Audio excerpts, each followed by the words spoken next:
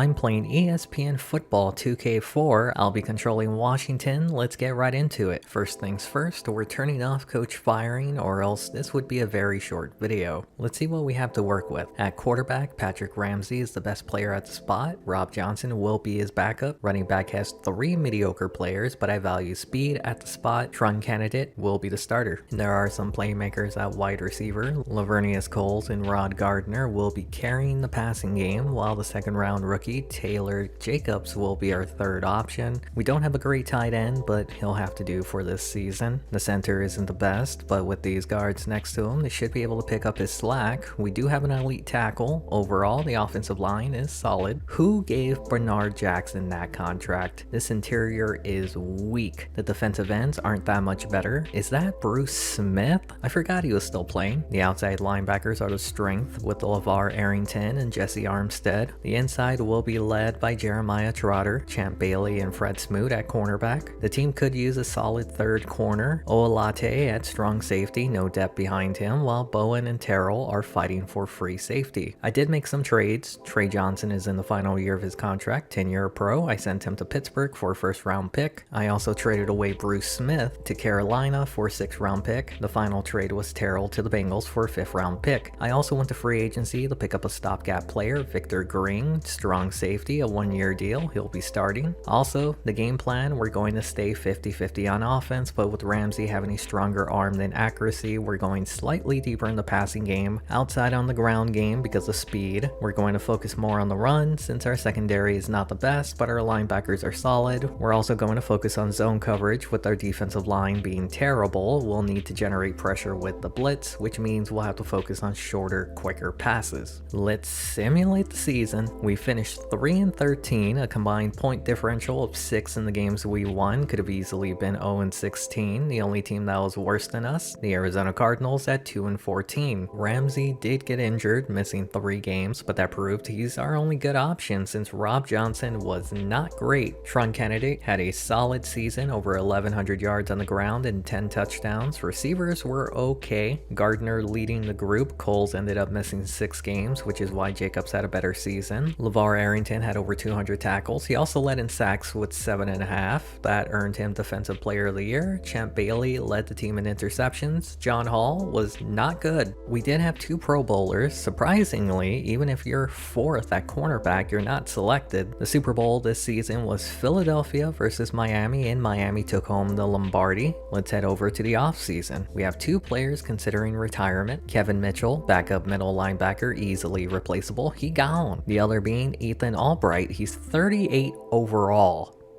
Get out of here! Moving to the re-signing period, Rob Johnson, backup quarterback, played poorly. He gone. Byron Johnson, fullback. We have another one on the team. He gone. Pat Johnson. Why are there so many Johnsons? Anyways, he performed well, but he's replaceable. He gone. Zeron Flemister, tight end, a decent number 2. He's coming back. Lenny Friedman, great depth, but he might be too expensive. I'll come back to him. Delbert Cowsett, defensive tackle. We don't need him. He gone. Pepe Zellner, decent depth at defensive end. I would like to bring him back. I'll come back to him. Champ Bailey, this is why I wanted to save the money. It's a no-brainer. He's coming back, though he did take half our cap space. Victor Green, more like Victor gone. Going back to Pepe Zellner, he's pretty cheap for a defensive end. He's coming back. Lenny Friedman, we need the cap for the draft. He gone. We now go to free agency and someone caught my eye. Mark Bolger was available. I gave him an offer. Sadly, he agreed to terms with the Lions. I ended up skipping the rest of free agency and going straight to the draft. With our 2nd overall pick, we selected a cornerback, Johnny Grant. Look, I'm not a smart man. With our 15th overall pick that we got from Pittsburgh, we selected Wilbert Stevenson. And the other pick were in the 60s or below. We did have to cut a few players to make cap space for them. Robert Royal, Alex Solfstead, and Bernard Jackson were cut. Heading into year 2, Ramsey has improved a bit. The rookie Hansen will be the new backup. Trun candidate improved a lot. He'll continue to be the bell cow. Gardner is elite. Cole's right behind him. Jacobs a solid 3rd option, and the rookie Armstrong is our 4th. At tight end, the rookie McDaniel and veteran Flemister are out with an injury due to the preseason. Stevenson is going to be the starter at center. The rest of the line around him should be solid enough, especially especially the tackles. We're going to have to pay Jansen soon. Defensive tackle is still the weakest spot on the team. Defensive end isn't that much better. We still have Arrington and Armstead at outside linebacker, Jeremiah Trotter at inside linebacker, Champ Bailey, Fred Smoot, and the rookie Johnny Grant at cornerback. Olate will be the starter this season, but the rookie Miller might take over soon, while Bowen will continue to start at free safety. Kenny Watson is in the final year of his contract, and I was interested in Boo Williams from New Orleans. I added a 5th round pick, they threw in a 3rd, and we had ourselves a deal. I did change the game plan. I went slightly run heavy while being balanced in the passing game. Let's simulate the season. The year started out so promising. We went 7-3, and then we never won a game. Another okay season from Ramsey. I don't think he's the future, but he's all we got. Trung Candidate proved he was the right choice. Over 1,200 yards, 4.6 a carry. He's good. Almost had 1,000 yards with Gardner. Coles was injured again. Jacobs filled in nicely. Boo Williams had a decent season along with Armstrong. LeVar Arrington led in tackles again with 198. Led in sacks too, 7 on the season. That was enough to make him back-to-back Defensive Player of the Year. Champ Bailey led in interceptions. The whole team was better this year. Even John Hall was better. Though we need to move on from Barker. We had 2 players go to the Pro Bowl, Arrington and Thomas. This year's Super Bowl was between the 49ers and Colts. Indianapolis took home the Lombardi. Moving to the offseason, we had players looking to retire. Chad Morton, he was a 3rd string running back, hasn't done much. He gone. Justin Skaggs, great name, little production. He gone. Now the resigning period. He never saw the field. He gone. Cliff Russell, same. He gone. Boo Williams, he was pretty good. He's coming back. Zeron Flemister didn't see the field this year. He gone. John Jansen, he's an elite tackle in his prime. He's coming back. But we're not going to have a lot of money. Jay Saylor, defensive tackle, hardly any production. He gone. Alex Molden, cornerback, didn't see the field. He gone. Rashad Ballman also didn't see the field. He gone. Final player, Andre Lott, easily replaceable. He gone. Moving on to free agency, Kenny Watson was available. How is he 83 overall? Mark Bolger was also available. Again, problem is we have no money, so I skipped this year. We're now in the draft, and in the 1st round, I selected a free safety. I told you I wasn't a smart man. We did get some good players. In the 3rd, we got Pablo Ramsey, good depth. With our other 3rd, we got Bobby Owens, might start next season. Lastly, Kurt Ortega, got him in the 4th. We did have to cut some players to sign the draft picks. They were Antonio Pierce and Reynaldo Wynn. Going into year 3, we'll be without Patrick Ramsey for the first 2 games. Ortega will start. At running back, Betts is now better than Candidate. Might be time to move on from him, though I'm beginning to regret trading Kenny Watson away. We'll also be without Gardner for the first 2 weeks, lacking depth at the spot. That's where McDaniel comes in. He's the best tight end we've had in this series. Stevenson is slowly getting better and better. We have an elite guard in Thomas, and the other guard, not so much, but both our tackles are elite. I keep forgetting to improve the defensive line. They're getting better, but still not good enough. I wasn't expecting to start Owen this season, but it looks like regression hit Armstead. Trotter at inside linebacker, Bailey and Smoot on the boundary, Grant in the 2nd round rookie, Lewis on the inside. Olate will continue to start at strong safety. 1st round rookie Marion Palmer at free safety. Candidate needs a new contract. I traded him for Cedric Wilson. We need the depth, and they added a 3rd round pick. I changed the game plan again due to the trade and the quarterback injury. Went run heavy, a tick towards deep passing and running inside. I'm going to simulate the first 2 weeks. If the rookie Ortega plays well, he stays in. Well,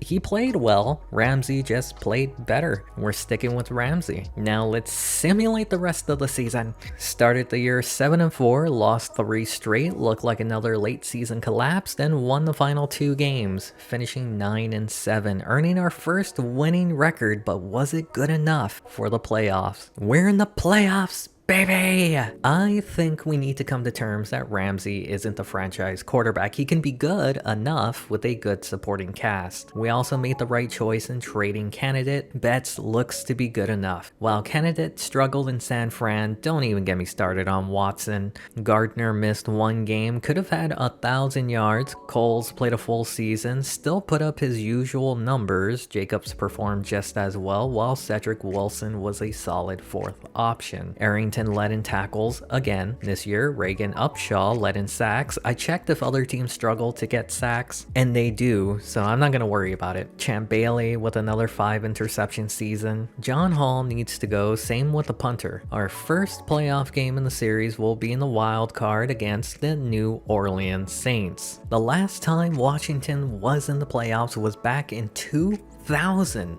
where they lost to the Buccaneers by a point in the divisional round. 6 years later, and they're taking on a different NFC South team, the Saints. This is also the first time New Orleans has been in the playoffs since 2001. Which playoff-starved team will win today? We start this one with the Saints. Aaron Brooks buying time in the pocket, throws it to Joe Horn for a first on third. The following play, they bring Fred Smoot on the blitz. They pick it up, he gets rid of it, finds Stallworth for a first. The drive didn't go much further than that. This 42-yard kick will give New Orleans the first points in the game. We go to the second quarter, not much going in the game, and on third down, the Saints commit a PI. Later on the drive, in Saints territory, Ramsey to Gardner and another PI. Already on the 30, thanks to penalties, blitz doesn't get there. Ramsey finds Coles to get near the first. We haven't seen him yet, but Liddell Betts takes the carry and gets the first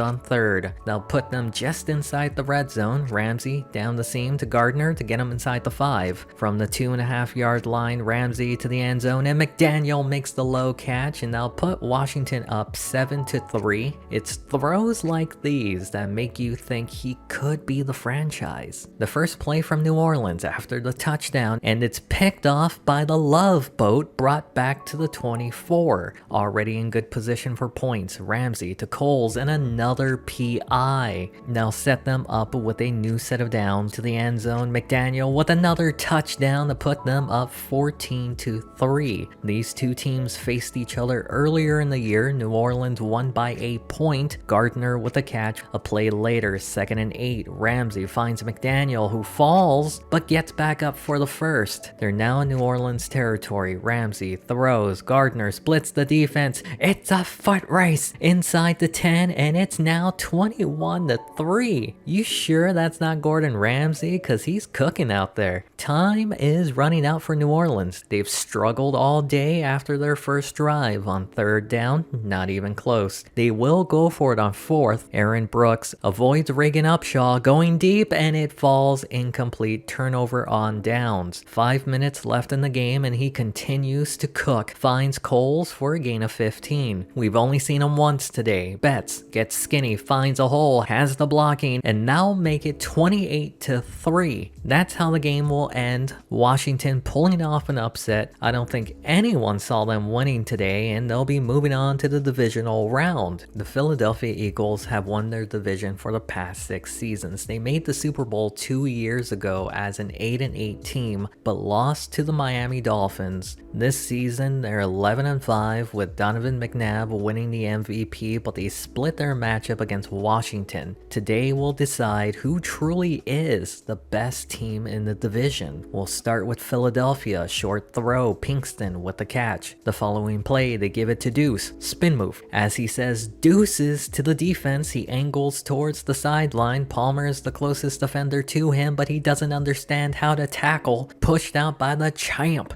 Bailey. The defense did clamp down, forcing this 41-yard kick to give Philly the early lead. Last week, Liddell Betts capped off the game. This week, he starts it with a big play going down the sideline. He's not the fastest, but he makes the most with what he's got. Tackled out by Weapon X. While he takes a breather, rookie Pablo Ramsey takes the pitch, powers his way through for a gain of 6. The following play, Betts back in the game, and the refs give him the first. From the 7-yard line, Betts takes the carry again, brings it to the 5. 2nd and goal, they get to Betts behind the line for a loss. 3rd and goal, Ramsey rolls to his right to the end zone, and it's incomplete. They'll bring out the kicking unit to make it a 3-3 game. Final 30 seconds in the half, Ramsey overthrows and into the arms of Weapon X. Now put Philadelphia at the 47, McNabb over the middle, Lewis with the catch. They're now at the 34, McNabb over the middle, Lewis with a catch again. They're at the 22, give it to Deuce, breaks the tackle, going outside, avoids another tackle, has one guy to beat, brought down inside the 5. Instead of risking it, they kick the field goal to go into the half, 6-3.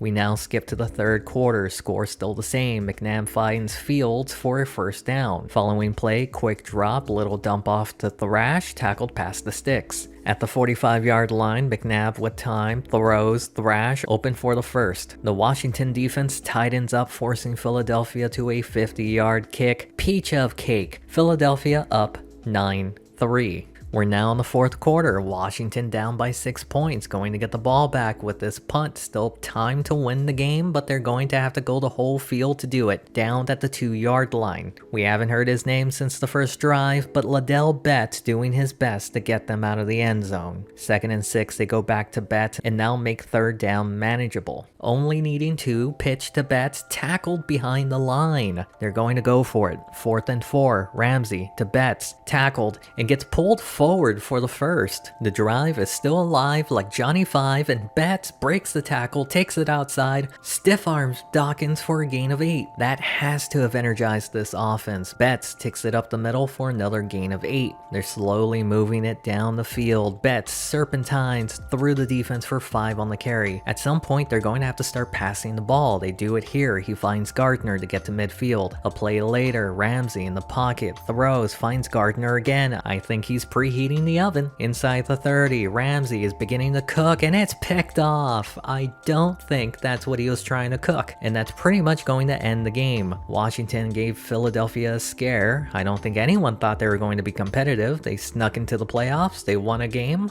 Next season, they might be scary good.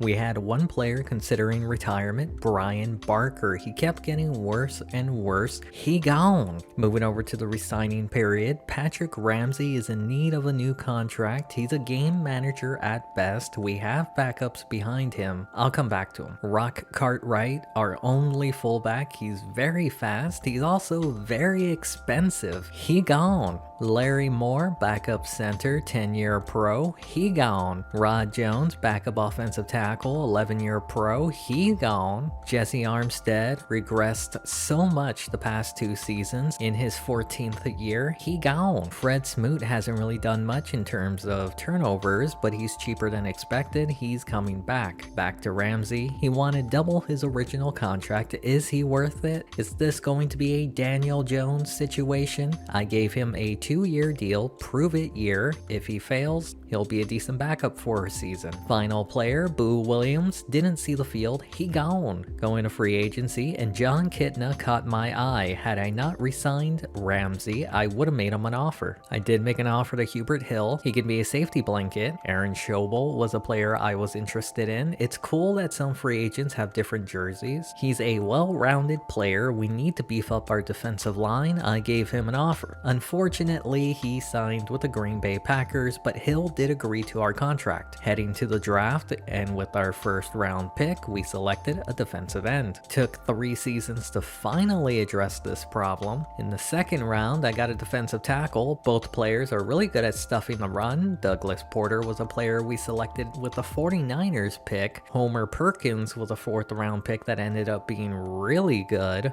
The roster for the most part is still the same. Ramsey is the quarterback. Liddell Betts improved at running back. Gardner and Coles are elite. Behind him are 3 players in the 70s. McDaniel continues to improve. Flores was a cheap signing. Stevenson slightly improved, but I'm going to start the rookie. At guard, besides Thomas, everyone in the 70s, while our tackles are elite. At defensive tackle, we're starting the rookie Byard. He'll be paired up with Oliver due to his run coverage. The first round pick Thotis will be starting at defensive end along with Zellner. Arrington and Bowens will be starters at outside linebacker. Trotter at inside linebacker. Cornerback has become a strength strength. Bailey in the final year of his contract, I'm not going to trade him away. Oalate will finish out his contract as the starter. Marion Palmer at free safety. I did change the game plan again, shorter on the passing game, focusing more on the run defense. Let's simulate the season. We finished 13-3. We lost 2 games by a total of 5. We also had the best record in the NFL, and we'll have home field advantage for the playoffs. Oh boy, in 2 years, we're going to have to pay Ramsey a lot of money. So far, he's been worth it. Liddell Betts had another good season. We're going to have to pay him soon. Coles finally popped off with 900 yards. Gardner, Jacobs, and Wilson all had over 600. Hubert Hill with over 400. LeVar Arrington led in tackles. He also led in sacks with 10.5. More than good enough to get him his 3rd Defensive Player of the Year. In a surprise, Gene Miller, backup strong safety, had 4 interceptions. Even John Hall had a good year. Who will we face this year in the divisional round? The only wildcard team that won, the Carolina Panthers. Last year, Washington surprised everyone by making it to the divisional round. They beat the New Orleans Saints in an upset. This year, they start the playoffs as the number 1 seed and will be taking on a different NFC South team, the Carolina Panthers. We'll start this game with Carolina on offense. Knight throws to Hoover in the flat for a gain of 7. A play later, 3rd and inches, Foster powers through to get the first down. From the 36, Knight in the pocket throws incomplete, but they call PI on the defense. Later on the drive, speeding around the edge, Zellner comes up with a sack. They'll bring up 3rd and 13. Blitz gets it out quickly and another PI on the defense to extend the drive. When you're given this many opportunities, you can't squander it. Smith with a catch. A play later, Knight drops back, Foster in the flat, and it's a fumble. Recovered by Owen. That'll put Washington in good field position. 3rd and 5. Ramsey squeezes that through to Gardner for a big gain. Same drive, 3rd down. Ramsey throws and squeezes that one to Jacobs. In the second quarter, they give it to Betts, and he's stuffed at the line. 3rd and goal from the 4. Rollout, right side to the end zone, and it's incomplete.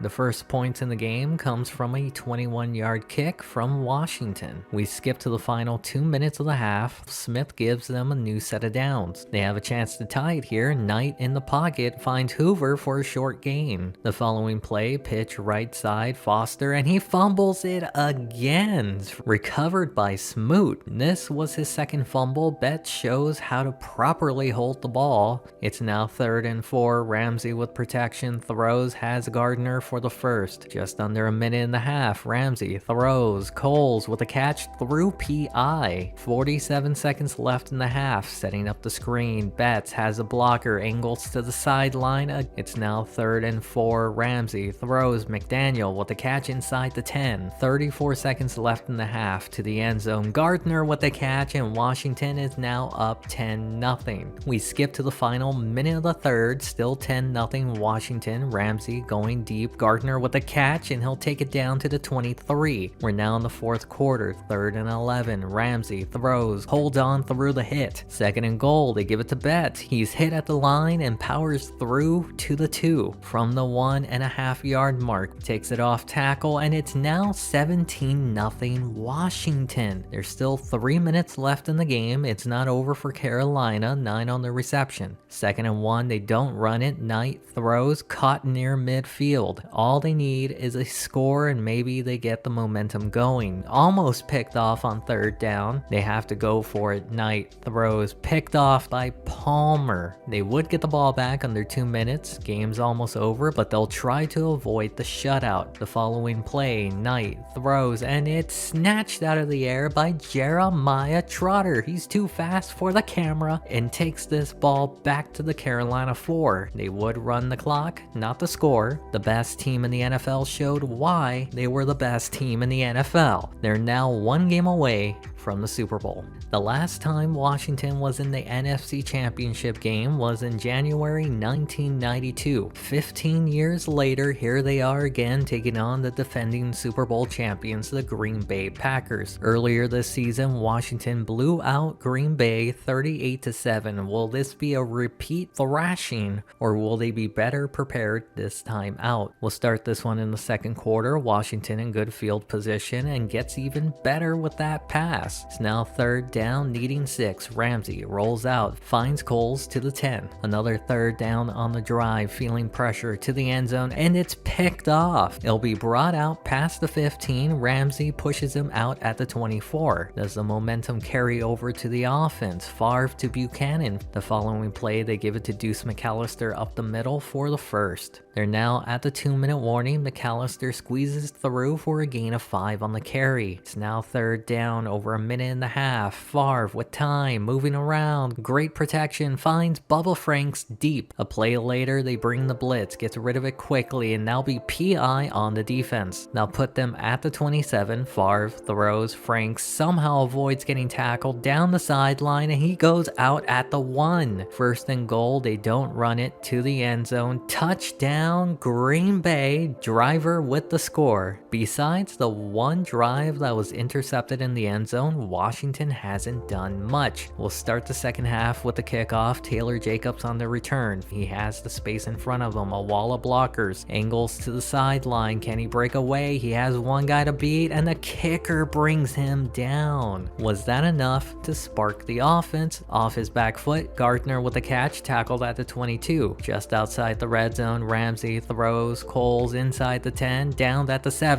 The following play, Betts spins, spin move. He's still up, breaks a tackle, takes it outside, shakes another defender. I can feel the earth shake. It's all tied up at 7. Now it's the Packers' chance to answer back. 3rd down, Favre with time, going deep. Bubba Franks with a catch, trying to outrun the defense, but brought down. That's where the drive would stop, and this kick looked like it was going out, but comes back in for the lead. It didn't take long, but they're back down, and Ramsey is picked off, but there is a flag on the field. Defensive pass interference. This might be a bad call. They were given a second opportunity. Ramsey, trying not to waste it, throws. Rod Gardner with the catch. We're now in the 4th quarter. They bring the blitz. Protection holds up. A little dump off to Coles, who has space and gets the first. They're now at the 25. It's a pitch to Betts, right side, for a gain of 5. The following play, they go back to Betts up the middle. Doesn't get touched till the 1st. 3rd down inside the 10. Last time he threw an interception. This time he throws a touchdown. They're now up for the first time in this game. Packers have 3 minutes to win it. McAllister stiff arms the defender into the ground, gains 9 on the carry. 3rd and inches, McAllister up the middle and gets enough for the first. Just over 2 minutes, McAllister takes it left side, breaks away from Champ Bailey, has space on the outside for a gain of 7. It's now 3rd and 1. They converted it last time. McAllister converts it again. 2nd down, Favre rolls out right into the rookie Thotis for a sack. They'll make this 3rd and 13. Off target for 3. 4th down, they need 10. Favre throws, caught by Walker for the first. Another 3rd down, Favre throws, caught by Walker for 7. 4th and 3. It's a toss. McAllister stuffed by Trotter at the line. Turnover on downs. Washington runs out the rest of the clock, and with this win against the defending champions, they'll be moving on to the Super Bowl. The parity over the past 4 seasons have led to some interesting matchups. Today will be 2 teams who have gone to the Super Bowl in the past but haven't been there in over 12 years. Washington with their win over Buffalo 92, San Diego with their loss against the 49ers in 95. This will also be the 4th time in-game timeline that a coach will be taking on his former team in the Super Bowl. Can Schottenheimer be the 3rd to win? The odds are in his favor with the reigning MVP LaDainian Tomlinson in his backfield, while Washington looks to win their 4th Super Bowl in franchise history behind Patrick Ramsey in his breakout year. We go halfway through the first. Washington's ball, 3rd and 5. Ramsey finds his favorite target, Gardner, for a big play. Near midfield, 3-man rush. Ramsey finds Taylor Jacobs for another big play. A play later, Betts hurdles his lineman for a gain of 4. 3rd and 3 and potentially the final play of the quarter, a dump off to Gardner for the first. At the start of the 2nd quarter, Ramsey in the pocket, defender coming from behind gets rid of it, but Coles can't keep his feet in bounds. They couldn't convert the first. High snap, good hold, and Washington gets the first points. We now skip to the final 2 minutes of the half. Same score, and they get him for the sack. 3rd and 15 on the drive. Ramsey throws. Jacobs with a one-handed catch. 20 seconds left, 3rd down, rolls out and throws right into the arms of a Charger. With 3 seconds left in the half, instead of kicking a 52-yard field goal, they'll throw it, picked off by Olave to end the half. It's been quite a struggle, but maybe the reigning MVP can change that. The following play, 3rd and 3, Breeze down the middle, Alexander with a catch in the 1st. They're now in Washington territory, rolls out, right side, Breeze finds David, please come to Boston. Inching into field goal range, it's a screen, LT with a catch, breaks away from Bailey, tackled short of the 1st. Now force this 40-yard attempt to tie the game up, and it can't hook back in, no good. Washington still leads.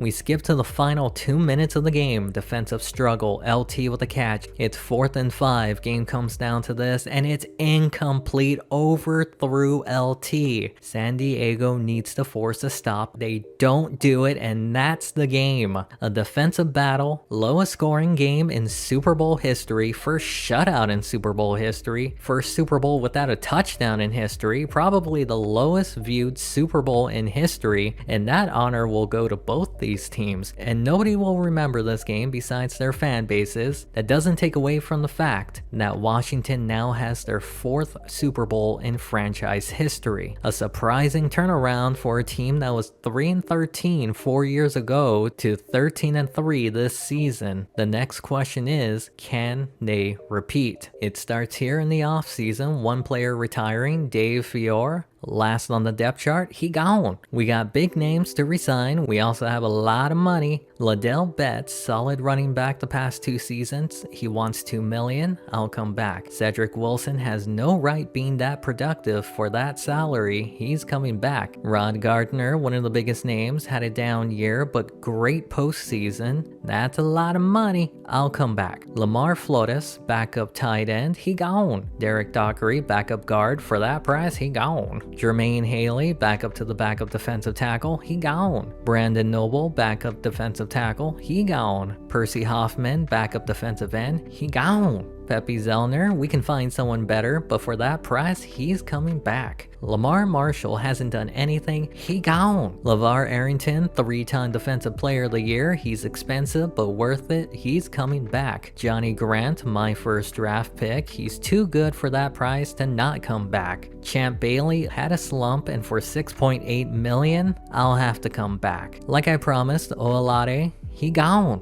Matt Bowen, backup free safety, he gone. I'm on the fence on bringing Betts back for $2 million. We're bringing him back. I'm unsure if I want to bring back Bailey for that price, but we're bringing him back. Rod Gardner, we have the space, but I re-signed Betts for a reason, to be more run heavy. He gone. Moving the free agency, look who headlines it, and guess who caught my eye? Steve Smith. We have to replace Gardner. I gave him an offer. I also looked into a guard, Lawrence Grant. I gave him an offer. Smith got paid by Cincinnati while Grant agreed to terms with us. Gardner went to the 49ers, joining candidate. Now the draft, and with our first round pick, I went receiver. I know his overall is low, but his skill set is good. No one else was over 70 overall. The roster this year is interesting. If Ramsey plays well, he's getting an extension. Plays poorly, Ortega will be taking over next year. At running back, I'm already regretting Betts' contract. Porter may be starting next year. Coles will be the true number 1, Jacobs number 2, but he's injured. Wilson will be in his spot till he returns. McDaniel at tight end. Perkins will continue to start. We have our first Hundo and Thomas. Grant will be the other guard, while the tackles remain elite. Byard and Oliver will be the defensive tackles. Torres and Zellner as the defensive ends. Arrington and Owen at outside linebacker. Trotter is finally elite at middle linebacker. Champ Bailey leads the corners group with Smoot and Grant. Gene Miller will be the starter at strong safety. Marion Palmer at free safety. No changes to the game plan this year. Let's simulate the season. They started 1-2 but finished 11-5. Barely snuck in as a wild card. This year was stacked. Ramsey may have just played himself out of a new contract. Betts wasn't terrible, but Porter looked really good. We finally got a 1,000-yard receiver in Coles. Why is Wilson so good? Arrington with 200 tackles, a whopping 15.5 sacks, won Defensive Player of the Year for the 4th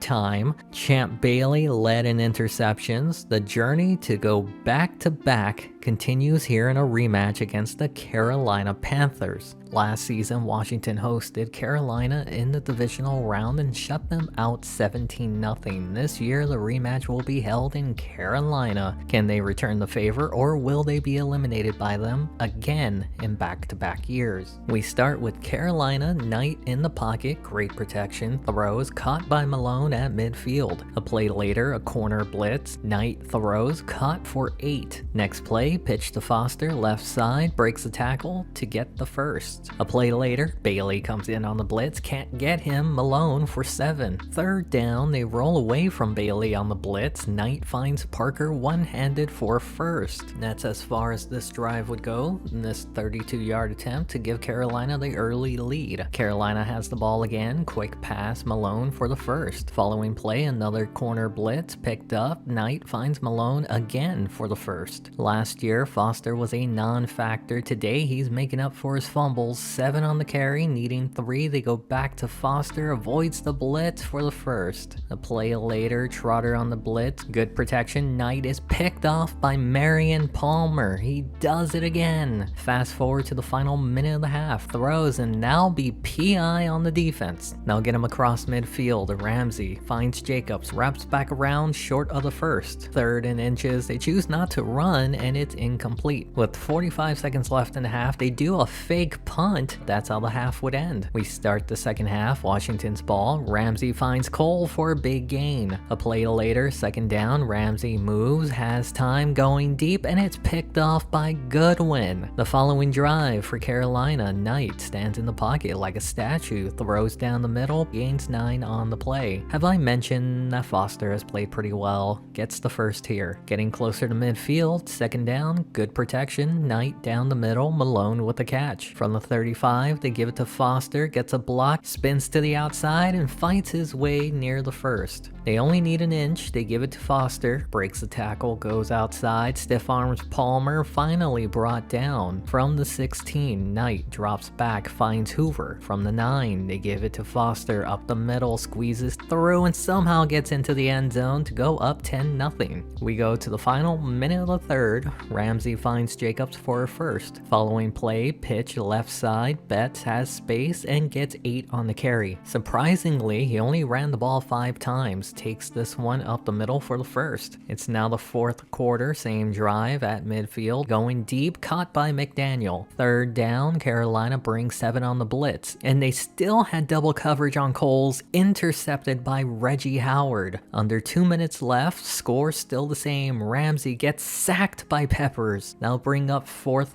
down to keep the game alive, and it's incomplete. But there's a flag! Pass interference on the defense. Near midfield, Ramsey, quick pass, Coles with a low catch for the first. At the 38, Ramsey in the pocket finds Armstrong, has only the safety to beat, but he has an angle on him. Now set them up at the 5, Ramsey to the end zone, and it's picked off for the 3rd time, this one to end the game. 3 interceptions by Ramsey to end their playoff run. This might be the last time we see him in a Washington uniform. I think he really missed Rod Gardner, who had a breakout season with the 49ers. This year's Super Bowl will be between Philadelphia and Denver, and no team has won a 2nd Super Bowl in this series. I love it!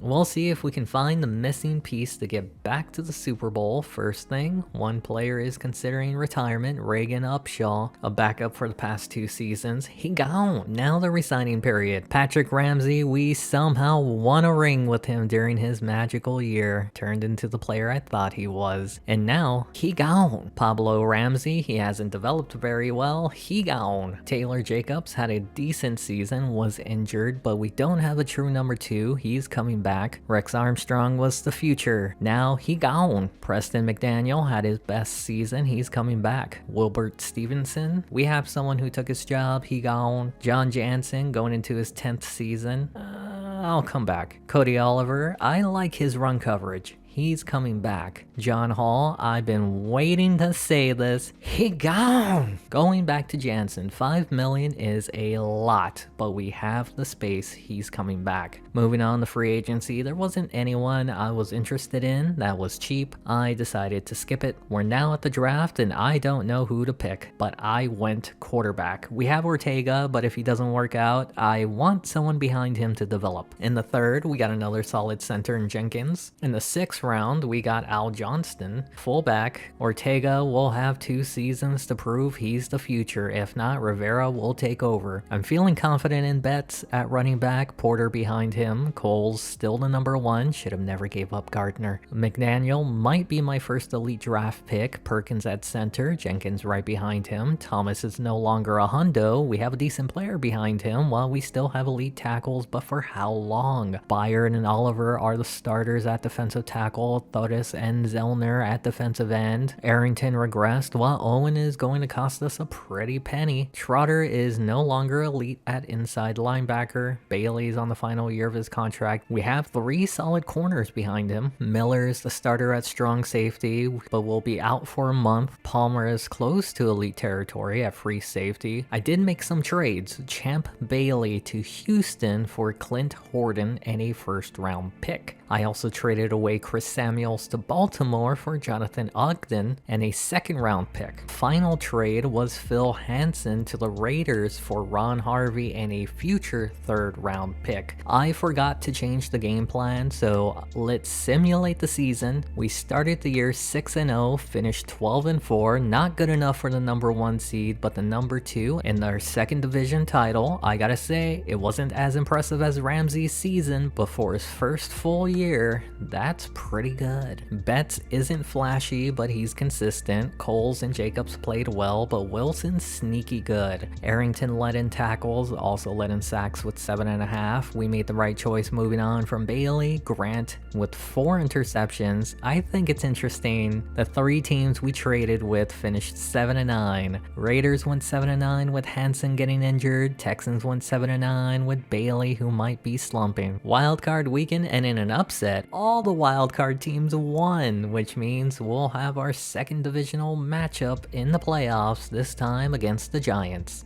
The last time Washington faced off against a division foe in the playoffs was back in year 3 in a loss to Philadelphia. Today, they're facing off against the New York Giants. We'll see if they can overcome their divisional woes. We'll start this one with New York. They set up a tight end screen. Shockey gets the block, angles to the sideline, has the first. Following play, pitch to Smith, left side, has 2 blockers in front, gain 6, 3rd and 1 on the drive. Smith takes the carry, but short of the first. They're going to go for it on 4th down. Smith stonewalled at the sticks, but the refs give it to him. Next play, they go back to Smith. Takes it outside. He's had success that way. Gains 7 on the carry. 3rd and short. Smith up the middle, and he gets the first. Washington did challenge the spot on the field, and for some reason, the refs overturned the ruling, making it 4th and inches. That means a 49-yard fake, and it's swallowed up quickly. It's now later in the second, 2-minute warning. Collins throws and it's picked off by the Love Boat. Fred Smoot down the sideline, spins back in and tackled at the 1 by Collins. From the 1-yard line, they're going to throw to the flat. Betts tackled short. 2nd and goal, they decide to power through. Betts barely gets back to the line. 3rd and goal, pitch right side. Betts, blockers get in the way, tackled short again. Kerry Collins saved a touchdown with that tackle. 3-0 Washington. There's still 1 minute and a half. Collins finds Blair for a gain of 7. The following play, pitch Smith, right side, has room, tackled out by Palmer. 29 seconds left, 3rd down, rollout. Throws across his body and caught for the first. 20 seconds left, rollout to the other side, going down the middle. Shockey with a high catch, trying to outrun Palmer, ran out of space. They don't try to go for the lead, instead they tie it up before the half at 3. Washington starts the second half. Ortega in the pocket pocket finds Coles for a gain of 8. They only need 2, they go to Betts, and the offensive line bullied New York there. Following the first down and a holding penalty, Ortega finds Coles, hurdles the defender, and brought down after 18. Second down, they go to Betts, takes it outside, and easily gets the first down. Last year, they didn't run Betts much. Boy, was that a mistake. Gained 7 on the carry. It's now 3rd and 4, Ortega in the pocket, buying time, throws, caught by McDaniels for the first. Following play, New York brings the blitz, Ortega gets it out to McDaniels for 8. 2nd and 2 again. It worked the last 2 times, why not give it to Betts who gets the first? We're now at the start of the 4th quarter. This drive ate the entire 3rd quarter. Coles with a catch inside the 5. Can New York make the stop again? 1st and goal, Betts takes it to the 1. 2nd and goal, pitch to Betts, takes it wide and gets the touchdown, and they're now up 10-3. 4 minutes remain in the game. Collins to Shockey for a gain of 8. Still plenty of time. A touchdown ties it, and it's picked off. This time by Grant. Spins back in, avoids Shockey, and they're not going to get him. Washington is now up 17-3. It's not entirely over. A touchdown can change things. Shockey with the catch and a big gain to midfield. If they get a touchdown here and force a 3 and out, they're right back in it. Alvarado with the catch for a gain of 8. It's now 3rd and 2. Collins drops back, throws, caught for the first. They're in the no huddle now. Collins with the dump off for 5 yards. 3rd down, Collins rolls out to his right, throws back to his left, and he had Shockey but missed. They need a first down if they want to stay in it. Throws and can't hold on. Grant with the coverage. That's how this game will end. Washington's secondary gave the team 10 points, and they'll send them to the NFC Championship game. For the 3rd straight season, Carolina will be taking on Washington in the playoffs, first time in the divisional round in year 4, where Washington went on to the Super Bowl. Second time, they went one and done against them in the wild card. This time is to determine who goes to the Super Bowl. We start this after a 3 and out for Washington. Knight finds Foster on a screen, who takes it past the first. Later on the drive, 3rd and 11, Knight throws, finds Mullins for a first near midfield. A play later, 2nd down, Knight finds Park for another first down. From the 38, they bring the blitz, checks it to Foster in the flat, shakes off the tackle, down the sideline, pushed out a yard short. They only need a yard. They give it to Foster, goes in between the tackles for a first. The drive did bog down there, forcing a 42-yard attempt for the first points in the game. This will be the ultimate deciding matchup between these two teams, 1-1 against each other. The winner is the best team to represent the NFC.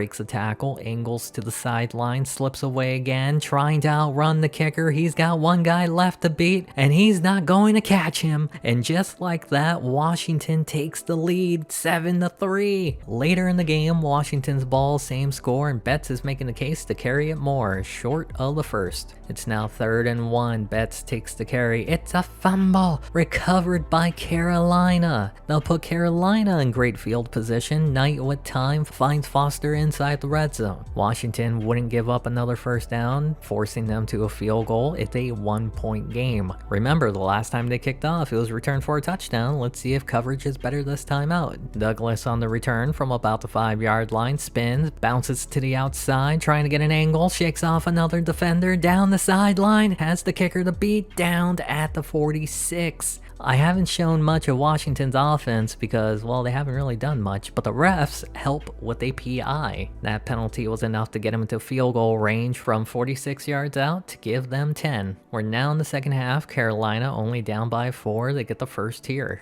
A play later, 2nd and 6, Foster takes the handoff and finds a hole to get the first. Another 2nd down, Washington can't get pressure with all day, finds Park for another first. From the 40, quick drop, Knight to Mullins for another first down. They'll set them up at the 26. Knight has been methodical, finds Park again for the first. Once again, the drive stalls short of the end zone. This kick to make it 9-10. Washington ended up going 3 and out, no surprise. Park with the first on the reception. It's now the 4th quarter. Knight with plenty of time finds Peterson to get across midfield. Following play, Knight drops back to the flat. Foster breaks a tackle, and he's not fumbling today. In the first matchup, he fumbled it twice, but ever since, he's been dominant. It looks like a fumble here, but they blew the whistle. He was injured, but did return later on the drive. With Foster out, out, what do? Go back to the night. He gets that in for the first. From the 27, three-step drop, finds Park, who one-hands it for a first. How do you stop a guy who can make all the throws? You don't. 7 on the pass. Foster is back in the game, takes this pitch and gets enough for the first. From the 2.5-yard mark to the end zone, and Carolina takes the lead with under 2 minutes to go. They're going to go for 2 to make it a 7-point game. He gets hit behind the line and no good. Washington now has a chance to win the game, and Ortega underthrows that pass. This offense has been bad. 1 first down is all they need, 5 on the throw. It's 4th down, they only need 5. Rollout, and it's almost picked off, incomplete, and it wouldn't even have gotten the first down. That's how this one ends. What a rough game for Washington. Maybe the lights were too bright for Ortega. We'll see if he can shake the jitters off next year. Carolina moves on to the Super Bowl. Anyone wondering, Knight is a fantastic quarterback, but he's throwing to the garbage bin. It makes me consider moving on from Coles. We have a Super Bowl rematch, but in this series, it'll be the 6th consecutive time there will be a different champion. This year, it's New England. That means Kenny Watson gets his first ring in his career.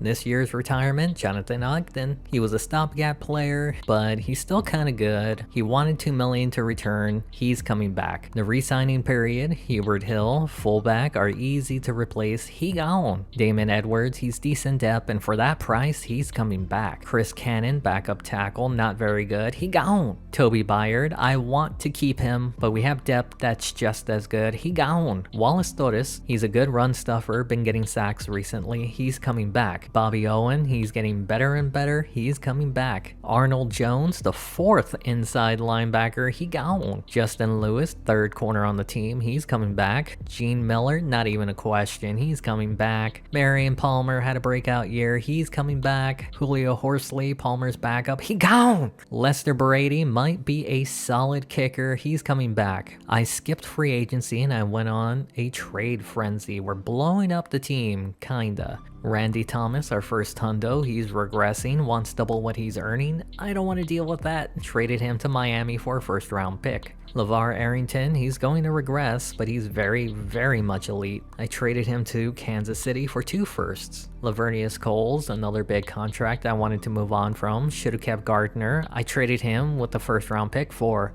Santana Moss. This feels right. Let's head over to the draft. With our first pick, I selected a cornerback. Guys, I might have an addiction to drafting cornerbacks. With our second pick in the 1st round, I selected a receiver. They're so hard to draft in this game. Our final 1st round pick, I selected a running back. Betts is on a contract year. I don't plan to bring him back. Other notable players, Forrest Hill in the 6th, Wayne Greer in the 2nd, decent pass blocker. An important season for Ortega. If we go to the playoffs and he plays like Ramsey, he gone. Surprise development, Porter is now better than Betts. He'll be starting. Who knew that trading candidate for Wilson and a 3rd round pick would turn into Porter and a solid receiver? Speaking of receivers, Moss is the new number 1. Jacobs has turned the corner, and after Wilson, all those receivers are drafted players that just haven't developed. McDaniel flirting with elite territory at tight end. Perkins at center. Jenkins is pushing him. Grant is now the best guard with Edwards and Greer behind him. Jansen is regressing, and Ogden is past his prime. The Clint Horton trade was a steal. I thought he was done developing. I was wrong. Plus, we have solid depth. Torres' contract at defensive end is looking like a steal, but we need to replace Zellner. Owen and Carpenter will be taking over with Arrington gone. This is probably Trotter's final year on the team. Grant is elite, Smoot is getting older, but we have 2 players looking to take over. Gene Miller is the starter at strong safety, Marion Palmer at free safety. I did make one more trade. Cedric Wilson, he's been great. But we have younger players. We're sending him with a 3rd round pick to New Orleans for Kelvin Barton at tackle and a 4th. Let's simulate the season. Started the year 5-5, finished with 6 straight wins. Wasn't enough for the division, but we earned the 5th seed. If there's one thing I can say about Ortega is that he's consistent, and that's good. Porter should have been starting a long time ago, but maybe he wouldn't have developed. Taylor Jacobs is the 2nd player ever over 1,000 on the year. I didn't see that coming, while Moss played like a number 2. Owen led in tackles, he also led in sacks. Johnny Grant had 13 9 interceptions. Put him in the Hall of Fame. While the kicker only missed once. Real quick, Hansen might be a stud for Oakland. Patrick Ramsey has taken the starting job in Buffalo. Trung Candidate is now back up in San Fran. Same thing with Kenny Watson, but he's still good. We made the right move trading Coles. No matter what team he's on, Wilson manages to perform. Bailey is back to his prime again. Lastly, it was the right move to trade Arrington. Last season, Washington was one game away from going back to the Super Bowl, but a poor outing by Ortega ended the season in the NFC Championship game. This year they're back, but their journey will start here in the wild card as the 5th seed, taking on the number 4 seed Detroit Lions and their quarterback Joey Harrington. We start this one in the second quarter, scoreless, and it's a fumble.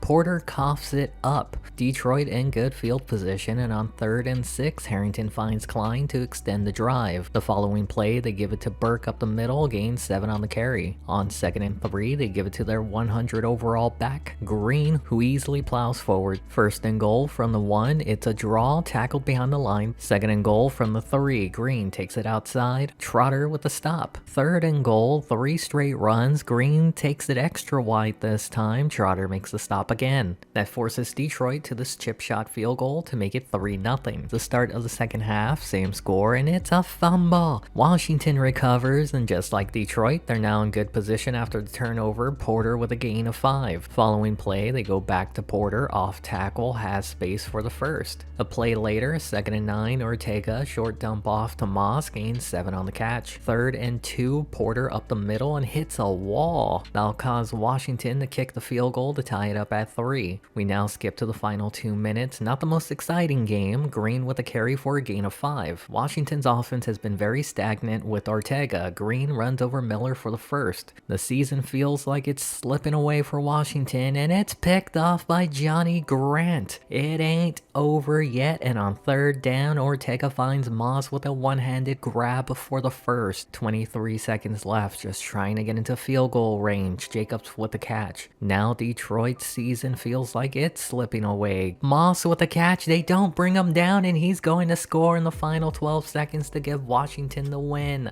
90% of the game may not have been exciting, but the final 10 decided who goes on. Washington will continue for another week. This Washington offense hasn't been performing well ever since the wild card game against Carolina. Up until the final drive last week, this team only had 1 offensive touchdown with Ortega at quarterback. This week, can he perform better against the Arizona Cardinals? We're going to find out early, as Washington will start the game with the ball. Porter with a handoff for 6. On 3rd and 4, can Ortega find the rhythm early? Connects with Jacobs here for the first. The following play, they give it to Porter, starting in his 3rd year, and look at him go! That may or may not have been 2 holds, but they're not going to call it. Washington is up 7-0. Washington would get the ball back at the 42, short pass to Moss to get near the sticks. Following play, they give it to Porter. We're going to see a lot of these blocks. He gets the first. The next play, pitch right side, Porter trying to get around the edge. He does, has the first. One guy in front of him spins out. A play later, 2nd down, Ortega, quick pass, almost picked off by the linebacker. Moss gets near the sticks. It's now the start of the second quarter. Porter gets skinny angles to the outside, and he now has his 2nd touchdown in the game. This kid is good. Arizona hasn't been able to get anything going. Porter spins, stopped, shakes the tackle. Going down the sideline, has the first, steps out at the 29. A play later, Ortega in the pocket, another short pass, this time to McDaniel. They only need 3 yards. You knew Porter was getting it, and they say he's got it. Hold on, Arizona challenged it. And they're going to say he came up just short. That'll lead to this 36-yard field goal. He's only missed once all year, make it twice. Arizona still has 2 minutes left in the half. Duncan throws, Fields with the catch. They now only need 3 for the first. Duncan throws, and Fields with an amazing one-handed catch. They'll put them right at midfield. It's a handoff, left side. Fowler has room, 2 guys chasing. Do they have the angle on him? He steps out. The defense did hold firm in inside the red zone, forcing a field goal to make it 14-3. We now start the third quarter. Ortega on the rollout, finally going deep, hits Douglas for first. From the 36, Ortega, quick pass, snatched by the lineman. A play later, Washington brings a blitz and it's picked up. Clean pocket for this pass. It's now third down on the drive, needing 7. Duncan on the rollout, throws down the middle, caught by Silva for a big gain. Following play, rollout left side, back across his body, Fields with a catch in the first. It's now third and goal from the 10. Duncan with great protection to the end zone, one-on-one, touchdown Fields to make it a one-score game again. It looked like this game was going to be a blowout with Porter's 2 rushing touchdowns, then a missed field goal seemed to have changed all the momentum of the team, letting Arizona claw back into this one. Crawford with a fumble, and it's now going to give Arizona the opportunity for the lead. I'm getting NFL head coach flashbacks. Fowler with a carry, he's pushing the pile, tackled after a gain of 5. The following play, they go to Ship, left side, gets a block, has space, gets the first, inside the 10, out at the 5. First and goal, Arizona. Duncan in the pocket to the flat, Fowler with a catch, and he gets in! No!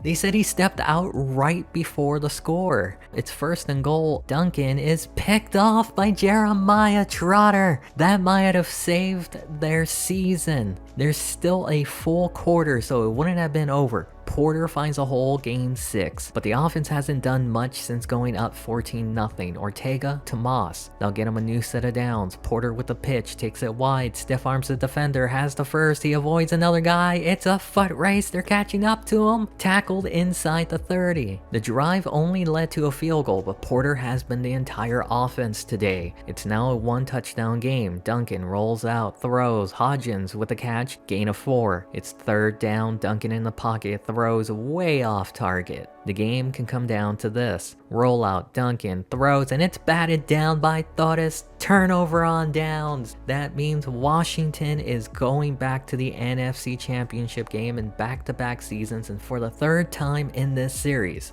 Could they return to the Super Bowl? For the first time ever in NFL history, the number 5 seed, Washington, will take on the number 6 seed, San Francisco, in the NFC Championship game to decide which wildcard team moves on to the Super Bowl. We start halfway through the first, Washington's ball, Ortega finds Moss for first. The passing game has been struggling ever since Ortega took over, but they'll get a little help from the Zebras here, PI on the defense. A play after the PI, Porter squeezes through, somehow avoids that gaggle of players and gives a stiff arm to end it. They'll put them at the 25, Ortega in the pocket to the end zone and snatched away by Charles Tillman. San Fran will take over from the 20, a run up the middle for a gain of 6. A play later, 3rd and 2, Lindsey takes it outside, breaks a tackle, jumps over a defender, look at him go, being chased from behind by Smoot. The final play of the quarter is a run up the middle, Lindsey gets the first. It's now 3rd and 8, same drive, pressure, and it gets to Chavez short of the first. They do challenge the play. Initially it looked like he didn't get it, but forward progress would mark him ahead of the sticks. A play later, 2nd down, Garcia throws left side and it's picked off by Johnny Grant, his 2nd in the playoffs. There's 3 minutes remaining in the half. Ortega in the pocket throws, caught by Douglas. They'll give him a new set of downs. Pitch, Porter left side for a gain of 5 on the carry. The following play, they give it back to Porter up the middle, and that'll take us to the 2-minute warning. They're now at midfield, 2nd down, Ortega with time, he takes off with it, slides short of the first. They only need a yard. Porter with the pitch, breaks the tackle behind the line and gets the first. They're now at the 40, Ortega in the pocket finds Moss for the first. Moss scored the only receiving touchdown in the playoffs and he's showing off today. They'll get them down inside the 15. McDaniel brings them inside the 5 from the 2-yard line. Rollout left side, Ortega throws, Moss, touchdown. That's his 2nd touchdown in the playoffs. Or is it? There was a challenge in the booth. Under further review, they say he's short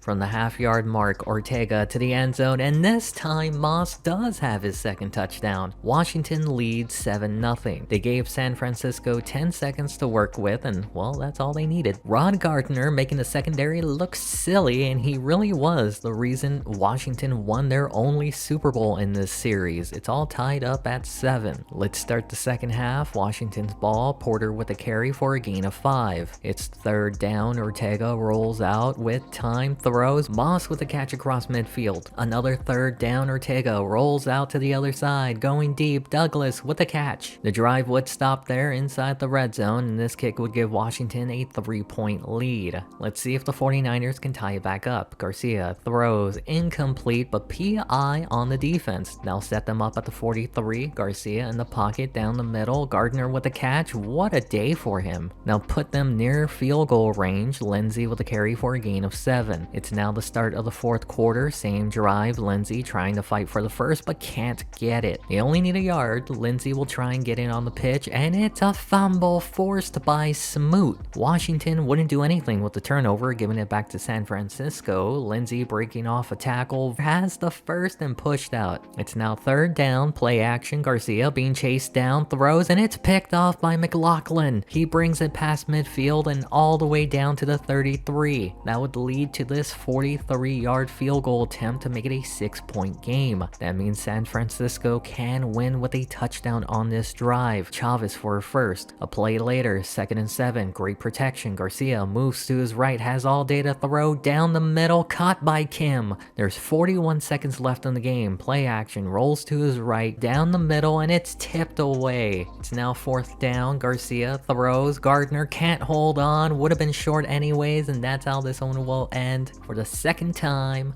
in 4 years, Washington will be back in the Super Bowl. Will this be the first time a team will win 2 Super Bowls in this series, or will Cincinnati be the 7th different team to win a Lombardi? Let's get it on. We start late in the first, Washington's ball, third down, Ortega finds Moss for the first. Following play, Bengals bring the blitz, Ortega gets it out and it's picked off. They'll put Cincinnati near midfield, Palmer with protection, throws, caught, and there's no one behind him. Miller chases him down, but a yard too late, Cincinnati with the early 7-0 lead. Washington's following drive, third and long, Ortega finds Douglas for the first. Following play, it's a pass to the flat. Jacobs with a catch, gets around the defender for the first, pushed out after midfield. A play later from the 48, Ortega with great protection, all day to throw, finds Moss down the sideline for a big gain. Now put them inside the red zone. Porter breaks a tackle, going towards the sideline, gets close to the first. Only needing an inch, they give it to Porter and he gets more than enough, down to the 1, but clipping will push them back 15 yards. It's now 3rd and 16. Ortega throws, Moss caught but short of the sticks. Now lead to a kick from Washington to make it a 3-7 game. Cincinnati will have a minute to work with. Palmer rolls out, throws, Steve Smith with a catch. 34 seconds left in the half. Palmer to Smith again. That'll lead to a 3rd and 1. Palmer to the flat. Ramsey with the first goes out of bounds. 23 seconds left in the half. Palmer looking to get better field goal range, and he does just that. Now they're trying to get into the end zone. Palmer under pressure, and he's picked off by who? Johnny Grant. That's how the half would end. We now go to the second half. Cincinnati's ball. Palmer decides to take off with it and gets the first. Following play, quick drop, throws. Owen with the interception. He is not a nugget. That only led to another field goal attempt, 44 yards, to make it a 1-point game. Cincinnati would go 3 and out, giving the ball back to Washington. They get a first on 3rd here. The drive would continue in the 4th. Ortega throws, Moss with the one-handed grab. They're now in Cincinnati territory. Ortega throws, has Jacobs this time. This is the most the passing game has been working. They go back to the ground. Porter breaks a tackle, has the first, fumbles out of bounds. They're now inside the red zone. Ortega with a clean pocket finds Moss inside the 5. Marked at the 1, it's a rollout, throws, Johnston with a catch in the lead. It's their first lead in the game. To make it a 7-point game, Ortega connects with Campbell for the 2-point conversion. Things are heating up. We now go to the final 2 minutes of the game. Palmer to Warwick for 7 yards. 3rd and 3. Palmer with good protection. Throws. Chad Johnson with the catch. From the 40, play action. Palmer across his body and gets that to Kelly Washington. They're getting closer to tying the game. Throws almost picked off by Smoot. 4th down. Game comes down to this.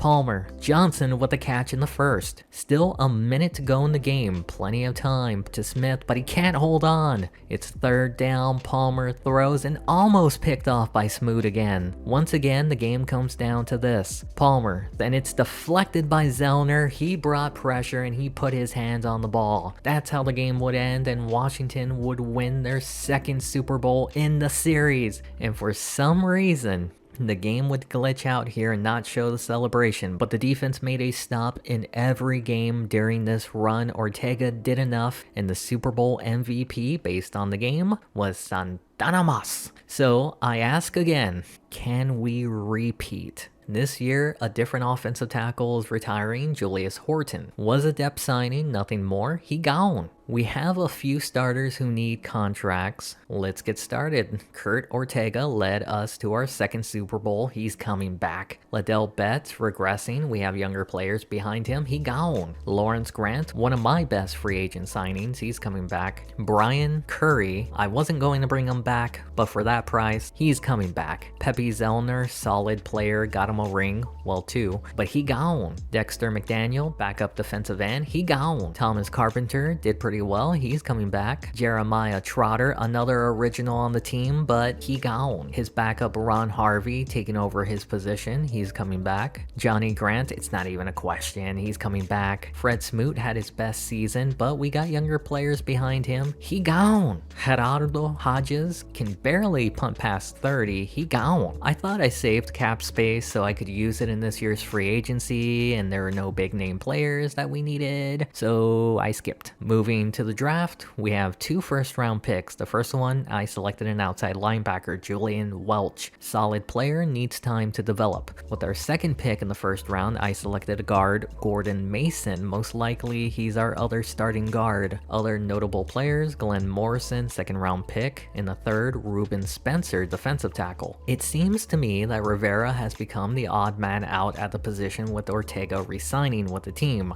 Porter might be the best third-round pick we've had in this series. In a pleasant surprise, all the wide receivers improved. McDaniel regressed in a contract year. Perkins is on his way out with Jenkins not too far off. Grant and Mason will be the starters at guard, while Jansen is becoming past his prime. Horton is regressing. Spencer will be the second defensive tackle. Torres at defensive end. Opposite of him, Weaver. Owens' regression took me by surprise. Good thing we drafted Welch. We're in desperate need of an inside linebacker. Harvey is not it. McLaughlin is our new number 2 behind Grant. We have a lot of strong safeties. Miller being the best. Palmer at free safety. Before we start the year, I traded Rivera. I sent him to Denver for a defensive end. I was going to exchange draft picks, but Rivera is a third stringer and we get a starter. We're already getting the better deal. I also traded away Perkins. He also went to Denver for a backup tackle and a swap of draft picks. Brought back Hodges. I also noticed this elite freak was available. I signed him. I also changed the game plan, but I still don't know if it works. Let's simulate the season. Started the year 3-5, won 5 straight, then the wheels fell off. We just missed the playoffs. It was a tough season. Every team in the NFC was 7-9 or better except for one team. I'm slowly regretting the Ortega contract. Is he getting worse? Porter ended up missing most of the season. His replacement, Hogan, did well. Santana Moss performed better, but Jacobs was injured for a few games. Owens led in tackles, Robbins led in sacks, Grant came back to reality, Hodges also had his best year, Hansen took the Raiders to the playoffs. I'm kind of rooting for them and they advanced. Wilson also had another consistent season. He's also in the playoffs with the Saints, but got eliminated in the divisional. Coles is 1 game away from going back to the Super Bowl. He takes on the previous AFC champions, the Bengals. For the 7th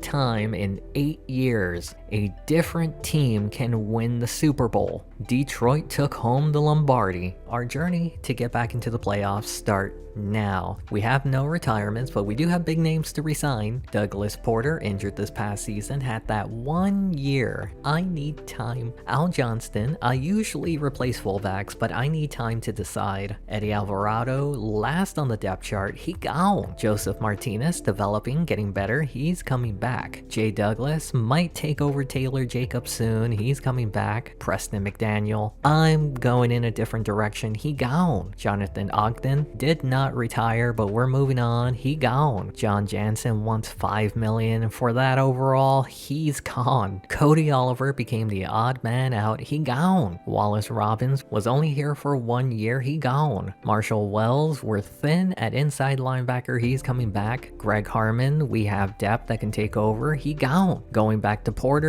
we have the money. He's coming back. And I'm going in a different direction on offense, which means Johnston is coming back. Moving to free agency, we're starting this new approach for the offense, going after Clark Paul, great catching, and I want the skill positions to have really good hands. Ortega will have no excuses this year. I noticed Drew Brees was available. Nobody signed him. I did make an offer to an outside linebacker. He was expensive, but we did get Paul. Going into the draft, I scouted players of need, tackles, defensive ends, and inside linebackers, and I ended up selecting Kelvin Watts. We need a tackle to develop. He's the guy. The best player in our draft was Randall Wood. Before we look at the roster, I released Forrest Hill, backup fullback. Ortega's production has gone down each season. This is an important year for him, especially with Jimenez showing potential. If Porter can stay healthy, I think we can make it to the Super Bowl. We're continuing to develop at wide receiver. Hopefully, I don't regret signing Clark Paul. Jenkins in the final year of his contract. If Perkins is an indicator of what I should do, it's that I shouldn't trade him. At guard, Mason is the best player. Grant has regressed, but we have depth. At tackle, we have the Kelvin brothers starting. I was not expecting second year, third rounder Spencer to improve so much. We traded for Carson last season. He'll be starting opposite of Torres. I'm getting to a point that either Owen or Carpenter will be gone soon. We have 3 inside linebackers, none of them great. Grant, McLaughlin, and Lewis are locking down the corner position. Miller is the strong safety. Palmer, elite at free safety. Going forward, unless I do drastic changes, I won't be showing the game plan. Let's simulate the season. We started the year 9-3, finished 10-6. Earned our 6th playoff appearance. Ortega had his best season with the team. It's wild to me that Ramsey started 5 years and I want to get rid of Ortega after 4 good seasons. Porter was injured for his 2nd straight season. He will be available for the playoffs. This offense spread the ball around a lot. Moss leading the group. Owens led in tackles. Spencer led in sacks. Grant led in interceptions. Lester Brady only missed 1 kick. I wanted to show this off. I saw that he was probable. Thotis will be playing in the playoffs with a broken frickin' neck. Oh, it's true.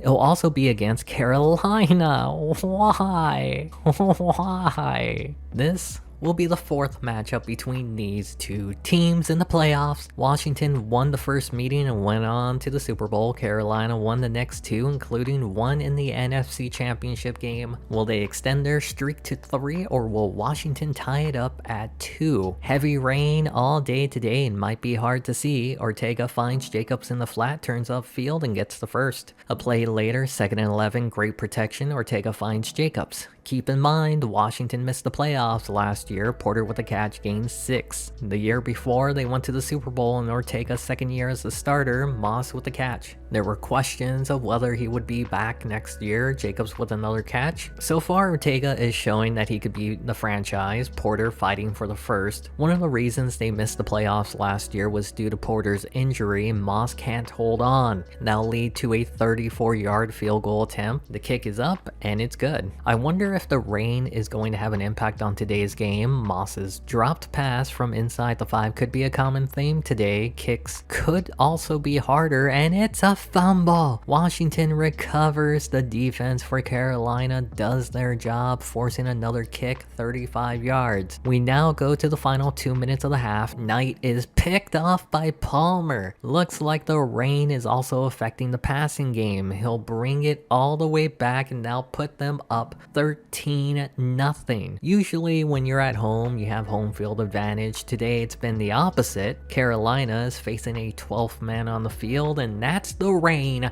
and it's another fumble recovered by Washington. I don't think anyone was expecting this kind of half. Jacob with the catch. It's now 1st and goal from the 9. Ortega to Jacobs inside the 5. Jacobs has been the main target today. 2nd and goal. Ortega to Porter, stopped at the 1 from the half-yard mark. Ortega in the pocket, and it's tipped away. Once again, Carolina forces a field goal to end the half. We're now halfway through the 3rd. Washington still leads. The following play, they go back to Porter, trying to push the pile, and he loses it. The rain is causing chaos today, and suddenly it's a game again. We go to the start of the 4th. Carolina's ball, and they run it. Head-scratching decision here. They're going to go for it on 4th down. Knight can't find his target. Incomplete. Turnover on downs. Washington has a chance to score an offensive touchdown today. Porter with a carry under Ortega. They've struggled to get into the red zone. Just outside the 10, they go back to Porter, takes it right side, tackles short of the 5. Needing 4, they pitch it left side. Porter tries to power it through, and he doesn't get it. That'll lead to their 4th field goal to make it 19-7. Well, it's not over. 93 seconds left in the game, and sacked by Spencer. They'll bring up 3rd and long. Knight going deep, has a guy, and he dropped it. 4th down, needing 15. Knight throws, and it falls incomplete. That's how this one will end. Washington ties up the series at 2. An emotional win for them for sure, but now they head on to the divisional round. Their divisional matchup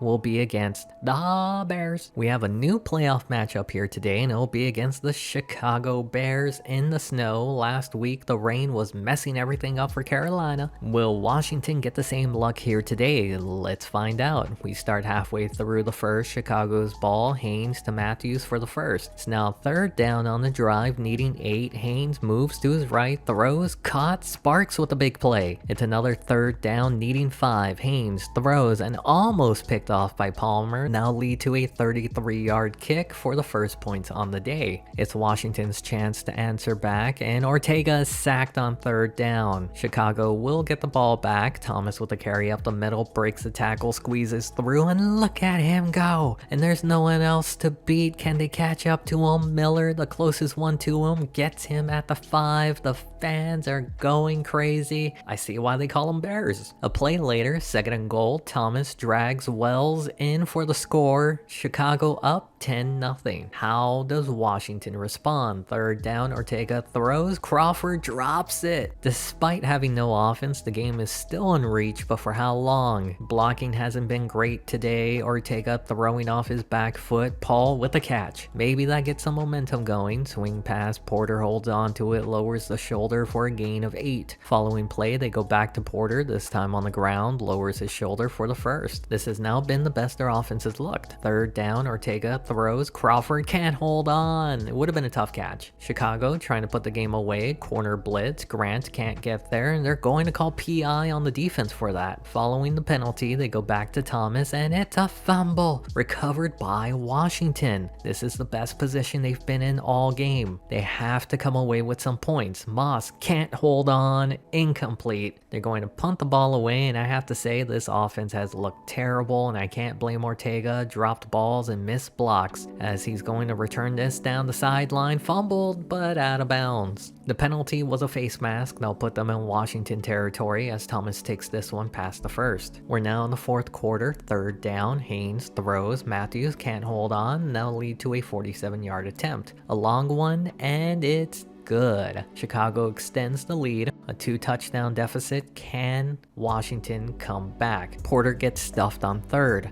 After 3 straight runs, they do a 4th, and they can't even get past the line of scrimmage. Turnover on downs. Chicago scores another touchdown. Game's over. Thomas with 5 on the carry. 3 minutes left in the game. Thomas again stopped a yard short. Washington needs to make the stop here. Thomas easily gets a new set of downs. We've now hit the 2-minute warning. Thomas with the carry, breaks the tackle, has space, nobody is going to get him, and they're now going to be up 20-0. At this point, you're playing for pride. Ortega throws, Moss caught for the 1st. A play later, 2nd down, Ortega throws, Moss with a catch to get across midfield. 77 seconds left in the game. Clean pocket Ortega to Douglas to get to the 24. 1st down, they bring a 3-man rush, Ortega to Moss, and that's his 2nd drop. Just over a minute to go in the shotgun, throws caught by Moss. They would spike it on third down. That means this could be the final play for Washington. It's a rollout, throws, and that's kind of how this game has gone. Turnover on downs, the first shutout in the series, and it comes from the Bears. I guess beating Carolina really took everything out of them. There's always next year. In a Super Bowl 40 rematch, though they never faced each other in this game, will the Bears be our 8th different champion in 9 years? Or will we have a second repeat? Indianapolis has now won their second Super Bowl in this series. We're now going into the 10th year of this series. A surprise retirement, Ron Harvey traded for him in year 6 and a future third that turned into Spencer. He's not coming back. Moving to the resigning period, Taylor Jacobs needs a contract. Since his 1,000-yard season, he's been mediocre. I need time. Nicholas Jenkins, knowing what happened to Perkins after I traded him, he's coming back. Wayne Greer, not particularly good in any one thing, he gone. Benjamin Abbott, good pass blocker, and for that price, he's coming back. Philip Harmon, last on the depth chart, he gone. Colin Warner, same thing, he gone. Going back to Jacobs, he's an original, I want him to retire here. He's coming back. Moving to free agency, I didn't sign anyone, but it was the best year for a quarterback. Hansen, Breeze, and Bolger. Heading over to the draft, our biggest need, inside linebacker, we drafted one in the first. Earl Holmes, the most well-rounded linebacker I scouted. He needs time to develop. The best player selected, Edward Hoffman, great run stuffer. I'm moving on from Rodolfo Carson. He had no sacks, even with 95 pass rush. I sent him to the Bengals for a 4th round pick. Before we look at the roster, we have some injuries, 2 starters and 2 backups. We're in a pickle. Ortega has played well, but Jimenez might have a higher ceiling. I'm thinking if Ortega can't produce this year, we need to move on from him. We got 2 elite running backs. Going to be interesting if I re-sign Hogan. Santanamas continues to be elite. Jacobs and Douglas are both in the 80s. I'm beginning to regret the Clark Paul signing. He's out for 10 weeks. Smart idea to re-sign Jenkins at center. Mason is creeping into elite territory. Grant hit his ceiling. The Kelvin brothers might be split up after this season. Next year, I might part with Clinton Horton, with Spencer improving, and the drafting of Hoffman. You see why I traded Carson away? Weaver continues to improve. He was a 7th round pick from year 7. He's come a long way. We'll need to make a decision at outside linebacker. Welch is going to replace one of them. At inside linebacker, Wells is starting until Schultz returns. We have 4 contract years at cornerback. Lewis is making it easy for me to let him walk. Miller at strong safety, Palmer at free safety. Let's simulate the season. With all the injuries, we started 5-4, but once we got past the bye week, didn't lose a single game. They earned the number 1 seed, their 7th playoff appearance, and 3rd division title. Kurt Ortega has had his best season. He also had his best year last year and did nothing in the playoffs. We need him to do something. Porter was injured, low production, but he'll be available in the playoffs. Jacob led the team in receiving. The fullback Johnston led in touchdowns. Owen led in tackles, but only because Carpenter got injured. Spinal injury, looks like we know who's coming back. Spencer led the team in sacks, Grant in interceptions. Lester only missed 1 kick. Who do we take on in the divisional round? Why? Why do we keep facing them in the playoffs? 10th season, 7th playoff appearance, 5th time these 2 teams will meet. They're tied at 2-2, but in the past 2 matchups, Washington has not scored an offensive touchdown. In general, they've had a hard time scoring in the playoffs ever since Ortega took over. We'll start this one with Carolina, first play of the game, one-handed for the first. The following play, Knight in the pocket, throws an incomplete, but the flag is PI on the defense. They'll put them at the 47, Washington brings the blitz, gets it out, Benson with a catch in the first. That puts them in Washington territory, great protection, finds Douglas for another first down. They're now at the 30, Knight in the pocket, steps back, buying time, going deep, and gets that to Benson, who goes the rest of the way for the first touchdown in the game. Carolina up 7-0. Can Washington answer back? Ortega, short dump off, Moss makes a move for a gain of 7. This has the potential for a shootout. It's a fumble. Carolina recovers it. They weren't able to get any points off it. Moving to the second quarter, Carolina's ball, not anymore. picked off by Carson. They'll put them at the 42, a chance to tie the game up, breaks the tackle, angling towards the sideline, stiff arms the defender, down the sideline, out at the 15. Later on the drive, 3rd and 9, Ortega throws, Douglas shakes off a tackle, spin move, has the first, tackled short of the end zone. They need 2, Porter up the middle and stonewalled at the 1. 2nd and goal, they go back to Porter and barely gets back to the line. 3rd and goal, pitch, doesn't get the block, tackled for loss. Came a yard away from getting a touchdown, they only get 3. We go to the second half, Washington looking for the lead. Ortega finds Douglas for a tough catch. Following play, Ortega to the flat, Porter with a catch for 5. On 2nd down, they go back to Porter, goes off tackle, shakes the defender, has space, gets the first, tackled at the 35. A play later, Carolina brings everyone, Peppers gets to him for a sack. Now they're trying to get back into field goal range. Ortega steps right, going deep, and it's picked off. Grant with the interception. He's going to bring it back to their own 39.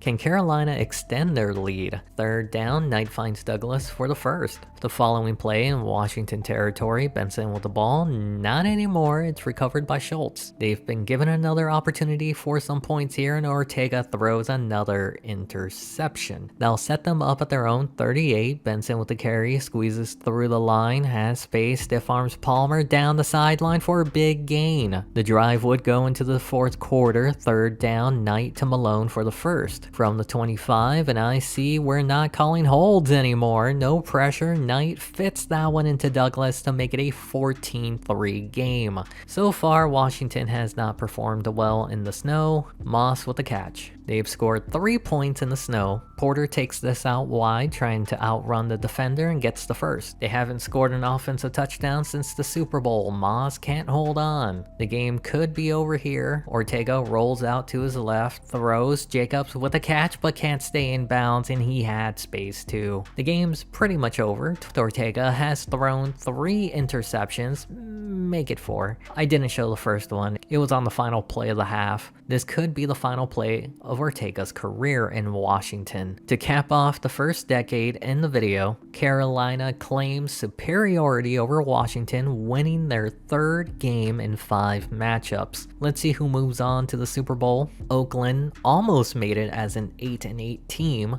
This will be the 8th new team winning the Super Bowl, and Kansas City brings home their first Lombardi in this video. No retirements this season, but a lot of contracts. Marlon Jimenez, I'm doing something risky this year. We're going to re-sign him. Now we're trading Ortega, been great in the regular season, terrible in the playoffs, sent him to Indianapolis for his 2nd round pick and cornerback Guerrero. Wendell, Hogan, I have to replace Porter eventually, he's coming back. Fred Barton, a bulldozer, we don't need him, he gone. Santanamas, I just want him to retire here, he's coming back. Clark Paul, terrible signing, not his fault, injury ruined him, he gone. Lawrence Grant, one of my better signings, he's coming back. Damon Edwards, backup guard, he gone. Kelvin Barden, he's an aggressive man, and for that price, he's coming back. Wallace Torres, obvious re-signing, he's coming back. Thomas Carpenter, I feel like a spinal injury in your contract year means he gone, which means Bobby Owens is coming back. Johnny Grant, he's retiring here, he's coming back. Gene McLaughlin, this is obvious, he's coming back. Justin Lewis, I traded for his replacement, he gone. Tom Carson had an interception against Carolina, he's coming back. Gene Miller, selected in my first draft class, been solid, he's regressing, he gone. His backup Schultz will be taking over for a few years. Marion Palmer is another veteran draft pick, he's coming back. Another free agency that I skipped. Let's head to the draft. Our first round pick, a strong safety. We need to fill the hole. Miller left. Our best player was Courtney Oliver in the 2nd round. Byron Summers was the last player above 70. Trust me, I'm planning for the future. Jimenez is here for 2 years. He's the quarterback until you find the real quarterback. We have our 2nd hundo in Porter, Hogan lying in wait. The receivers on average seem to have regressed. Jenkins improved at center. Mason is elite. Grant is in his 10th 10th year. That's why we drafted Oliver. I forgot to draft the tackle, so we'll be with the Kelvin brothers again. Our interior defensive line is elite with Horton and Spencer. Thoris continues to stay consistent while Weaver is now 80. We'll see if keeping Owen was the right choice. Welch opposite of him. Holmes might be a waste of a first round pick. Schultz, the starter. Grant and McLaughlin are elite. Guerrero seems like a solid trade. Schultz will start at strong safety, Palmer at free safety. We do have a new game plan. We going deep, boys. Real deep. Let's simulate the season. Started the year 3-3. Looks like Jimenez isn't the answer. Finished 12-4.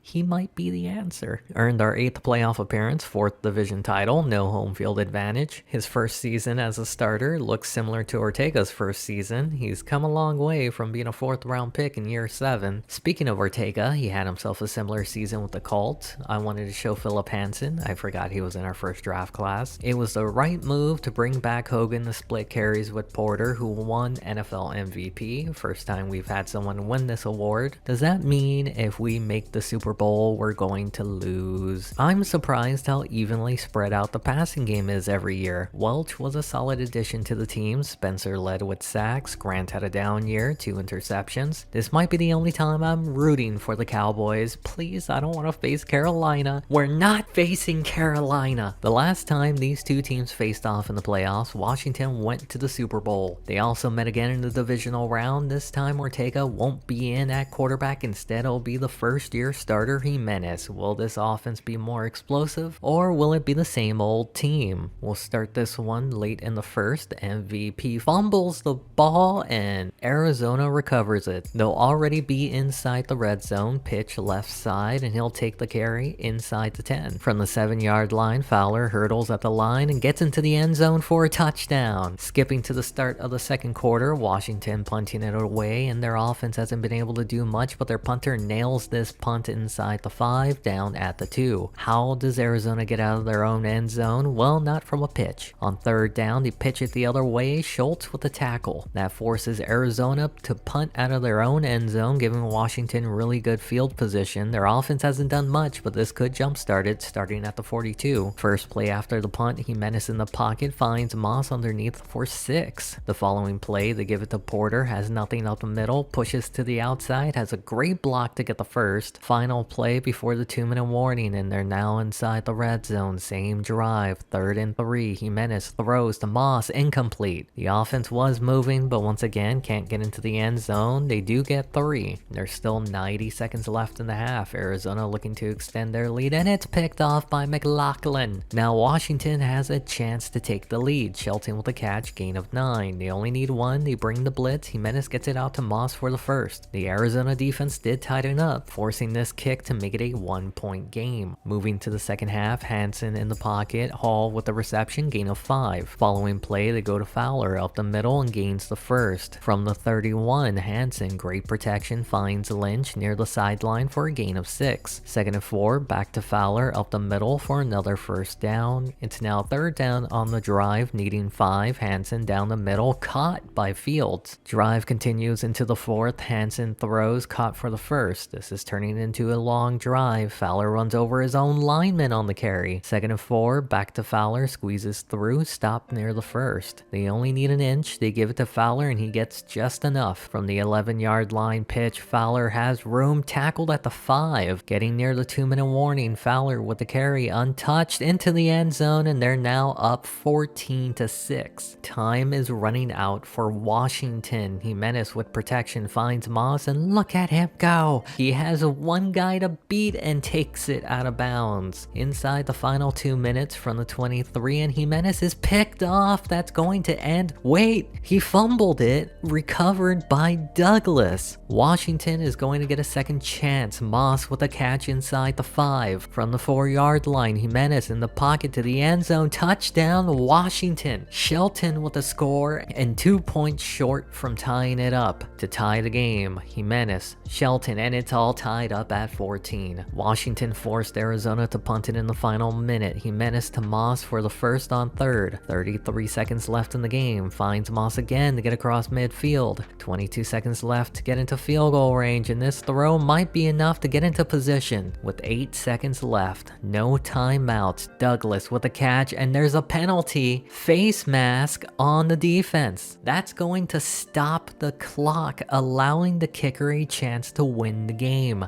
It's up and it's good. I don't know if Ortega makes that comeback, but this offense was so much more explosive in the air with Jimenez, who is one game away from the Super Bowl. For the first time in the video, Washington will be taking on the Cowboys in the playoffs, which means they will have faced all three NFC East division rivals. They lost to the Eagles, they beat the Giants. How will this matchup go? It will be a revenge game for Hubert Hill, who returns to Washington. Let's see what this Dallas offense can do. Bush to the flat, Gregory with the catch, has the first, stiff arms to end the play. It's now 3rd and 6 on the drive. Bush in the pocket, plenty of time, throws down the middle, caught for the first. They're now inside the 30. Bush, deep drop, finds Welch on the play. 3rd and 1, they give it to Gregory, tackled by McLaughlin. That means the first points in the game would come from a Dallas kick. They take the early 3-0 lead. Something we haven't seen too much from Washington, scrambling. Jimenez takes a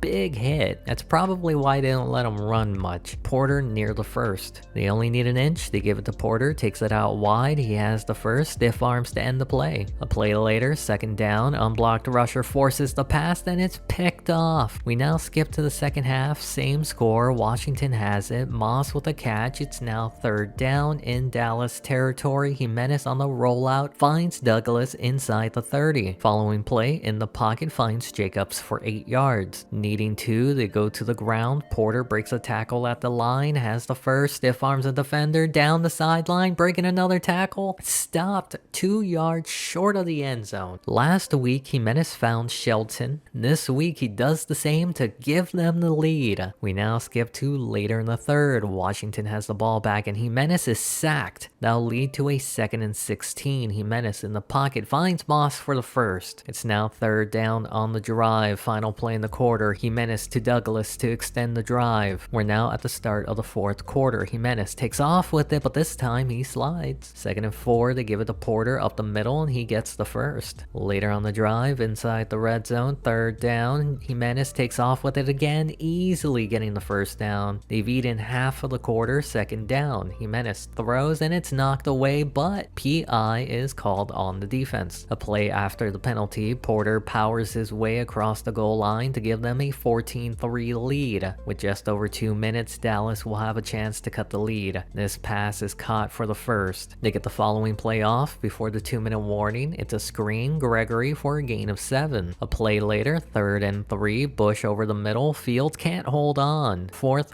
down, they set up another screen. Bush to Gregory, has a blocker but can't get the first. Turnover on downs. Dallas would get the ball one last time on 3rd down. Bush is picked off by McLaughlin to seal the win. For the 3rd time in 8 seasons, Washington will be returning to the Super Bowl with their win against their division rival, Dallas. It's going to be a Super Bowl rematch against Cincinnati. They lost their first matchup against Washington, but they'll have insider information with Jansen on their team this time round. The first matchup, Ortega had a 4th quarter drive to take the lead and their defense did the rest of the work. This year, it'll be Jimenez, but there's also a former Washington member on Cincinnati. John Jansen returns as a backup tackle. He has a chance to earn his 3rd Super Bowl ring today, while Washington will attempt to earn their 3rd Super Bowl ring in 8 seasons. This will be Cincinnati's 4th Super Bowl appearance, 2 prior to this video, twice against Washington. Can they finally bring home a Lombardi, or will they be the same old Bungles? Let's get it on!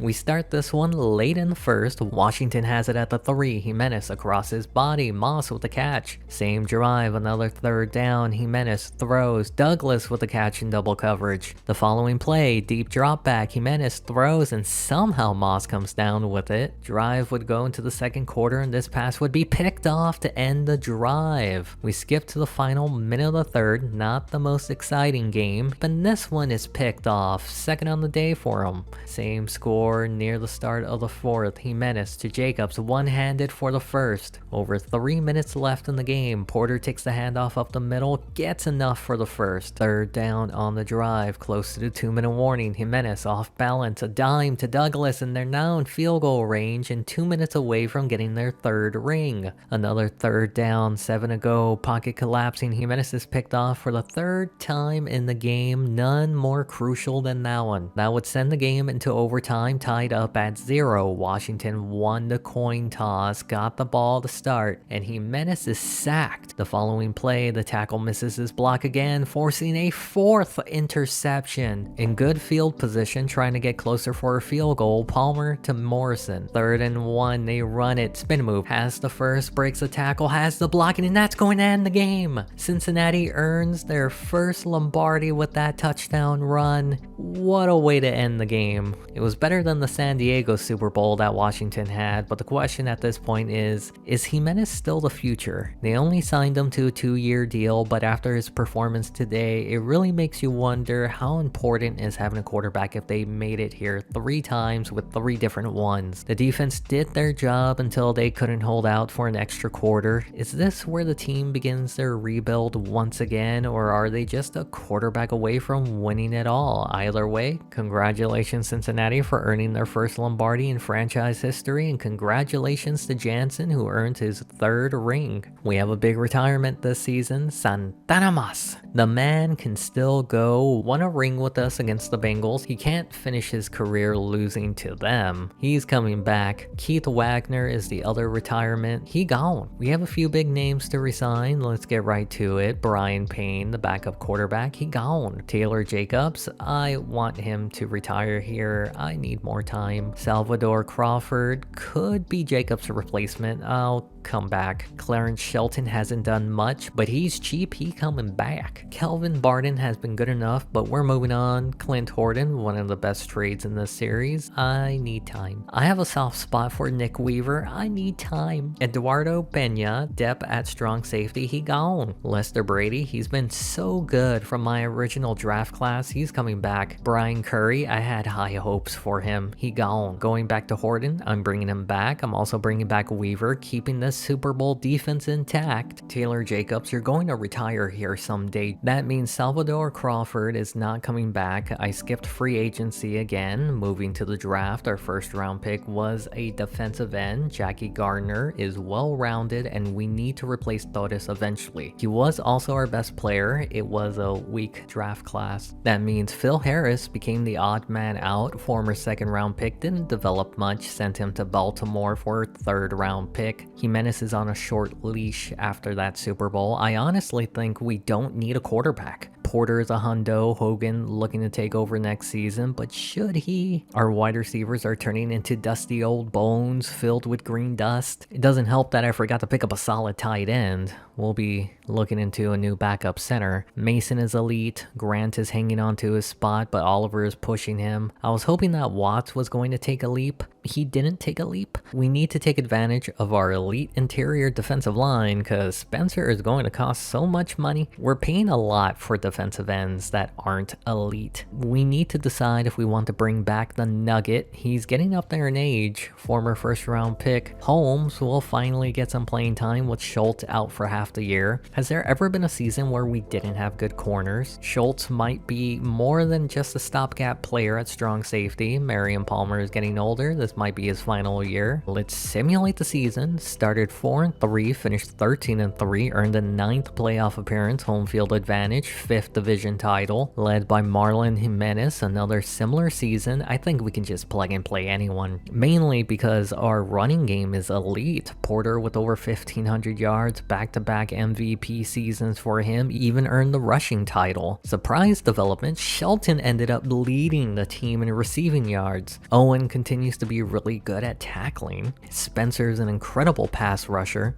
Grant has returned to form. Lester Brady continues his tremendous career. We have a few injuries. Porter will be out for the playoffs. Let's see who we will face in the wild card. We'll be against the first team to eliminate us in the playoffs. The Philadelphia Eagles. Surprisingly, Douglas Porter has been cleared for the game against Philly. This will also be a revenge game for Thomas Carpenter, who is now with the Eagles. We have to go back 9 years ago, where Washington made their first playoff appearance. They advanced to the divisional round, but were eliminated by the Philadelphia Eagles. Today, the roles are reversed. They'll be hosting Philly this time around and looking to get their first win against them in the playoffs. Philadelphia's first drive ended in a 3-and-out, punting it to Washington within the opening minute. Martinez is back on the return, has a crease across midfield, tackled at the 46. On the drive, 3rd and 8, Jimenez, plenty of time to survey the field, throws, and it's picked off. Estrada breaks the tackle, angles towards the sideline, trying to stiff arm Jimenez, and brought down at the 44. In excellent position to get some points. McNabb to Bennett, has the first, trying to shake a tackle.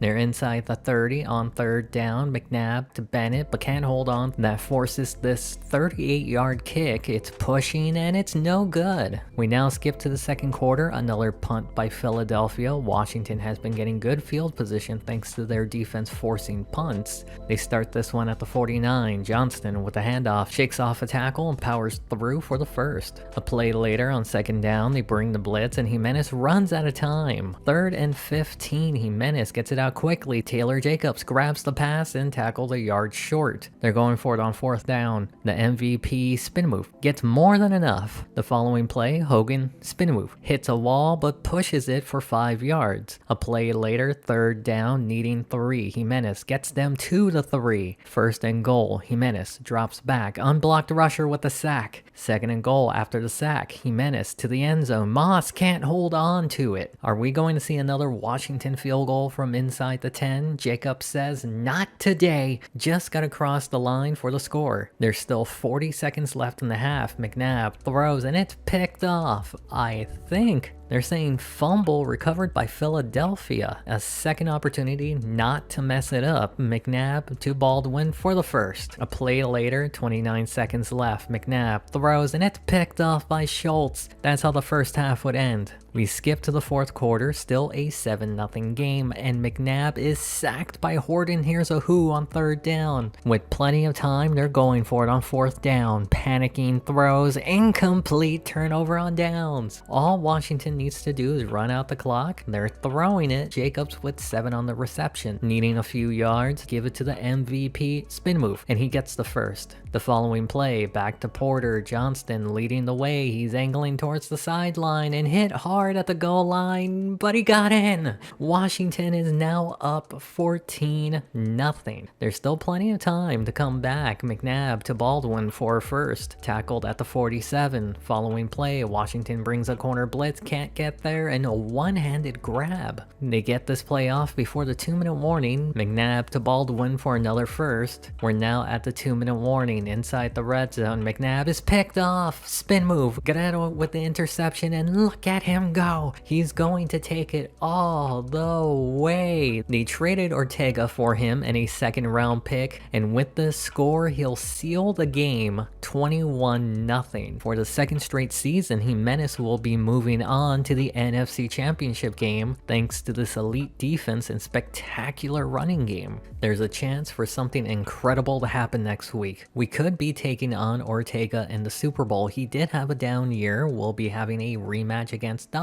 Bears. Difference this time being Washington is hosting this game. It'll also be a revenge game for Kelvin Barton, who I regret letting go. Back in year 9, Washington took on Chicago and they were handed their first ever shutout. They looked to return the favor and return back to the Super Bowl for the 2nd straight season with Jimenez as their quarterback. We start this one halfway through the first. Pitch to Porter, who finds room to get the first. It's now 3rd down, a rollout. Jimenez with time throws, somehow gets that to Douglas. The following play near midfield, Jimenez throws deep. Douglas with the catch. Getting closer to field goal range. Porter with a carry inside, gain of 5. We're now in the 2nd quarter. same drive, and Porter gets excellent blocking for the first. They're now in the red zone. A few plays later, third down from the 20, throws tipped, and it's picked off by Chicago. The ensuing drive up the middle drags the defender for a gain of 6. The following play, they go back to Arnold left side and has the blocking for the first. A play later, handoff, Arnold up the middle, breaks a tackle, has a block and gets the first. We're now at the 2-minute warning, third down, Haynes to the flat. Arnold tells him to get that corn out of his face for the first. There's 74 seconds left in the half. Haynes throws, Carson picks it off, and he only has the quarterback to outrun. He's not going to catch him, and this will be the second straight week the defense has scored a touchdown in the playoffs. Washington up 7-0 at halftime. We're now in the second half. Jimenez has time, throws, tipped, and picked off for the second time. On the following drive, Chicago, third down, Haynes going deep. And it's picked off by Marion Palmer. This could be his final season. The defense has been dominant in this playoff run, and Porter has been great on the ground. The following play, they go back to the ground. Porter squeezes through for the first. A play later, 2nd and 7, Porter hurdles at the line, gains 5 on the carry. 3rd and 2, they don't run it. Instead, Jimenez goes deep for his 3rd interception on the day. I don't see how he stays on this team next year. Chicago unable to get anything going, giving it back to Washington. Porter stiff arms the defender. We're now at the start of the 4th quarter. Porter spin move, and he has room, tackled near the 40. With the way Jimenez has played today, why not feed it to Porter more? He stiff arms another guy and gains 7 on the carry. There's 4 minutes left in the game. Porter takes the carry, and look at him go, slowed down just enough. Looks like they're running the clock down. This will get us to the 2-minute warning. Porter almost had the first. Chicago needs to get the stop here on 3rd and 1. Porter gets it, and they'll need to use their timeouts. On 1st down, they go back to Porter left side, and he has room for a gain of 8. 2nd down, needing 2. Porter left side and stopped at the line. Chicago needs a stop, but the reigning MVP says it's over. This is going to end the game. Washington returned the shutout without scoring a single offensive touchdown and will be returning to the Super Bowl for the 2nd straight season. There ain't gonna be no dream match. There ain't gonna be no dream match. Instead, it'll be Washington against Kansas City. For the 4th time in 9 years, Washington will be in the Super Bowl, going back to back, losing last year to Cincinnati in overtime, but will be taking on Kansas City this time. This hasn't been mentioned yet, but Washington hasn't allowed a single point in their playoff run so far, shutting out Philadelphia 21-0, then shutting out Chicago 7-0. Their defense has also scored a touchdown in each of those games. This is also the 2nd straight season that Jimenez has started at quarterback for the year, and even with his 3 interception performance in the NFC Championship game, he returns to the Super Bowl for the 2nd straight time. We'll see if he gets over or under 4 interceptions this time around. Let's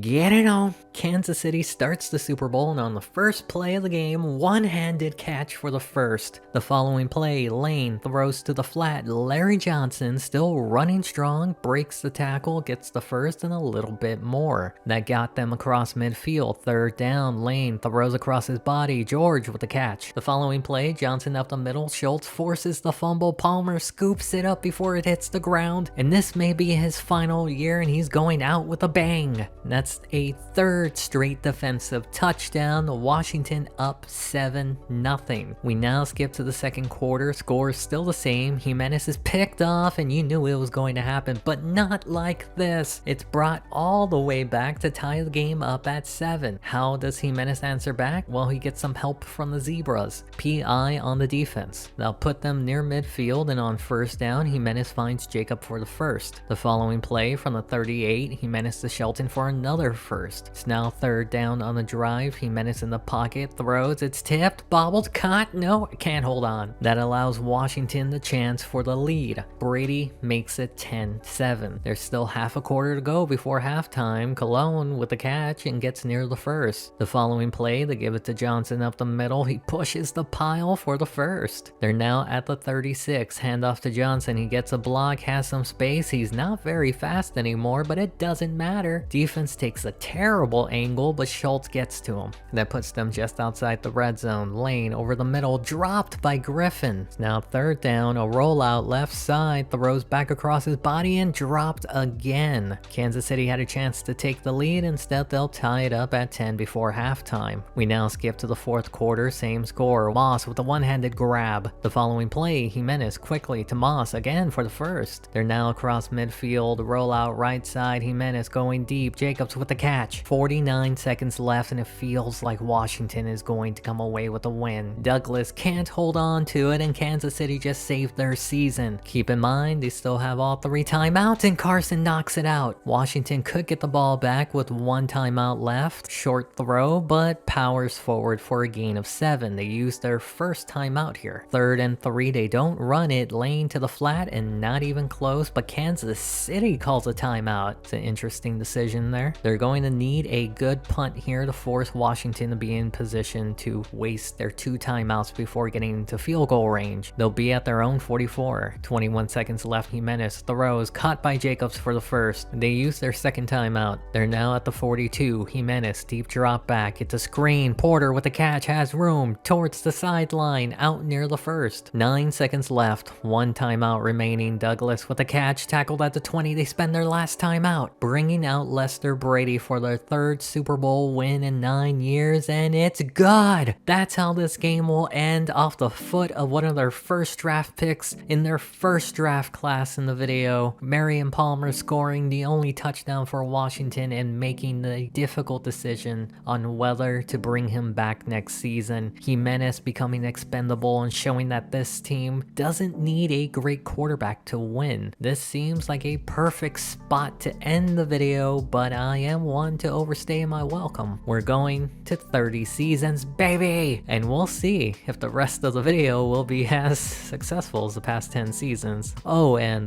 Palmer was the MVP, rightfully so. It's going to hurt so much if he doesn't retire. So let's find out. Like last season, Santana Mas is retiring. 3 Super Bowl appearances, started here with the ring, ends here with the ring. He earned the right to go off into the sunset. Moving to the resigning period, it's going to be interesting. Marlon Jimenez went to back-to-back Super Bowls, 7 interceptions combined in those games. He gone. Douglas Porter, back-to-back MVPs. How do you not bring him back? He's coming back. Elijah Neal, 3rd string running back. He gone. Al Johnston, I want him back. Great receiver, but he's expensive. He gone. Glenn Morrison, backup center. He's going to be expensive. He gone. Gordon Mason, our first no-brainer. He's coming back. Kelvin Watts, had high hopes for him. Former 1st round pick. He gone. Ruben Spencer, this is also a no-brainer.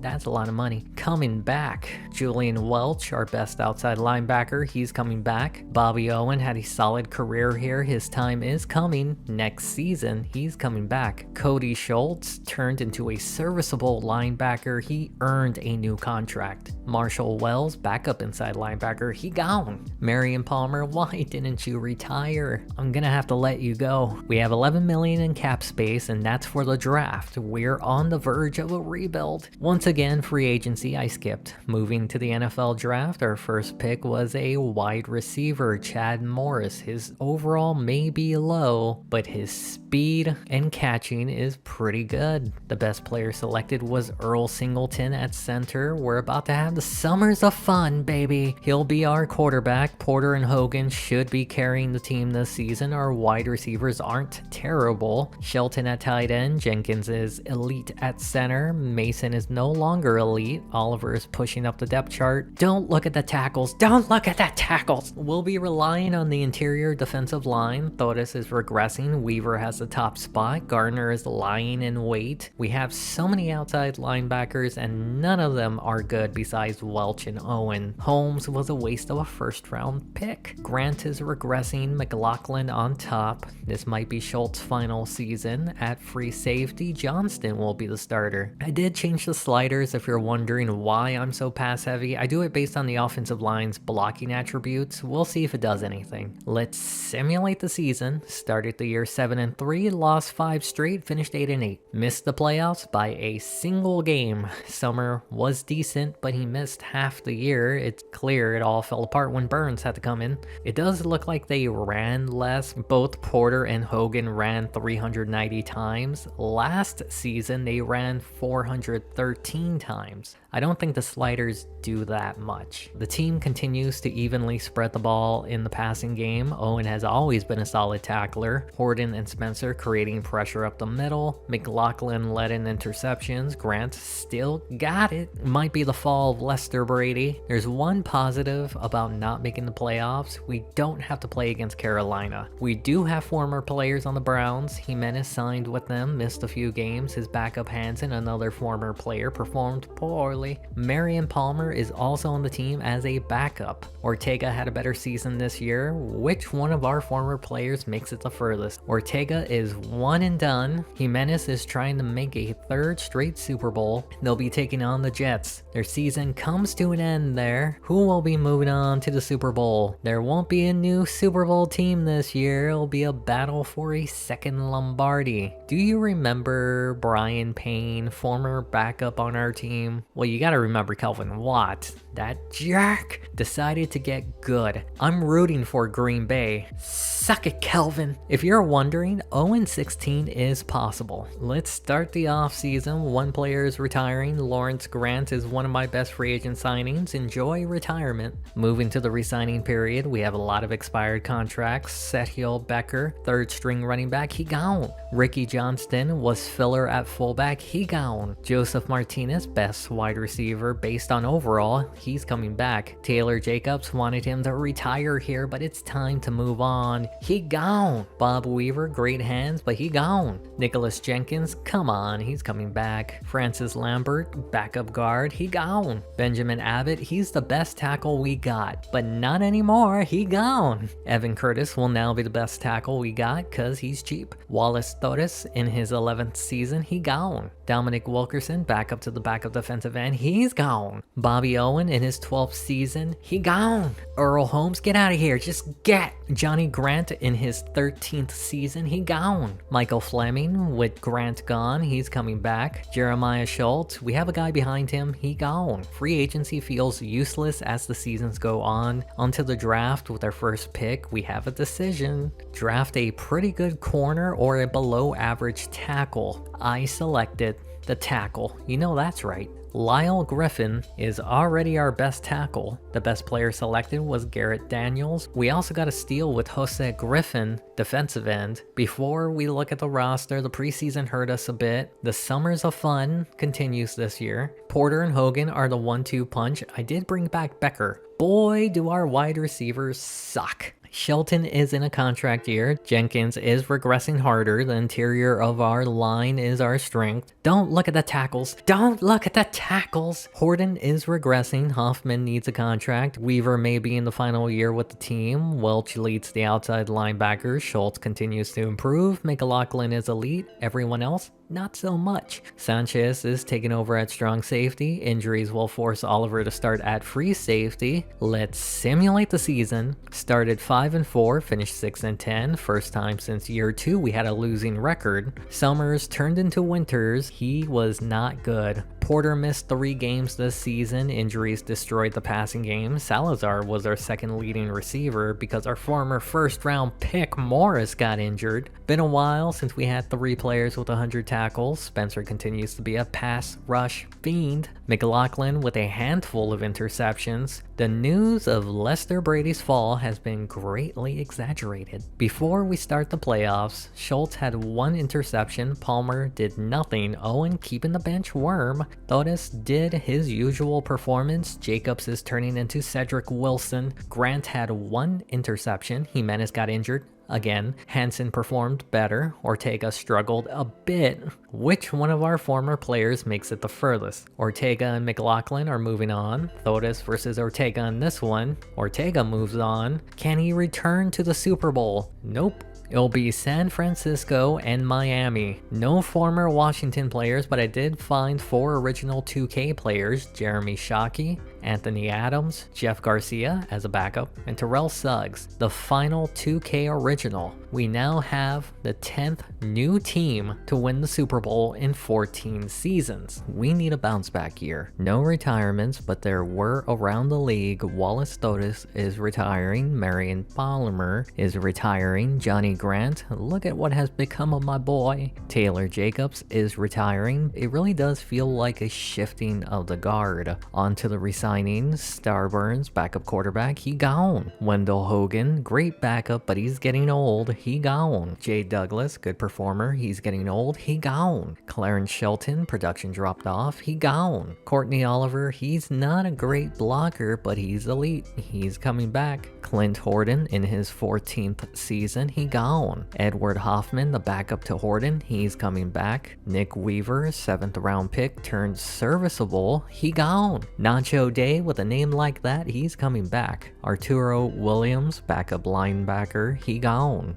Gene McLaughlin, still an elite, he's coming back. Sherman Guerrero, in his 10th season, he gone. Tom Carson, also in his 10th season, he gone. Robin Sanchez, strong safety, he's coming back. Carlos Johnston, free safety, he's coming back. It does feel like we're in a rebuild. Clearly, we're going to build off the draft and not free agency, but so many people caught my eye. Ronald Henry, we've struggled at tackle. I'm not letting him go. Walter Rice, we need someone to pair with McLaughlin. If we can't sign him, we can get Horace Flores. We could also use a defensive end, even another receiver for Summers. In the end, I signed Henry and Rice. I wanted Porter, but Dallas stole him from us. Now to the draft, we have the 5th pick. I went crazy scouting everyone and I selected a defensive end. Darrell Evans is a beast. We got a nice running back in Daryl McGuire too. We'll have one more year of Summers. Porter is on the final year of his contract. Our receivers are led by Martinez. Jenkins has disappointed me. Oliver is elite. Mason may be on his way out soon. I'm hoping Henry can boost Griffin at tackle. We got another hundo. Spencer is a future Hall of Famer. Darrell Evans has a bright future. Welch leads the outside linebackers. Schultz at inside linebackers. McLaughlin and Rice covering the boundaries. Sanchez at strong safety. Re-signing Johnston was a mistake. Let's simulate the season. Finished the year 9-7, missing the playoffs because of our division. Didn't help that injuries got us.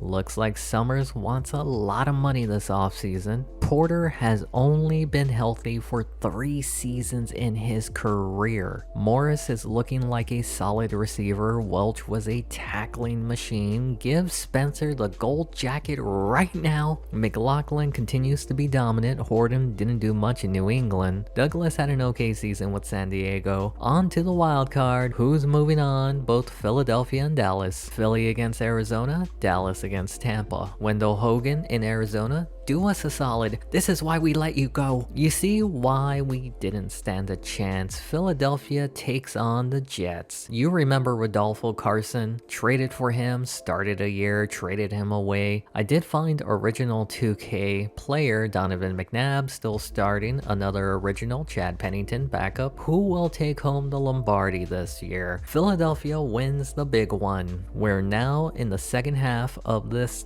30-year franchise and we have a big name retiring. Douglas Porter, is he a Hall of Famer? No, but definitely in the Ring of Honor with Johnny Grant. Joseph Martinez is also calling it a career. The final retirement, Carlos Johnston bails us out of that terrible contract. Other notable players retiring, Hubert Hill, Sherman Guerrero, Rodolfo Carson, Tom Carson. We also avoided Horace Flores. Moving on to re-signings. Byron Summers had a great season. He's earned a new contract. Gordon Mason, he's regressing. We're trying to get younger. He gone. Ruben Spencer, do I even have to say it? He gone. I'm kidding.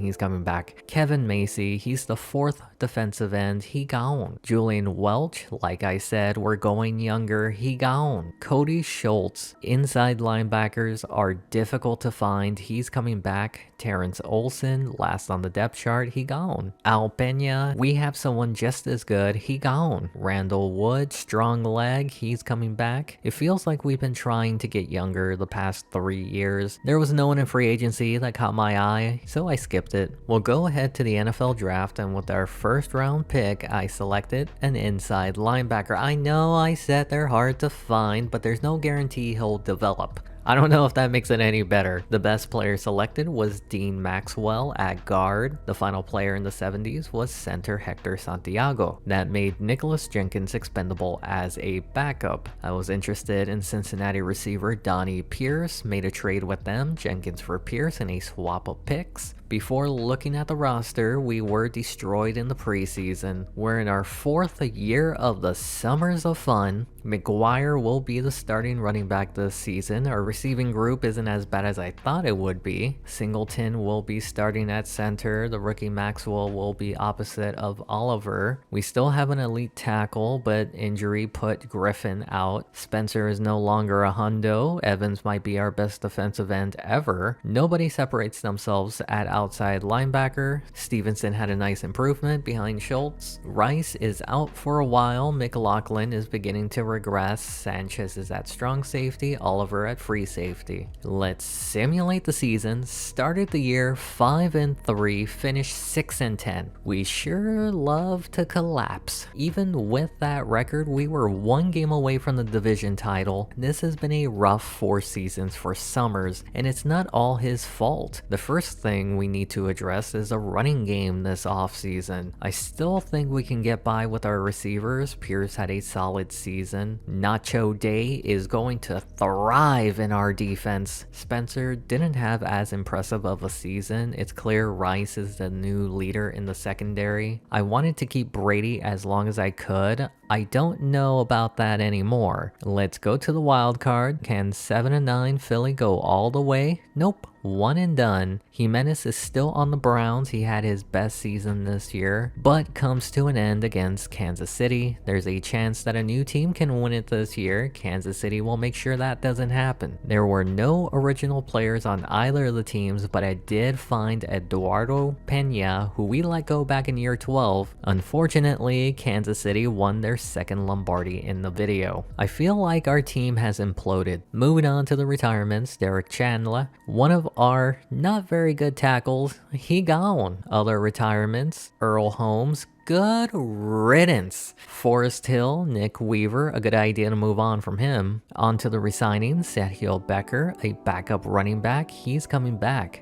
Elijah Neal, 3rd string, he gone again. Jamie Graham, backup fullback, he gone. Lee Malone, we don't need him, but his production is good, he's coming back. Keith Newton, on the other hand, he gone. Julius Matthews made the Pro Bowl the past few seasons, he's coming back. Otis Bishop, get out of here. Marshall Rose, backup defensive tackle, he gone. Copeland, he did pretty well, he's coming back. Ira Hardy, backup outside linebacker, he gone. Michael Fleming, backup cornerback, he gone. Lester Brady had a terrible season, but we're riding it out. He's coming back. Moving to free agency. At free safety, we have a hole, and I think Leland Parsons can fill it. We signed him. Heading over to the draft, our 1st round pick was a wide receiver. I need to stop drafting wide receivers. It's not working out. The best player selected was running back John Schmidt. Before we go to the roster, I traded Garner. I sent him to Cincinnati for a backup corner and a 3rd round pick. We're now in our 5th season of Summers of Fun. When does the fun begin? Even though Becker is better, I'm going with the younger guy, McGuire. I don't know what I'm doing at wide receiver. I don't know what I'm doing. Singleton is almost elite at center. Courtney Oliver is elite. Maxwell was injured but will still play. Henry is regressing, but look at Griffin improving. Spencer is also regressing. Hoffman on a contract contract year. Evans didn't take a leap. Griffin on a contract year. Nacho Day is now in the 80s. Schultz continues to improve. Rice and McLaughlin on their contract year. Same thing with Sanchez. Parsons should help the secondary. Let's simulate the season. Usually we collapse at the end of the year, finish 6-10 again. We suck. I don't understand. Is it Summers? He's not terrible. I think it's a running game. We need an elite running back. Maybe an elite receiver. No one really stands out. I'm still surprised that Nacho Day ended up being good. Spencer led in sacks, even injured. Rice led in interceptions. Let's see who advances from the wild card. Jimenez is still starting with the Browns. His team will be moving on, taking on the Indianapolis Colts, who still has Ortega, but as a backup. They'll be one game away from the Super Bowl. The NFC will be sending a first-timer. The AFC will be sending a team looking for their second Lombardi. Giants taking on Miami. No originals, no former players. Who will win? Miami takes home their second Lombardi in this video. That is now the 5th straight season without a playoff appearance. Lester Brady, our longest tenured player, is considering retirement. I won't let him. I'm going to take a different approach this offseason. I'm going to build on depth.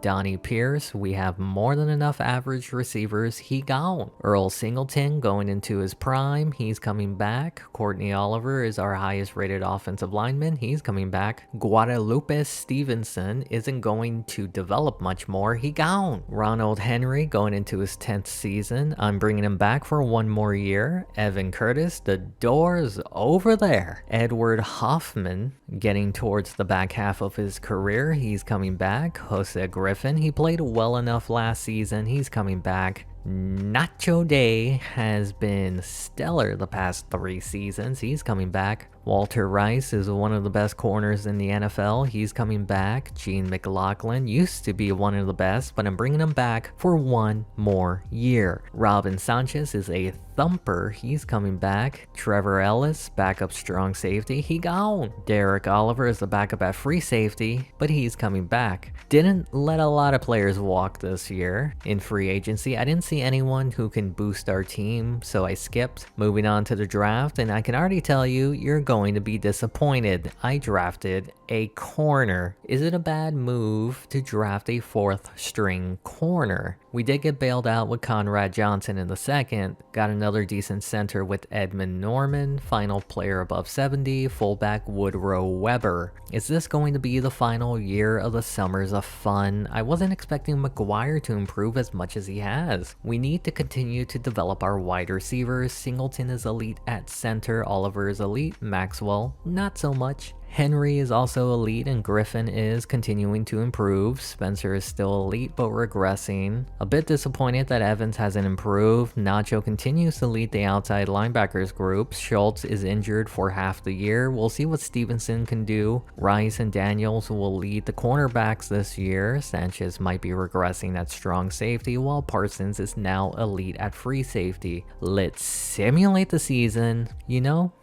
I think we suck. It's time to end the Summers of Fun. I do think we found something in McGuire. The passing game isn't built for a strong arm quarterback. We need a manager. Copeland stepped up while Nacho was out for a few games. Spencer still got it. Rice once again proving he's one of the best. Am I regretting letting Jimenez go? A little bit. Strange wildcard year. All the home teams are 9-7 or worse, yet all of them won except for Carolina. The Chargers are 15-1, yet the 8-8 Dolphins will move on. They'll be taking on the 14-2 Texans, easily taking them out in the conference round. They have the chance to be the first team to win back-to-back. They now have won their 3rd Lombardi in a rematch against San Fran. It's time to blow up the team. We got 2 retirements. Lester Brady, you're finishing the franchise with us. Lee Malone didn't play much last year. He's retiring. I wanted to show Kurt Ortega is finally retiring. On to the resigning period. Time for the Summers of Fun to end. He's not coming back. Lowell Abbott, backup quarterback, he gone. Terrell Salazar, fullback, he gone. Alfredo Fitzgerald, we're changing up the offense, but he's coming back. Chad Morris, former first-round pick, he gone. Bruce Salazar had a good season, he's coming back. Ronald Henry, elite, but we're rebuilding, he gone. Lyle Griffin, I still believe in him, he's coming back. Cameron Reed, backup defensive tackle, he gone. Marcos Rice, talented pass rusher, but he gone. Garrett Daniels, he's young enough to be part of this rebuild, he's coming back. Gene McLaughlin, not so young, he's not coming back. Dana Harvey, backup free safety, he gone. Randall Wood, punter, why not, he's coming back. The plan is to find a tank commander. Carson Palmer can be that guy. He's leading the charge this year. I also want to go back to the basics of winning in the trenches. Greer is a great run stuffer. With that signing, I want to move on from Spencer. I packaged him in a 5th for Hugo Schwartz and a 2nd. He'll pair up well with Greer because I'm moving on from Hoffman. I packaged him and a 3rd for the Chargers 1st next year and a 2nd this year. With the drafting of Conrad Johnson last season, Sergio Becker became expendable. I packaged him with the Chargers 2nd round for the Panthers 1st. I wasn't done with the trades. Cody Oliver, you're up next. Traded him to the Steelers for their 2nd and next year's 1st. Since we're tanking, I want to get rid of veterans that I like. I sent Schultz and a 7th to the Jets for their 3rd. Walter Rice is another veteran I traded. Sent him to Seattle for a 1st this year and next year. Still not done. Leland Parsons is in the back half of his career. Sent him to Baltimore for a 2nd this year and a 1st next year. We are loaded going into the draft. I jumped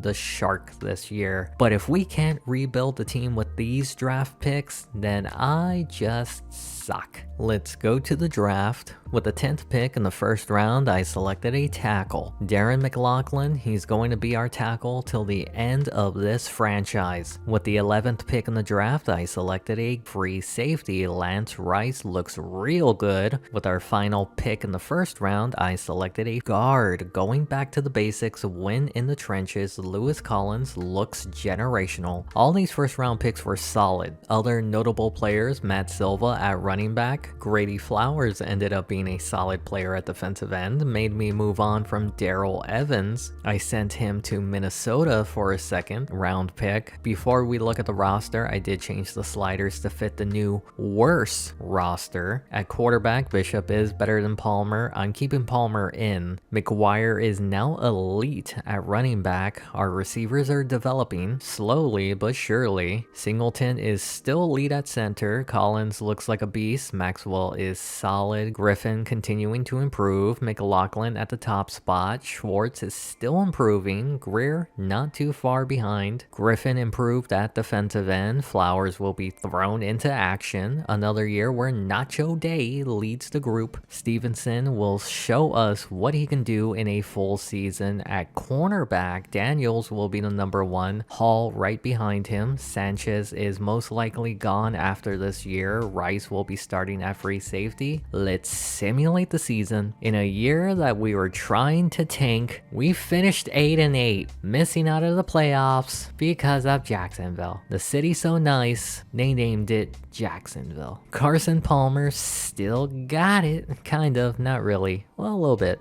The plan moving forward is to run McGuire into the ground. Salazar led in receiving for the 2nd straight season. Nacho Day, his numbers look similar to Arrington. The sliders have to have a bigger impact than I thought they did. Spencer used to have the highest pass rush rating. Nacho does now, and he led in sacks. That's interesting. Daniels led the team in interceptions. Byron Summers was picked up by Arizona, had a solid season. Remember his backup Starburns? Well, he ended up being okay. His backup in Detroit was Ryan Rivera. We've had so many good quarterbacks. We're off to the playoffs, and yes, Marlon Jimenez is still with the Browns. They'll be moving on to the divisional round. Philadelphia also made it to the next round, but neither Philly or the Giants will move on. Can the Dolphins make it to a 3rd straight Super Bowl? Well, there's not much parity in this franchise anymore. Well, Miami is the first first team to win 4 Super Bowls and the first to win 3 straight. We're going into the final decade. 2 retirements. Carson Palmer was our tank commander and he failed. He gone. I'm dragging Lester Brady through the final decade. He's coming back. Philip Hansen from our first draft. He's retiring. Cody Schultz decided he'd rather retire than go to New York. Sethiel Becker is also retiring after his year with Carolina. Have I been saying his name wrong this entire time? Is it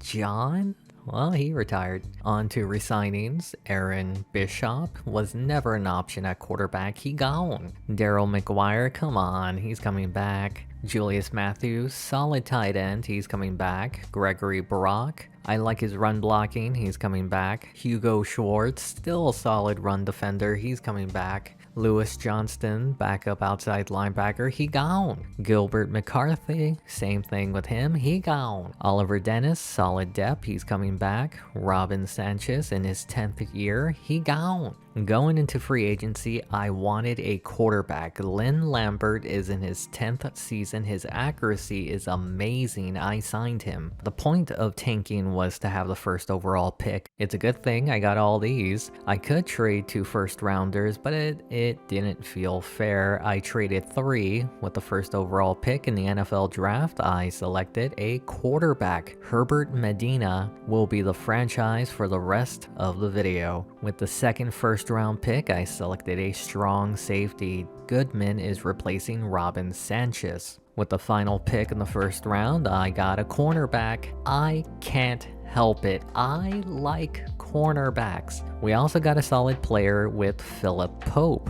which made Earl Singleton expendable. I traded him to Kansas City for their second round pick. I also parted ways with John Schmidt and Alfredo Fitzgerald for Vikings running back Omar Perry and Sethiel Owens to give Medina a true number 1. We had some injuries before the start of the year. This is the beginning of the final chapter, and it starts with Medina. We got 2 solid running backs with McGuire and Johnson. Here's hoping that Owens can help elevate the passing game. The rookie Pope will be starting at center. Maxwell at guard. Collins is injured for the first month. McLaughlin and Griffin are the starting tackles. Greer is the leading defensive tackle. Griffin is close to being elite. There might be an overhaul at outside linebacker next year. Stevenson has been a solid draft pick. Daniels and Hall continues to lead the corners. Goodman somehow regressed. Bowers is starting. With the Rice injured, Oliver will start. Just a heads up, I did not touch the sliders. Let's simulate the season. We were worse. Had a mid-season How did we make 4 Super Bowls? I do think we have a franchise quarterback. He won Offensive Rookie of the Year. McGuire had his 5th consecutive 1,000-yard season. Owens absolutely helped the passing game. Nacho Day led in tackles. Stevenson in sacks. I don't know what the sliders do anymore. Daniels led in interceptions. Lester Brady is back, baby! The Eagles are in the playoffs as an 8-8 team. They'll be moving on. On the bright side, no Miami or Kansas City this year, but Philadelphia continues to move on. There's a chance we can have a first timer. For the first time since year 15, we'll have a new winner. Tampa Bay or Houston. Tampa Bay won their first Lombardi. We haven't made the playoffs in almost 10 years.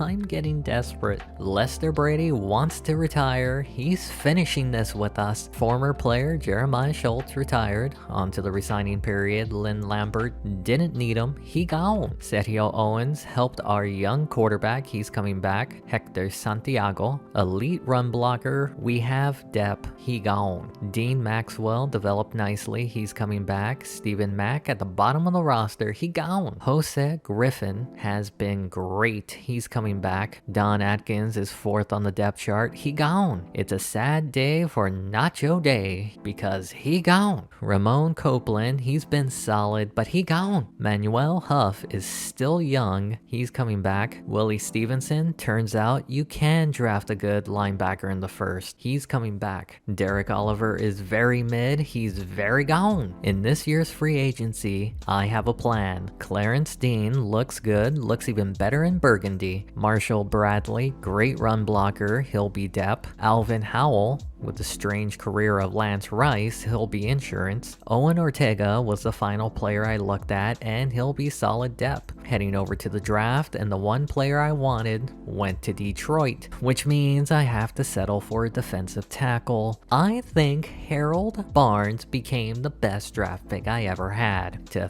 think I wanted Sandoval. I've been having success drafting running backs. I drafted him because of Omar Perry, who I traded for last year. I'm shipping him off to Arizona for a 6th round pick. We already jumped the shark. I'm trading off players I could cut. I sent Moran with the Cardinals 6 for Cincinnati's 3rd. I traded Horace Jefferson, a defensive tackle, packaged him with Cincinnati's 3rd and sent it back to them for their 2nd. I also traded Roderick Carlson for 5th, sent Adams in a 4th to Detroit for their 3rd. We'll see if Medina can take a bigger leap this season. McGuire is elite. Johnson got injured. The importance of depth. We now have 3 receivers in the 80s. Philip Pope at center is a mauler. I feel comfortable at guard if there's an injury. Same thing at tackle. Griffin is rewarding our patience. The interior defensive line is like a fortress. Defensive end is a bit more questionable, but Griffin is elite. We got Dina Ling Ling at outside linebacker. Stevenson at inside linebacker. Hall is now on top at corner. Daniels behind him. Goodman is clinging to his spot at strong safety while Rice is starting. Howell isn't a bad option. Jared White is a project player who's depth at the moment. I traded him with a 1st round pick to Baltimore for Carl's Nichols, a solid thumper and pass rusher. I honestly did this to see if outside linebackers have more of an impact on the team record than anything else. Let's simulate the season. We're back, baby! We snuck into the playoffs as a 9-7 team. It did come at a cost, though Nichols will be back for the wild card. His numbers may not be flashy, but he did what we asked him to do. McGuire now has his 6th consecutive 1,000-yard season. While Owens didn't have as good of a season, he was still productive. We got 3 players over 100 tackles. Nichols led in sacks. These linebackers were so good. Hall led in interceptions with Rice, who will miss the playoffs. This bag of dust still kicking. Their wildcard opponent this year will be a different NFC South team, Atlanta. I'm afraid it's been 9 years. 9 years since the last time Washington was in the playoffs. They let Jimenez go after going to back-to-back Super Bowls, had their summers of fun, even had a tank commander in Carson Palmer before finding their franchise quarterback in Medina. Will today show that their future is bright, or was getting here a fluke? We start this one with Atlanta. Ballard, with time in the pocket, finds Horton for a gain of 6 on the play. The following play, they go to the ground. Griffin finds a hole for the 1st. With a new set of downs, they go back to Griffin, has a block, and it's a fumble recovered by Washington. We now get to see this kid in action, standing like a statue, connecting with Salazar on the throw. They only need 2. They go to McGuire, who barely squeezes through. A play later, 2nd and 9, Medina, standing tall, finds Owens. The flag was PI. They accepted the penalty. A play later, Medina throws to the flag. McGuire with a catch, breaks a tackle, gets near the 1st. They barely got the 1st down last time. McGuire squeezes through for another 1st. Atlanta did challenge. The play was overturned. 4th down coming up. They'll go for it on 4th down. Medina finds Matthews, a gutsy play for the 1st. They're now at the 10. 2nd down. Medina steps back and it's picked off. They're still struggling inside the red zone. Atlanta went 3 and out, giving Washington good field position, and it gets even better with that throw. It's now 3rd down, trying to get inside the 10. Medina to the end zone and can't hold on. They'll bring out the bag of dust, and it looks like he still got it. Herbert Medina has looked solid in the game. He had that 1 interception, but other than that, this team feels different with him at quarterback. Past the 30, spin move, and loses it, scooped up by Thomas. First play after the turnover, Medina swing pass, McGuire headbutts it, doesn't even react to it, and they're calling it a backwards pass. The ball don't lie. Gibbs is having none of it, throwing the flag like a Belichick. After further review, the refs say the ball did lie. That means Washington will hold on to it, and on third down, can't hold on for the first. They'll cart out the bag of dust for his second field goal to make it 6-0. We're now in the second half, same score, Falcons ball, third down, Ballard throws, and it's picked off by Willie Stevenson. He stiff arms the lineman, gets a block from Howell, and he takes it in to make it a 13-0 game. Falcons need to hurry and get something going. Ballard to Horton for the first. It's third down, play action, fools the free rusher, going deep, Lindsey makes the catch. A play later in the shotgun, Ballard throws, left side, caught by Horton. They're moving it now inside the red zone at the start of the fourth, to the end zone, and it's picked off by Howell. He had the fumble recovery and he had that block for the touchdown, now an interception. Atlanta would get the ball back, rollout, right side, Ballard going deep, caught by Horton. 3 minutes left and they're at the 40. Ballard finds Lindsey for a gain of 8. A play later, Washington brings the blitz, gets it out quickly to Horton inside the red zone. From the 15, Ballard quickly to Gordon for a gain of 6 on the play. From the 6-yard line, play action, Ballard with time to the end zone and almost picked off. It's now third down. Ballard rolls out to his right with time to the end zone, caught by Jackson to make it a 1-score game. There's still plenty of time. If they can get this onside kick, they're right back in it. You can feel the momentum changing. They bring a blitz, gets it out to Horton. A play later, 3rd and 2. Griffin with the carry, makes a move and gets the first down. There's just over a minute in the game. Ballard throws, incomplete, but they're calling PI on the defense.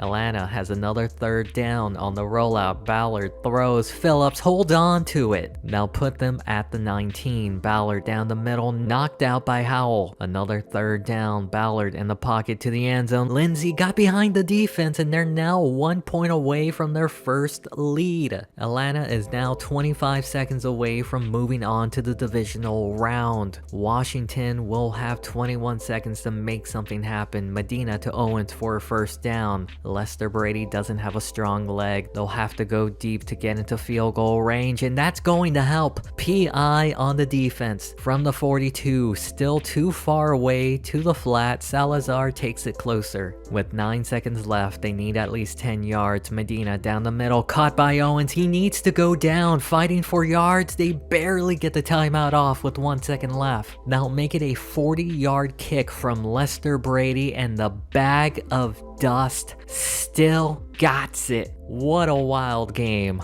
Looked like a shutout, looked like an upset, finished as a banger. Washington will be moving on to the divisional round, and I think Medina proved himself today. They'll be taking on the Packers after that thriller last week. Let's see who advances. They might not have been in the playoffs the past 9 years, but it's almost like they never left. Last week, Medina showed that he can carry the team if he has to, while the defense proved they still have some cracks that they need to fix. We start in the second half. Packers ball, scoreless. This pass is knocked out and into the hands of Willie Stevenson, his second turnover in the playoffs. Washington wouldn't do anything, giving it back to the Packers, and on their next drive, Stevenson and Howell forced the fumble, scooped up by Hall, and brought back to the 24. They're right on the edge of field goal range for Brady. Medina goes deep, Owens at the 10. The following play, Medina drops back to the end zone and it's picked off. I think he tried to kneel it at the 1. We go to the final 72 seconds. Washington's ball, Owens to the 39. It's been a defensive battle, still scoreless. Medina short for a gain of 8. Last week, Medina led a game-winning drive. This week, he's trying to do the same. PI will get them across midfield. That puts them at the 44. Quick pass, short to get to the 38. A play later, 3rd and 2. They're going to throw it, going deep, incomplete. Last week, the longest kick Brady had was a 40-yarder. That's as far as he can go. This would be a 53-yarder, opting to punt it. Washington had a clutch moment last week with 9 seconds left, and they do it again here. Intercepted. They'll leave 4 seconds for Brady to make a 40-yarder, and the old bag of dust does it again. It's the year of the Brady, baby. Washington somehow will make it back to the NFC Championship game thanks to their kicker, who's now in his 20th year. What a wild postseason. It gets even wilder. There's a chance for Jimenez to have another opportunity at a dream match. Yes, he is still on the Browns, one game away from returning to the Super Bowl for the 5th time in this franchise. The team they face on their journey there? The Minnesota Vikings, the team that jumpstart the Medina hype train thanks to their trade for Owens. Let the revenge game begin. The very first play of the game, Allison in the pocket with time going deep. Pittman, Goodman misses the tackle. Howell is the last guy, but does he have the speed to catch him? Pittman takes it all the way for the first touchdown in the game. Can Washington answer back? Vikings bring the blitz and forces an incompletion, but there is a flag PI on the defense. They'll continue this drive from the 41. McGuire in the flat takes this down the sideline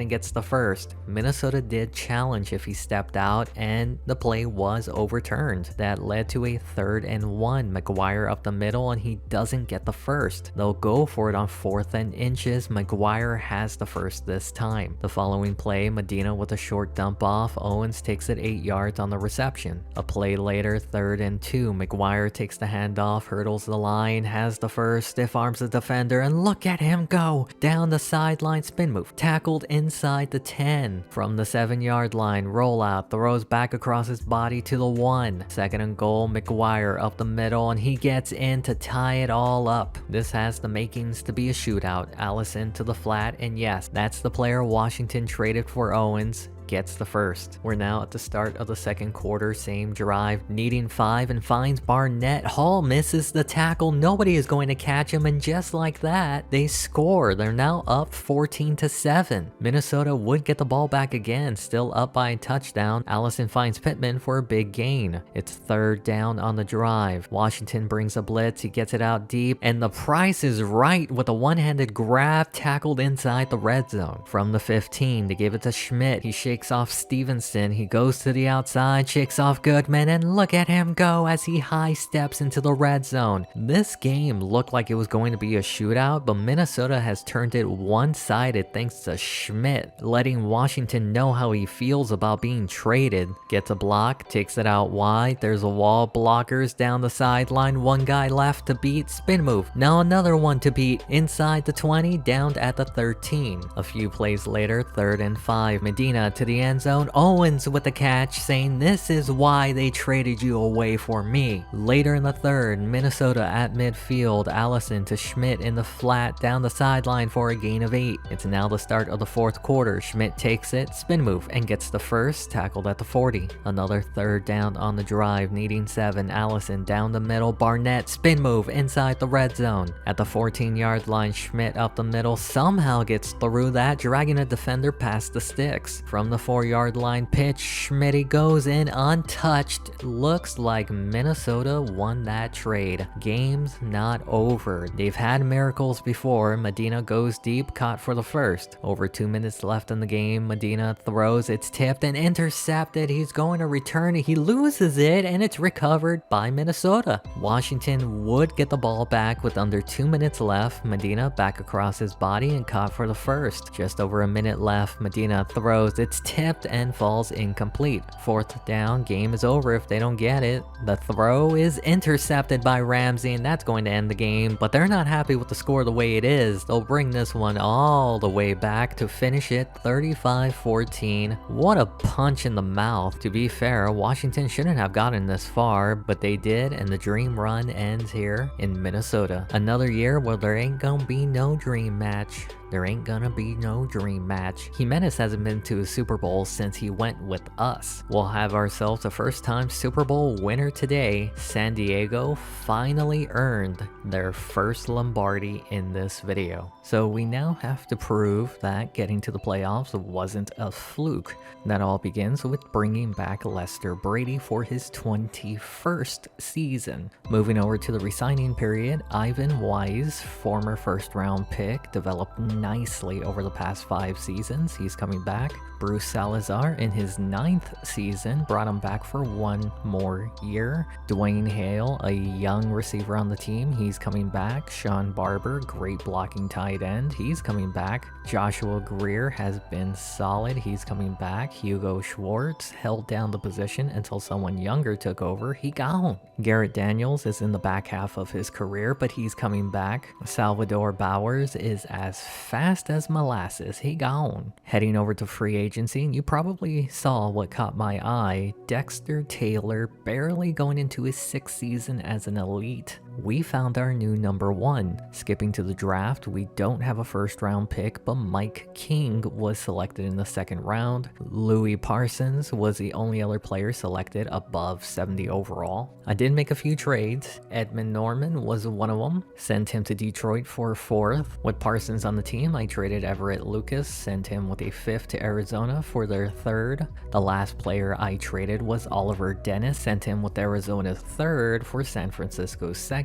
We're going into Medina's 3rd season. He is injured, but will only miss the 1st week. We got a Hundo and McGuire. Running backs have been the easiest positions to develop. Our wide receivers group is probably the best it's been since we started. Phillip Pope is edging elite territory. Collins is already there, with Maxwell being solid. This is also the best our tackles have been in a long time. Barnes isn't elite yet. Greer is starting until the younger players take over. Griffin continues to be elite. Flowers has been disappointing. Another injury, Nichols will be out for half the year. Dean and Huff will be starting. Stevenson should be elite, but he's still not there. Hall and Pope will start this year as Daniels is pushed down to the 3rd corner. Goodman will start at strong safety while King makes his argument. A shocking rating, Rice is now elite at free safety. I haven't touched the sliders. Let's simulate the season. We're back on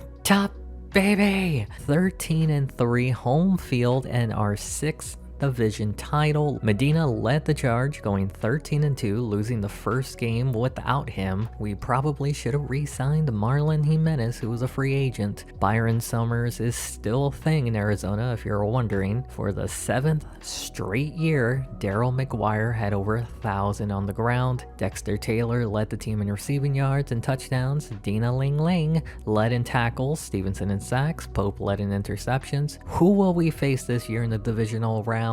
It'll be a rematch against the Packers, but this time on our turf. Last season, these two teams faced off in the divisional round for a 3-0 barn burner. We'll see if the offenses can step up this time around, or will the defense thrive once again. We start this one on the first drive for the Packers. Throws, and it's picked off by Hall. Nobody is going to catch him, and just like that, Washington takes the early 7-0 lead. We now go to the start of the 2nd quarter. Packers still trailing. Reynolds throws, caught by Walsh. The following play, Reynolds in the pocket, throws, caught by Freeman, breaks a tackle and has the first. It's now 3rd down on the drive. Reynolds in the pocket finds Horsley, avoids a tackle and has the first. A play later, in the shotgun, Reynolds, feeling pressure, gets rid of it and has Freeman for another first. Just over 2 minutes left in the game. Reynolds throws, and it looks like the defender got there early. PI on the defense. They'll get them a new set of downs at the 7. Reynolds to the end zone, and Walsh snatches it away from Goodman to tie the game up at 7. With over a minute left in the half, can Medina reclaim the lead? He throws in right into the arms of Woods. They'll set the Packers up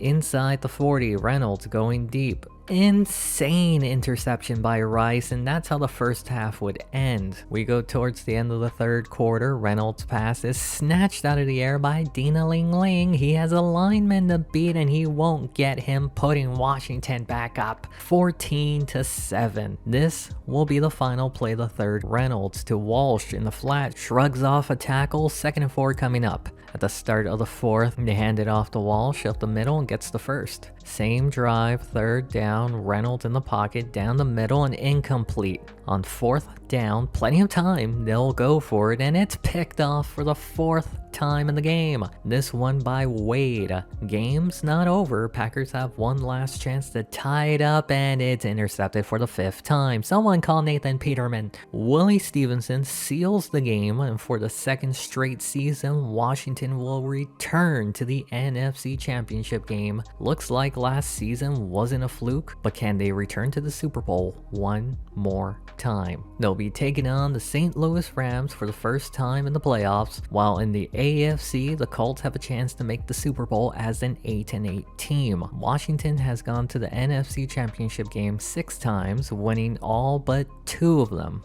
One against Carolina, the other against Minnesota. This year, they take on a new opponent, the St. Louis Rams. Will they return to the Super Bowl for the 5th time, or will the Rams be the 3rd team to deny them? Let's start on the first drive of the game, Medina to Taylor for the first. Same drive, third down, needing 8, Medina finds Taylor again to get across midfield, tackled past the 40. Following play, pitch McGuire left side, gets a block, shakes off a tackle for a gain of 7. Needing 3, they go back to McGuire, right side, easily has the first. The next play, Medina drops back and gets it to Taylor for his 3rd catch on the day. From the 12, Rams bring a blitz, Medina gets it out to Taylor, tackled at the 1. Washington has struggled in the past from inside the 10, but McGuire gets enough for the first touchdown in the game. We'll see if the Rams can answer back. Mitchell throws to Curry, breaks the tackle at the sticks, and look at him go. Rice does have the angle on him. A play later from the 31, Mitchell to Watkins on the out route, heads upfield, pushed out after the first. Drive would stall out, forcing a 36-yarder, and it's up and it's good. There's still 3 minutes and a half. Washington looking to add to their lead. The wise man with the catch. The following play, they bring the house. Medina checks it underneath to Taylor, who gets 6 on the play. This is the final play before the 2-minute warning. McGuire for the first. It's 3rd down on the drive, needing 12. Number 12 goes deep and finds Owens for the first. From the 30, Medina in the pocket, throws, finds Taylor inside the red zone. Just under a minute from the 13, finds his tight end Barber for a gain of 6. From the 7, 3rd down to the end zone, and it's incomplete, but there's a flag. They'll set Washington up at the 1. 50 seconds left, they go to the air. Barber is wide open to make it 14-3. Washington. The Rams will try to get some points to close the gap, and Mitchell is picked off by Stevenson. The man is a turnover machine. With 30 seconds left on 3rd down, Medina goes deep to Owens for the first. 20 seconds left. From the 12, Medina goes to the former first-round pick, Ivan Wise. The wise man makes it 21-3. St. Louis needs to make something happen, Captain. Willis shakes off a tackle, and there's nobody else around to get him. Rice is the closest defender, down the sideline, inside the 10, and just like that, they're right back in it. Well, kinda.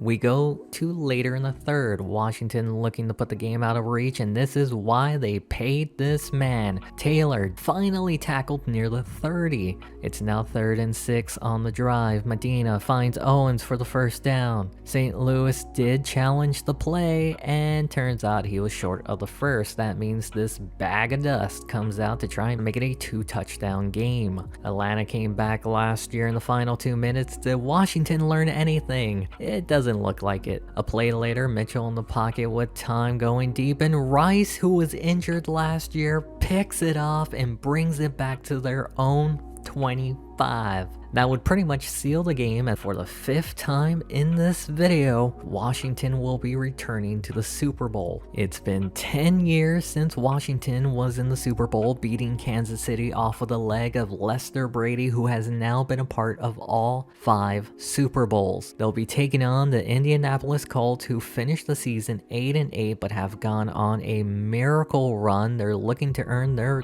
3rd Lombardi, first one in 13 years. Who's hungry for it more? Let's get it on. first drive of the game, Washington facing a third down. Medina finds Salazar to get to midfield. A play later, Medina in the pocket finds Shaw past the first down markers. They're faced with another third down, needing 8. Medina fits that into Owens. The drive would stall out there, and the bag of dust gets the first points in the game. Indianapolis can take the lead on this drive. Griffith tackled short of the first. 3rd and 2, Washington brings the blitz. Boone gets it out quickly to Lee, shakes off the defender. Rice makes the tackle and can't bring him down. Look at him go. Pope is the only guy who has the angle on him and makes the touchdown saving tackle. 1st and goal, they're going to pass. Boone to the end zone and knocked out by Hall. It's 3rd and goal, they bring pressure up the middle. Boone backs up and the pass is knocked down by Greer. And that forces 4th down and the kicker to tie it up at 3. We skip to the 3rd quarter. It's still tied at 3. Indianapolis with the ball, Lee with the catch to open the 2nd half. The following play, Boone, deep drop back, rifles one down the middle, one-handed grab by Benson. That puts them inside the 30, and on 3rd down, they set up a screen. Griffith pushed out short, bringing out the kicker for a 40-yard kick. It's up, looks wide, trying to hook back in, no good. Washington's chance to take the lead on this drive, and they find the wise man. The drive would continue into the 4th. On 3rd down, Medina finds Taylor to convert the 1st. From the 35, might be too far for Brady, but the wise man gets closer to field goal range for him. The following play, they hand it off, and it's a fumble. Medina falls on it from the 23. Medina drops back, running out of time to the end zone. Salazar can't hold on, and instead of trying a 40-yard field goal, looks like they're now out of Lester Brady's range. He barely made a 39 last week. They punted it. They would get the ball back after forcing a 3-and-out back across his body. Taylor with the catch. Just outside of field goal range for Brady, Medina finds Owens to get into range. Inside the red zone, just run the ball, right? Nope. 11 seconds left in the game. Just kick the field goal and it's picked off. That just saved their chances of winning this game.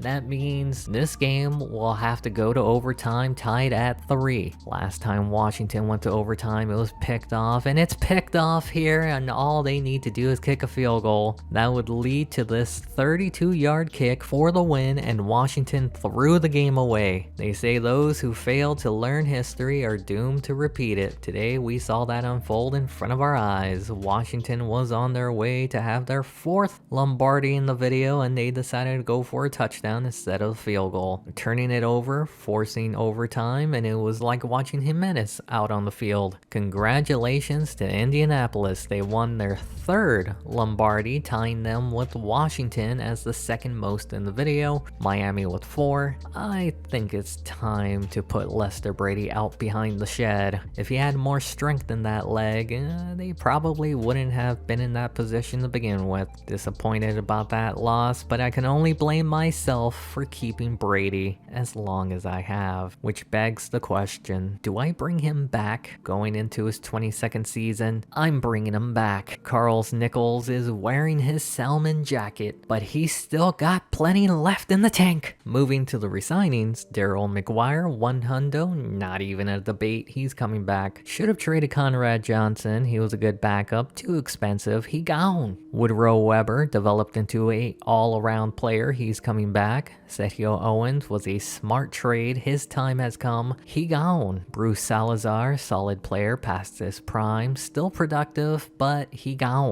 That means Dan Spencer, the youngest of the 3, is going to return. Owen Ortega signed as depth, solid backup, he's coming back. Lyle Griffin, he's not elite, but he's good enough, he's coming back. Oddly enough, no players on defense needed a contract, skipping the free agency, and you already know I want a kicker. Armstrong was available, I signed him to a contract. Moving to the NFL draft, our 1st round pick was an outside linebacker. Edgar Norman could be frightening, plus he was born in the year 2. It's funny that it doesn't go to 02 or 01. Found another stud center. I drafted a running back to replace Johnson. Cecile at strong safety, a hard position for me to draft. Final player above 70, Herbert Haynes. I did not make a lot of trades. Jeffrey Howell, sent him to New England for a 4th. Luis Benson, defensive end, traded him with a 7th. to Tampa Bay for their 3rd. Stephen Flowers, outside linebacker, traded him with a 6th to Kansas City for their 3rd.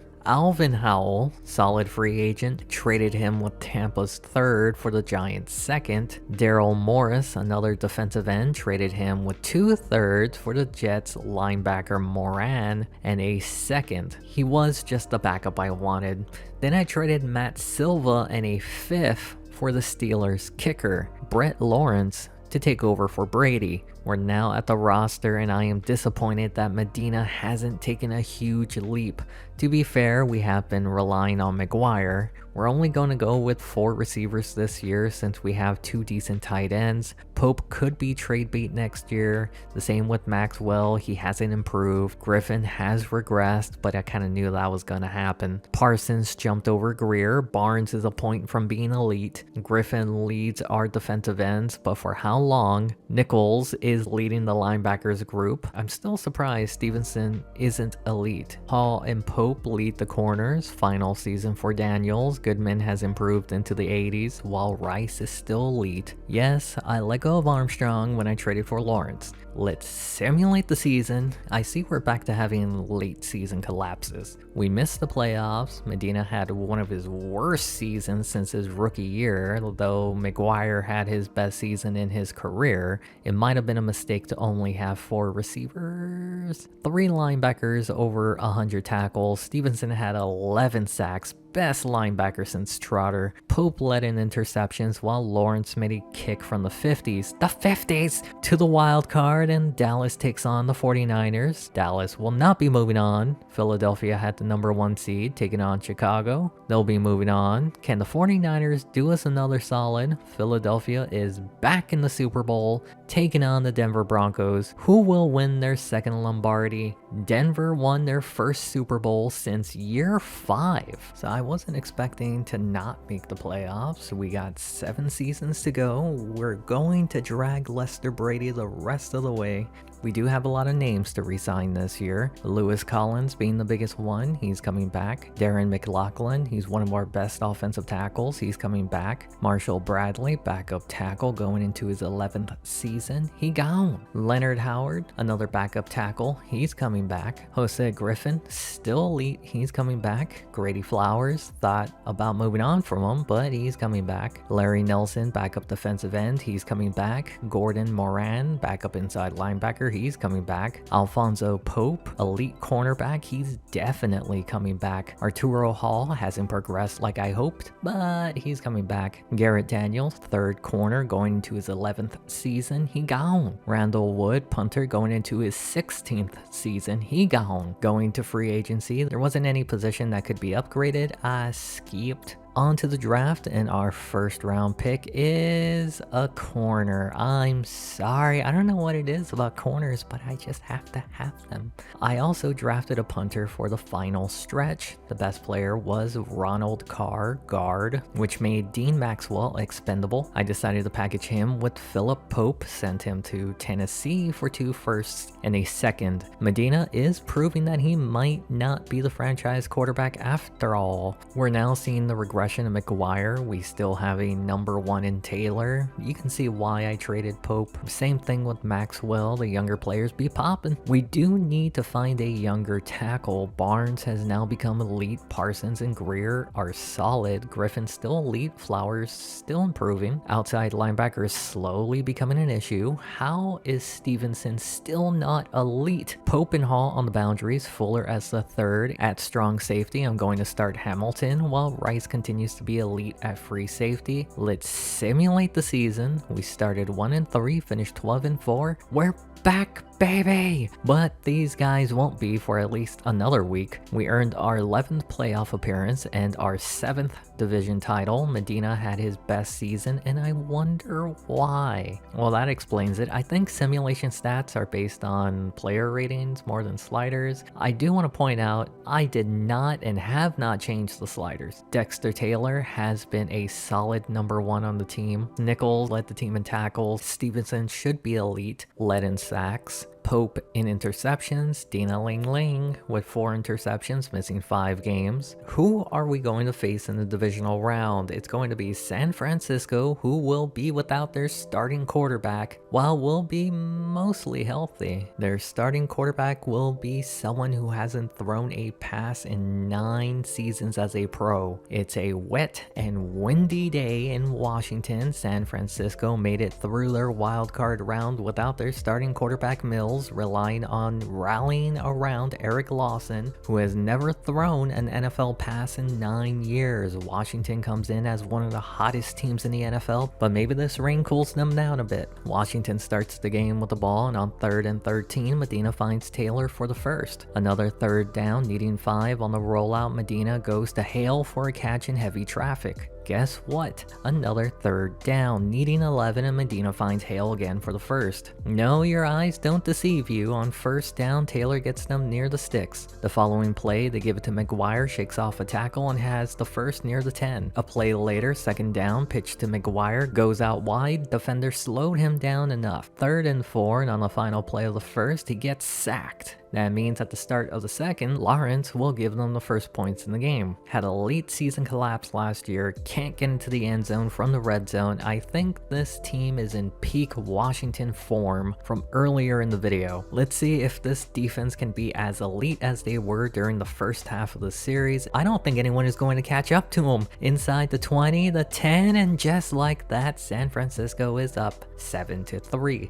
We'll see how Washington answers back. A rollout, Medina with plenty of time and finds a wise man for the first, tackled inside the 40. From the 38, a rollout the other side, dump off to McGuire, and he has space, stiff arms for the first. Another 3rd down, needing 14, another rollout going deep, and he had 2 guys incomplete. I know for sure Brady wouldn't make this 49-yarder in the wind and the rain, and Lawrence nails it. There's 2 minutes left in the half. San Francisco with a chance to extend the lead. Harrison with a catch. A play later, 2nd down, Lawson checks it down. Carroll makes the low catch, gains 8. Now lead to a 3rd down. Pitch, Carroll gets a block, has the first, gets across midfield, and goes out at the 42. A play later, 2nd down, rollout, Lawson throws, caught for the first. From the 30, Washington brings everyone, gets it out to Curry for 9 yards. Right on the edge of the red zone, they bring a blitz, Curry's open, and Hamilton can't stop him, and San Francisco takes the lead going into the half, 14-6. Who'd have thought a guy who has never thrown a pass would be beating the best team in the NFC, and it's picked off. Rice spin move. He'll bring it back near the 30. This will be the best position they've had all game. McGuire breaks a tackle, shakes off another one at the sticks. He's inside the 20, the 10, and out at the 5. They'll actually be at the 4, Rice with the carry, and stuffed behind the line. The following play, McGuire is back in the game, takes the carry to the 5. Is this drive going to stall again inside the 10 to the end zone? Taylor with the catch and the first touchdown for Washington, 2 points away from tying it. And on the 2-point conversion, McGuire, untouched into the end zone, ties it all up. We now go to the final minute of the game, tied at 14. Washington going to get the ball back from this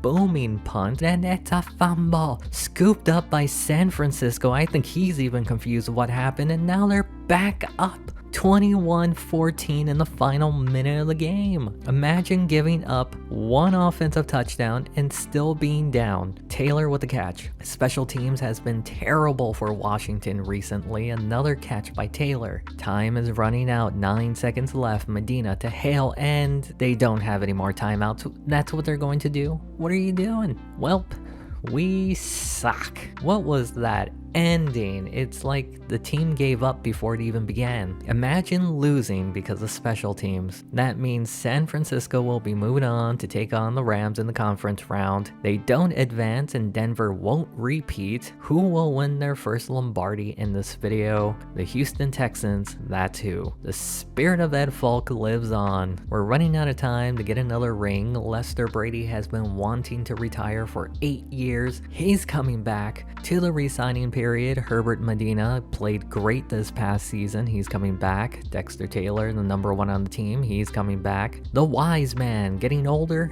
getting wiser, he's coming back. Clyde Barker, solid backup guard, he's coming back. Louis Parsons has become the second defensive tackle, he's coming back. That means Joshua Greer has done his job, he gone. Carl Nichols has been great, but it's time to move on, he gone. Manuel Huff will be the guy taking his spot, he's coming back. Clarence Dina Ling Ling is now the top guy, he's coming back. Wade, not very good in anything, he gone. Douglas Goodman sat him this year, didn't miss him, he gone. Tom Jensen, backup free safety, we don't need him, he gone. Lance Rice on the other hand, we need him, he's coming back. Another free agency that I skipped. Moving over to the draft, I decided to find Stevenson's replacement. He may not look like much now, but neither did Stevenson. And then I forgot I had a second first round pick. I need an intervention. It's not my fault. Plus, he's looking real good. The best player was running back Pablo Marshall. We drafted another center. He had Mo Jennings. Last player was Norton Antivirus at strong safety. Now the trading period. Jim Adams, backup center, traded him in a 5th for Houston's 2nd. Mike King, backup strong safety, and Lyle Griffin, backup tackle, traded them with a 4th for Jaguars' 3rd and backup tackle Ken Hunter. Lynn Pena, 3rd string quarterback, traded him in a 3rd for the Jets' 2nd. Dan Spencer, the guy who fumbled the punt, traded him with a 3rd for Oakland's 2nd. Still not done. Jamie Thomas, I traded him with next year's 2nd and 4th for Tampa's 4th and starting tackle Wendell Swanson. We're now at the roster and Medina's rating disappoints me, but he produces. This might be the final year of McGuire. Taylor is still elite but getting up there in age. Lamb is the starting center. Our guards are good to go for the next few years. McLaughlin is injured at tackle, which is why I traded for Swanson. Barnes somehow regressed. Griffin is beginning his regression. Dean is a leader at outside linebacker. Stevenson is beginning to regress. Pope and Hall at cornerback. Hamilton was the right choice at strong safety. Rice continues to be elite at free safety. Let's simulate the season. We really tried to have a late season collapse, but still managed to earn our 13th playoff appearance and 8th division title. We'll be out 3 players in the playoffs though. Interestingly enough, Herbert Medina played okay, but he missed 5 games. Herbert Haynes played in those games, had 1 touchdown and 1 interception. Would have been his 10th straight if he didn't get hurt last year. Bruh, Dexter Taylor went off. I don't even know what to say. To put it in perspective, the next closest was 400 yards away. Again, I did not touch the sliders at all. Dean led in tackles, Stevenson in sacks, Pope in interceptions. Lawrence is legit. We are guaranteed to not play Carolina in the playoffs. Looks like the Green Bay trilogy begins this year. It'll be the 3rd time that Medina will be facing off against the Packers in the playoffs, each one being very much a defensive game. Will this one go the same route, or will we finally see an offensive shootout in this trilogy? We'll start this one with Washington. Medina with time in the pocket finds Taylor for the 1st. Same drive, 3rd and 6. Medina on the rollout, back across his body, Taylor with the catch. Another 3rd down on the drive, needing 11. Medina caught by Hale inside the red zone. Washington has another 3rd down on the drive. Medina fires this one, bobbled and caught. That puts them inside the 5, and on 3rd down, McGuire can't push the pile, forcing Lawrence to come out for this chip shot for the 1st points. Washington would get the ball back again from the 32. McGuire finds the wise man. A play later, Medina on the rollout has time, throws, caught for the 1st. Less than a minute and a half, 3rd down. Medina with time, throws, caught by Green. They hurried up to the line, 40 seconds and a half, and it's picked off, and that's how the half would end. We start the 2nd half with Washington, and what a catch by Weber to get across midfield. A play later, Medina quickly is picked off again. 2nd on the day. We haven't seen much, anything really, from Green Bay. Hogan finds Massey for the 1st. Near midfield, they hand it off to Ramirez into Washington territory. Following play, needing 2. Ramirez stumbles, trying to power through for the 1st. A play later, 2nd and 8. Hogan to the flat, tries to get the 1st pushed out short. 3rd and 2. They go back to Ramirez, met at the line. line but gets the first,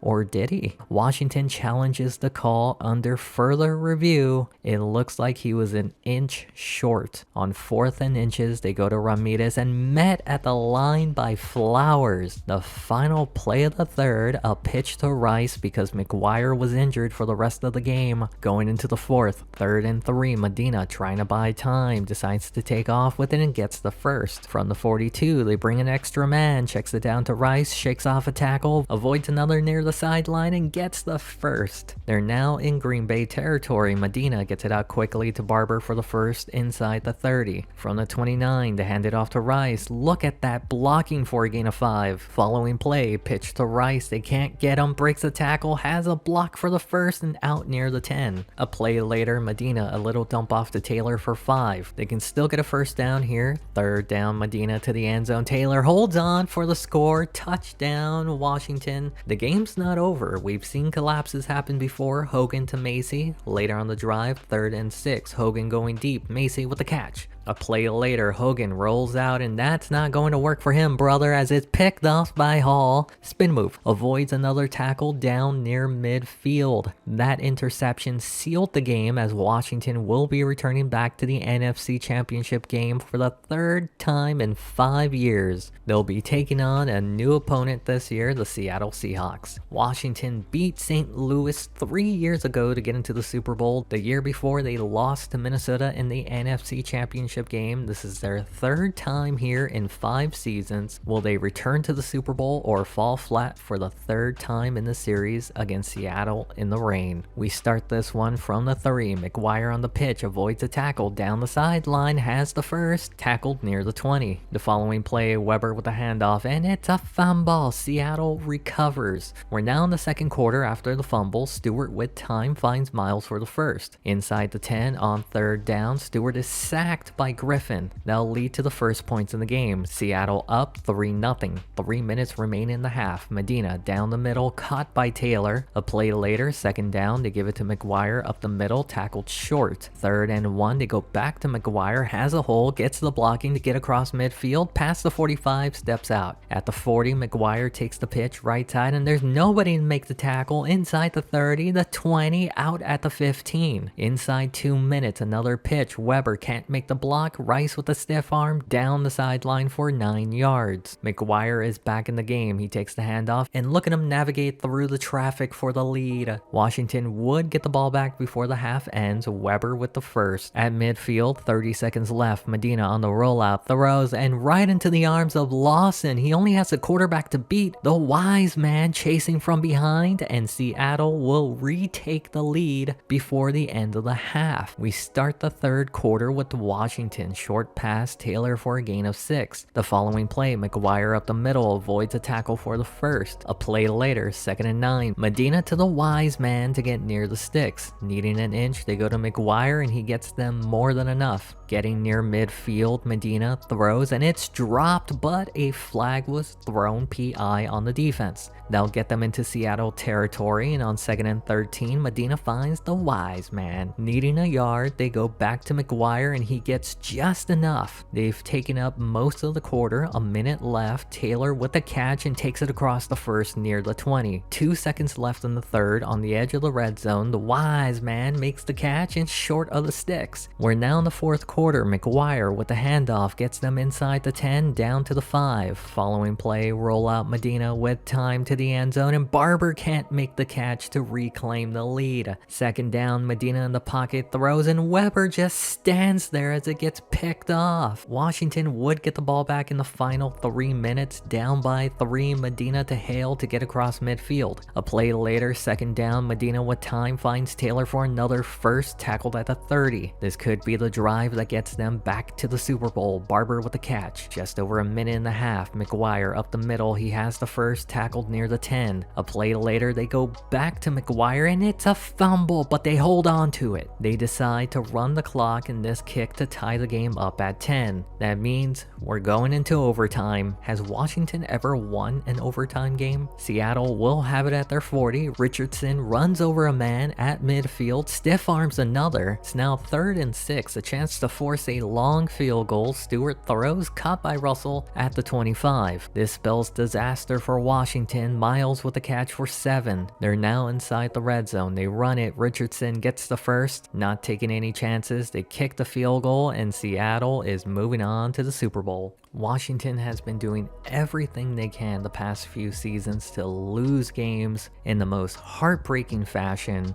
We've become the new San Diego Chargers. Seattle will be taking on Buffalo in a battle for firsts in this series. Seattle earned their first Lombardi in the video. Briefly wanted to point out that the quarterback play has been terrible in the playoffs. Is it time to move on again? There has to be a trick to finding a good simulated gameplay quarterback, right? Remember when we used to go to Super Bowls? I don't. Lester Brady, you know the drill. Side note, the Summers of Fun is officially retiring. He had a strong 15-year career. Moving on to re-signings, Darryl, going into his 12th season, still elite. He's coming back. Woodrow Weber cost us the playoff game, but I'll bring him back. Sean Shaw, great name. Shaw is coming back. Vincent McKenzie, backup defensive tackle, he gone. Willie Stevenson, he's regressing. Our best inside linebacker we ever had is coming back. Arturo Hall, I know he's getting up there, but he's coming back. Lawrence, no brainer, he's coming back. Once again, free agency, I skipped. I did make a pre-draft trade. The Rams got 290 overall players. The older player, Byron Morrison, caught my eye. I traded 2 second-round picks for him. We'll see if he helps our playoff woes. We head over to the draft, and the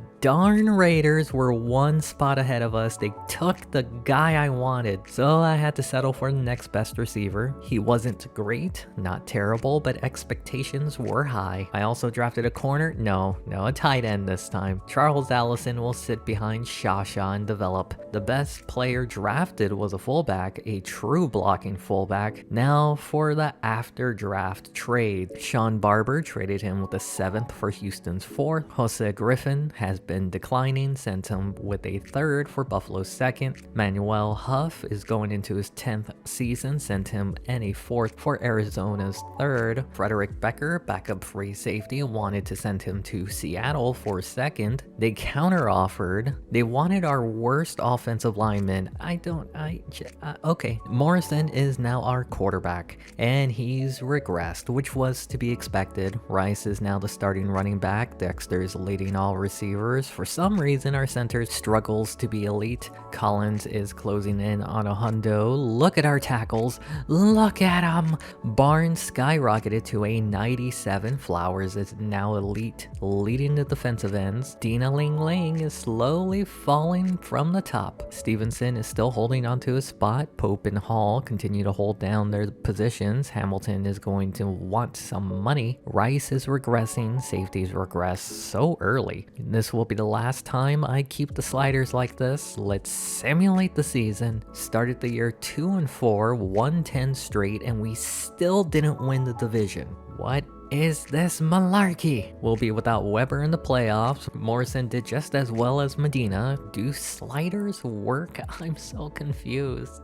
Rice was injured, but will be good to go for the playoffs. Nobody really stands out at wide receiver this year. Dean led in tackles. Barnes led in sacks. Stevenson half a sack behind. Hall with interceptions. Rice with 4. Will be in the wild card, having a rematch against the Seahawks. Brah, San Diego. What are we doing here? I want to be in their division. Last season, Washington was a few turnovers away from returning to the Super Bowl. This year, they'll have an early rematch against the team that denied them. This time without Medina at quarterback and without Weber at fullback. Is that enough? We'll start this one in the final minute of the first quarter. Morrison to Bishop to get into Seattle territory. The following play from the 39, Morrison with time finds Taylor near the 20. Drive would stall out there, leading to Lawrence adding the first points points in the game. We're now in the final minute of the second quarter. Morrison with time going deep, and it's picked off. Look familiar? Brought back near the 30. Seattle in good position to at least tie the game up. Short pass, breaks the tackle, powering through for a gain of 8. From the 23, Stewart in the pocket, throws, and they're now at the 10. From the 9, a rollout, great protection, Stewart to the end zone, and they take the lead before the end of the half. We now go to the second half. Washington's ball, Morrison to Taylor to get across midfield. A play later, after a sack, Morrison on the rollout down the middle and threads it to Taylor for the first. It's now third down on the drive. Morrison throws and caught inside the red zone. The drive would once again stall out there. Lawrence to make it a 1-point game. We're now at the final 2 minutes of the game. Pitch, Rice shakes off a tackle and gets stopped on third down. 4th and 3, they give it back to Rice up the middle and gets enough for the first. The following play, another pitch, Rice gets a block and gets tackled after a gain of 8. 2nd and 2, McGuire up the middle following his blocks for another first down. 33 seconds left in the game. Morrison fits that into traffic. 26 seconds left in the game. Morrison going deep and the wise man with the catch. 13 seconds left. Morrison to Taylor to get into field goal range. They'll bring out Lawrence for his third field goal to win the game, and it's good. That's how the game would end. The offense continues to struggle when they get into the red zone, but they'll be moving on to the divisional round thanks to their kicker. They'll be taking on the number 1 seed Dallas Cowboys. This will be the second matchup in the video against Dallas in the playoffs. First one was 15 years ago in year 11. Washington wanted to move on to the Super Bowl. Can they do it again?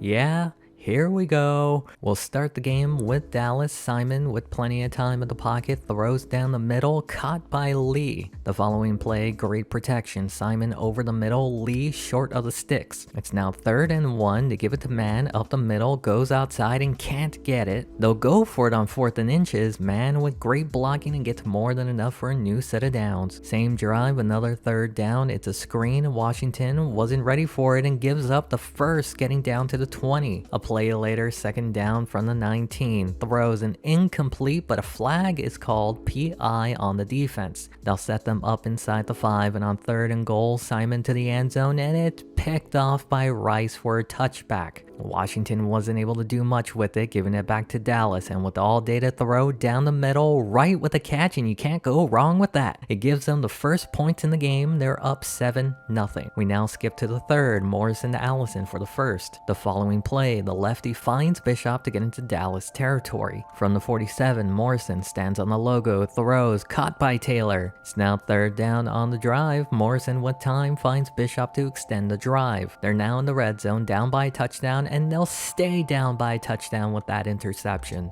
Dallas with a chance to extend their lead. Simon over the middle, one-handed for the first. They'll put them at the 43, in the pocket, throws, and Hall undercuts the pass. He has no one in front of him. They're trying to chase him from behind, and that touchdown ties the game up at 7. We now skip to the final 19 seconds. Washington has the ball at their own 40, and this PI will move them across midfield. The following play, Morrison on the logo, throws, Taylor gets them inside the 40. All they gotta do is not give up a sack here, and they give up a sack. Forces them out of field goal range, forcing yet another overtime. Has Washington ever won one of these? They'll have the ball at midfield. Morrison throws, and he's picked off. Of course. It's overtime. What did you expect? Simon connects with Lee. The following play, they go to Man, follows his blocks, has the first, and it's a fumble. Recovered by Dallas. Of course. A play later, Man with a handoff right side. Oh my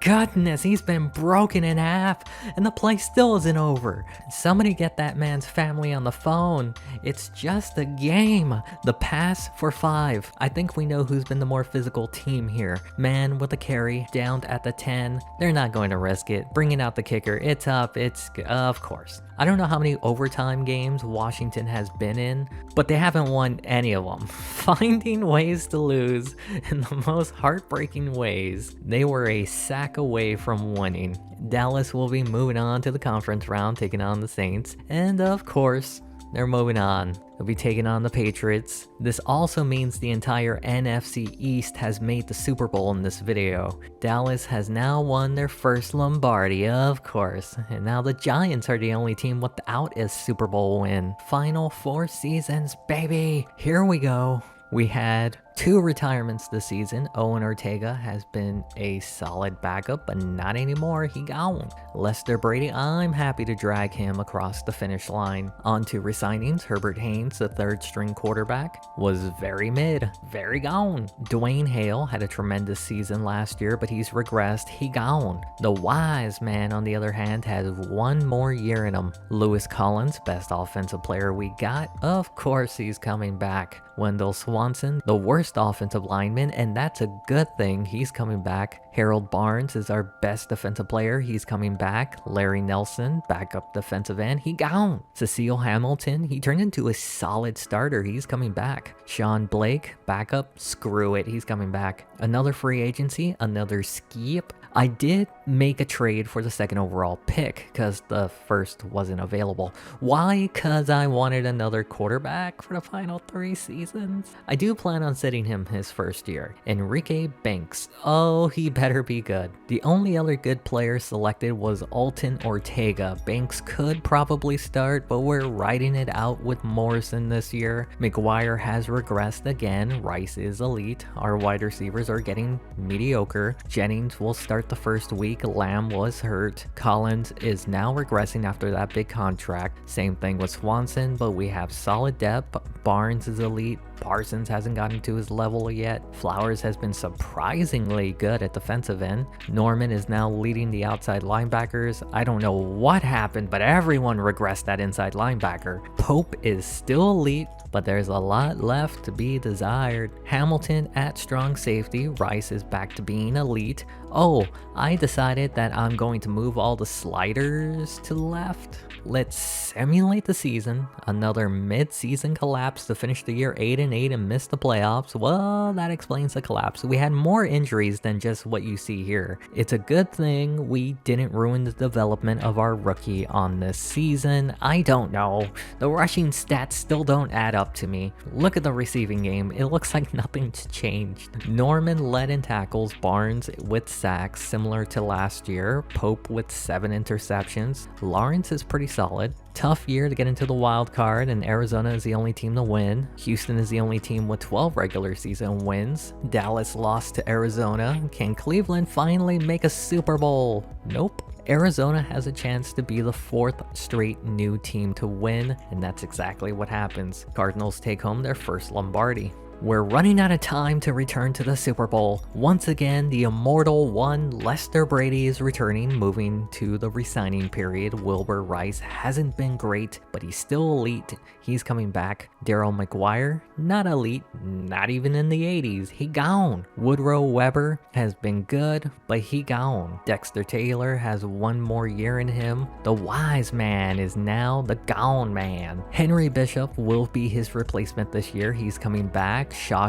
is a blocking tight end. He's coming back. Clyde Barker, solid backup guard. He's coming back. Darren McLaughlin, starting tackle. He's coming back. Leonard Howard, great backup tackle. He's coming back. Alfonso Anderson had a down year, but he's coming back. Dina Ling coming back for 1 more year. Willie Stevenson also has 1 more year in him. Alfonso Pope is the best cornerback in this series. He's coming back. Terry Fuller is solid depth at cornerback. He's coming back. Arturo Hall has regressed too much. He gone. Lance Rice was elite, but I've decided he gone. Free agency is here and I skipped.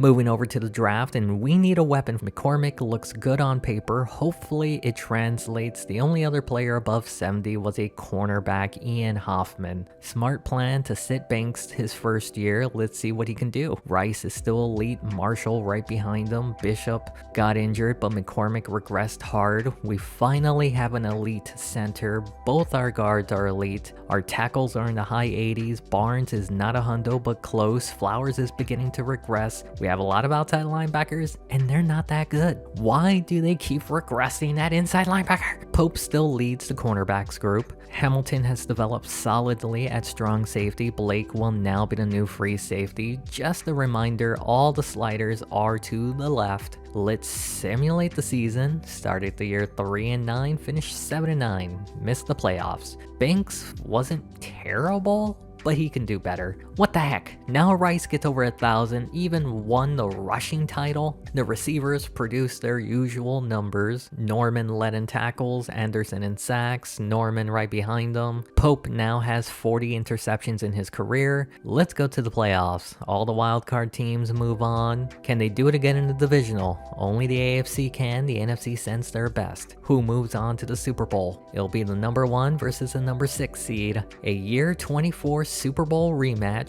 This time, the Rams win, earning their first Lombardi in the video. We're now down to the final 2 seasons, gang. New retirement, Willie Stevenson, best linebacker we ever had, he gone. Immortal Brady will be returning for his 28th season. On to the resignings. Herbert Medina is now the backup, but screw it, he's coming back. Dexter Taylor gave us that one magical season, but he gone. Seth Green will be his replacement, he's coming back. Ronald Carr, gotta keep our O-line elite, he's coming back. Ken Hunter, backup tackle, he's coming back. Louis Parsons is in the back half of his career, he gone. Grady Flowers should probably be gone, but he's coming back. Dina Ling Ling is now past his prime, he gone. Edgar Norman keeps getting better and better, he's coming back. Aaron Zimmerman could be a starter this year, he's coming back. Brett Lawrence still has a leg, he's coming back. Elmer Joseph, the punter, he's coming back. Moving on to free agency, and I had my eye on Simon Wallace. He'll be our new inside linebacker. Arturo Willis was another player I was interested in, new outside linebacker. I was also interested in getting a new number 1 receiver in Lee. I traded a 1st and 2nd for him.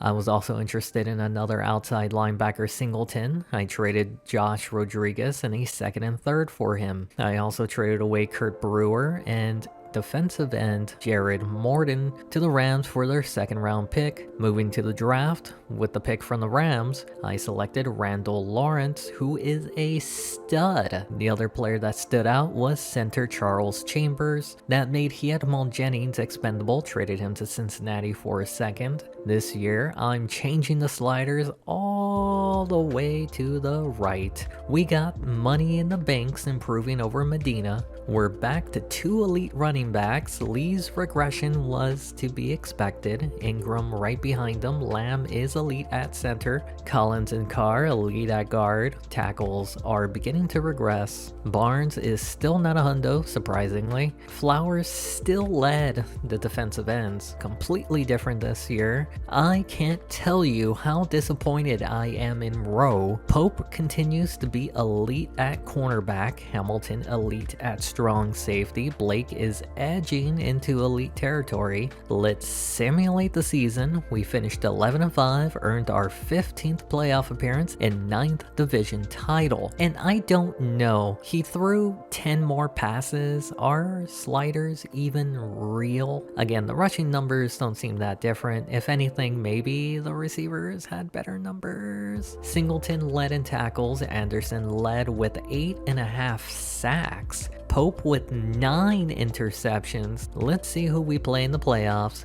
Of course.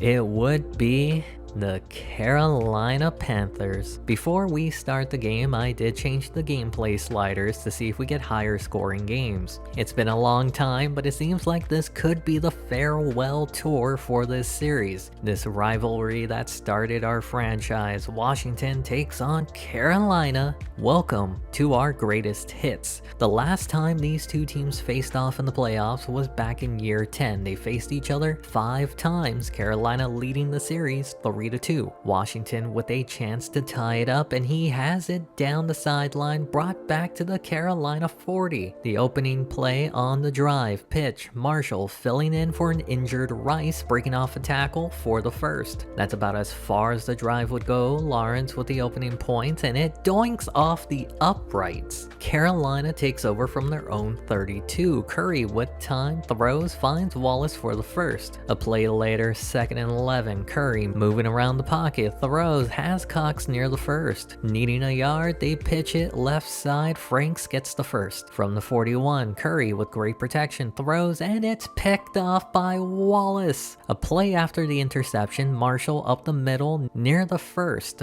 3rd and 1, they go back to Marshall, has the first, tackled at midfield. The following play, Marshall gets the handoff again and powers through for a gain of 7. We're now at the start of the second quarter, same drive, and Marshall gets the first. Following play, they don't give it to Marshall, short pass to Ingram for 5. From the 31, 3rd and 5, Banks on the rollout across his body, and it's picked off. Carolina gets it back. 3 minutes remaining in the half. Curry on 3rd down, needing 13, incomplete, but the penalty would extend the drive. Following the pass interference, they bring a blitz. Curry finds Stone down the middle for the first. The following play, they go to the ground. Frank, right side, runs over a defender for a gain of 8. From the 30, another run. Frank shakes off a tackle and gets the first. Inching closer to the red zone, Curry with great protection. Stone with the catch at the 10. From the 9, in the shotgun, Curry throws, caught at the 1. 3rd and goal, a minute left in the half, and it's picked off by Singleton. Another interception by this linebacker core that was assembled in this past offseason. It's turning into a foot race with Cox inside the 20, the 10, and they're not going to get him. Washington scores the first points in the game. We now start the second half. Carolina trying to tie it up. Franks with a catch for the first. A play later, 2nd and 12. Washington brings a blitz, checks it down to Franks, who goes down the sideline for the first. From the 43, Curry drops back, running out of time, throws down the middle. Cox with a catch that gets them inside the 30. Curry with a quickie to Cox. The following play, they go to the ground. Frank with the carry, powering through, short of the first. They only need a yard. Frank gets bumped at the line, and he gets enough for the first. Last time they were here, it was picked off. This time, Curry goes to the end zone, and it's incomplete. Now lead to a field goal by Carolina to make it a 7-3 game.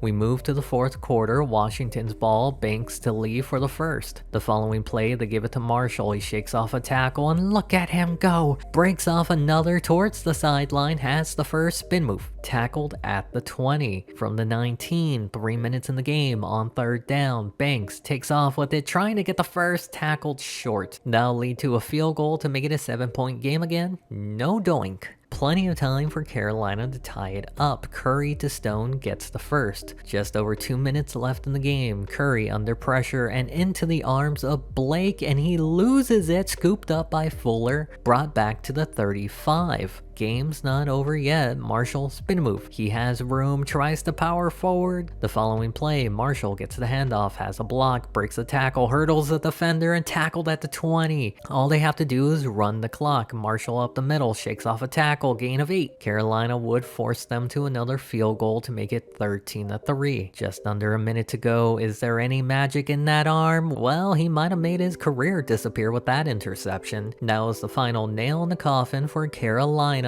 Washington evens the series 3-3 as they move on to the conference round, where they'll be taking on the Seattle Seahawks again to return to the Super Bowl. Back in year 25, Washington faced Seattle in the NFC Championship game, but lost due to an interception in the red zone that could have given them the lead. They eventually lost in overtime. They did beat them the following year in the wild card, but can they get their true revenge today? We start with the first drive. Washington with the ball. Banks throws. Shaw with the catch for the first. A play later, 2nd and 8. Marshall, who had a great game last week, gain of 7. Needing a yard, they go back to Marshall, gets a block, and has the first. The following play, Banks drops back, pressure coming, finds Ingram for another first. From the 31, Banks checks it down. Ingram with the catch, breaks a tackle, heads upfield, spin move for a gain of 8. 2nd down, and they go to Marshall, takes it wide, shakes off a tackle, and has the first. Just outside the red zone, Marshall takes the handoff and gets them inside the 20. 2nd and 5, they go back to Marshall up the middle, tackled short. Needing an inch, they pitch to Marshall outside, only has one guy to beat and pushed out at the 1. It's 1st and goal from the 1, Marshall is stuffed at the line. 2nd and goal, pitch to Marshall, trying to power through but stopped short. We're now at the start of the second quarter. Marshall dives in for the first touchdown in the game, a very long drive. Later in the second, Washington would get the ball back on 3rd down. PI bails them out. Following the penalty, Banks in the pocket, the lefty throws down the middle to Ingram. Same drive, 3rd down, 2-minute warning coming up, and Banks takes off with it, lowering the shoulder, and they say he's short. They're going to go for it on 4th down. Marshall can't get it. That's how the first half would end. We skip to the 4th quarter, score still the same. Cannon checks it down for the 1st on 3rd. The following play, quick drop, throws, and Aguilar got behind the defense somehow. One guy to beat, tackled out. It's now 3rd down on the drive from the shotgun, and they get to him, Anderson, with a sack. That forces 4th and 12. They're going to go for it, and it falls incomplete. All Washington needs to do is run out the clock. Marshall gets the first, and he loses it. Washington recovers, giving us a scare there for a minute. Marshall with the carry, shakes off a tackle, has open field, down the sideline, has the first, tackled near the 20. A 1st down can end the game. Marshall takes it out wide, has a block down the sideline, has the first, and it's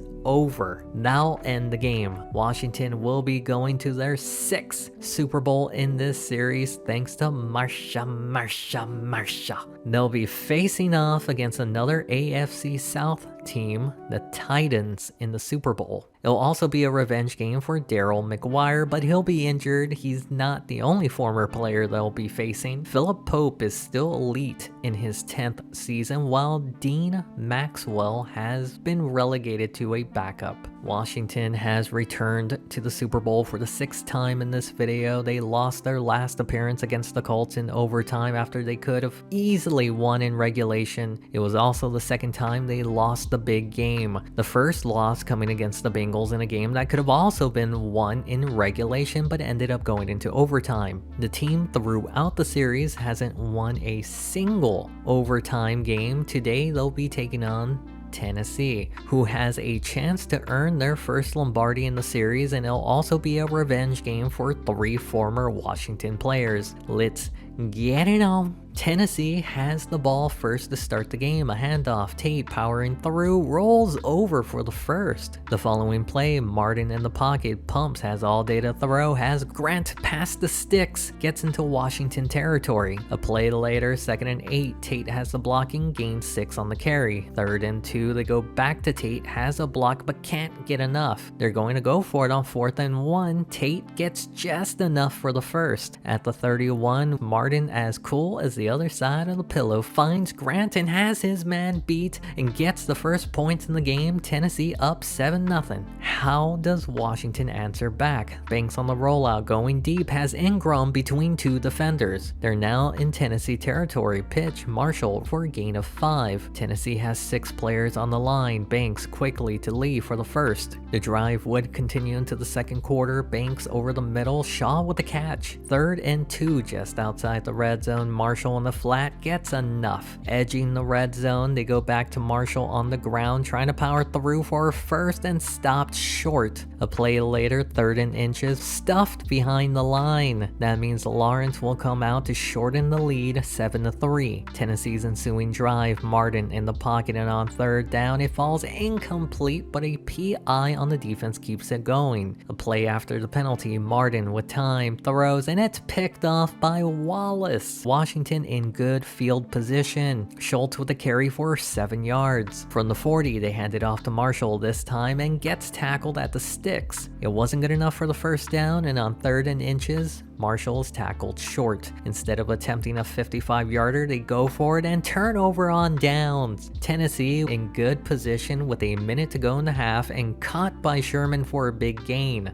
Now put them close to field goal range. Martin throws and caught short of the first. Not risking it, they'll kick the field goal. It hooks back in to make it a 7-point game again. We now skip to the second half, final minute of the third, Banks to Ingram for a first down. A play later, they go to the ground, Marshall with a carry, breaks off a tackle, powering through for a first. We're now at the start of the fourth, same drive, Banks with time, throws off balance as Bishop angling towards the sideline, tackled at the 25. A play later, 2nd and 9 from the 22, Banks throws, Lee with the catch at the 1. They're a yard from tying the game, and Schultz comes up with a low catch to tie it up at 10. There's still plenty of time for Tennessee to win this game. Martin throws, Sherman with the first. Later on the drive, 3rd and 9, Martin too comfortable in the pocket. How did he not get sacked? Sherman with the catch. They're closing in on field goal range. Feels like the game is slipping away from Washington. Tate 7 on the carry. A play later, 3rd and 3, Martin with time in the pocket down the middle, caught, knocked out. Surprisingly, Tennessee is going to punt it. They made a kick from 45. This would have been a 48. Shocking they didn't attempt it. That means Washington has a chance to win in regulation. Down the sideline and has the first. From the 28, they bring a blitz. Banks gets it out to Ingram for another first. Feels like the momentum has shifted. Another quick pass, Ingram with another catch. From the 40, they pitch it. Marshall gets tackled behind the line. 3rd down to get into field goal range. Banks throws it to nobody. That means for the 3rd time for Washington, they're going into overtime in the Super Bowl. We go to the final 3 minutes, Tennessee's ball. Grant got behind the defense. Fuller misses the tackle. He's chasing from behind, but it might be too late. Tackled inside the 10. Tennessee is not going to risk it. They kick the field goal and they're going to win. Washington has been in 6 Super Bowls. That's 1/5 of all Super Bowls in this series. They've won 3 of them, lost the last 2 they've appeared in, and each loss they've had has come in overtime. In recent memory, the team has been losing games in the most heartbreaking fashion. Today was no different. They had a chance to win in regulation, but a poor run by Marshall and an incomplete pass by Banks cost them in the end. A turnover on downs in the first half that led to points for Tennessee didn't help. There's only one more season left. Can Washington claim one more Super Bowl win before it's all over? How on earth did we win those 3 Super Bowls in the first half of the video? It's the final year. Buckle up. It's gonna be a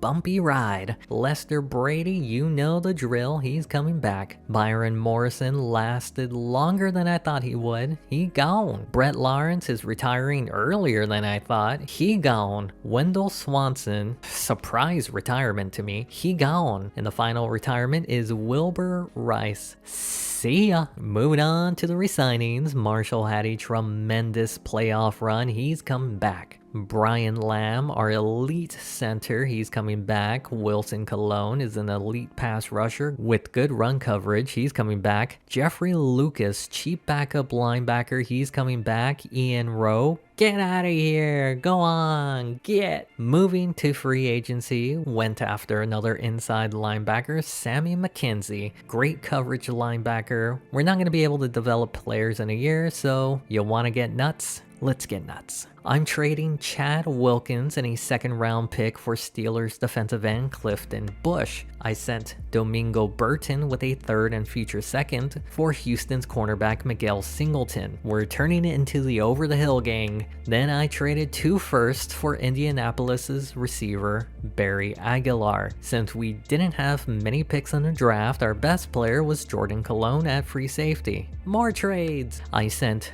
Bruce Burke a 3rd and a 5th for New Orleans 1st. I also traded Ira Simons and a 4th and 6th for Minnesota's 1st. Then I traded those 1sts and a 2nd for San Diego's tackle Don Wilson. Still not done. Traded our final 1st and a 4th for San Diego's kicker Floyd Olson. The final roster will be headlined by Banks, who continues to improve. Marshall will be our leading running back this year. Aguilar got hurt for a few weeks. Lee and Ingram on top. Lamb is still elite. Carr is elite, but Collins isn't as good. Wilson is a young elite tackle. Barnes is still elite. Cologne improving. Over the hill, well, but Bush is still elite. Singleton and Willis at outside linebacker, new inside linebacker with McKenzie. The cornerbacks are aging, but good enough. Hamilton, not elite. Blake, also not elite. Just a reminder, the sliders are all to the right.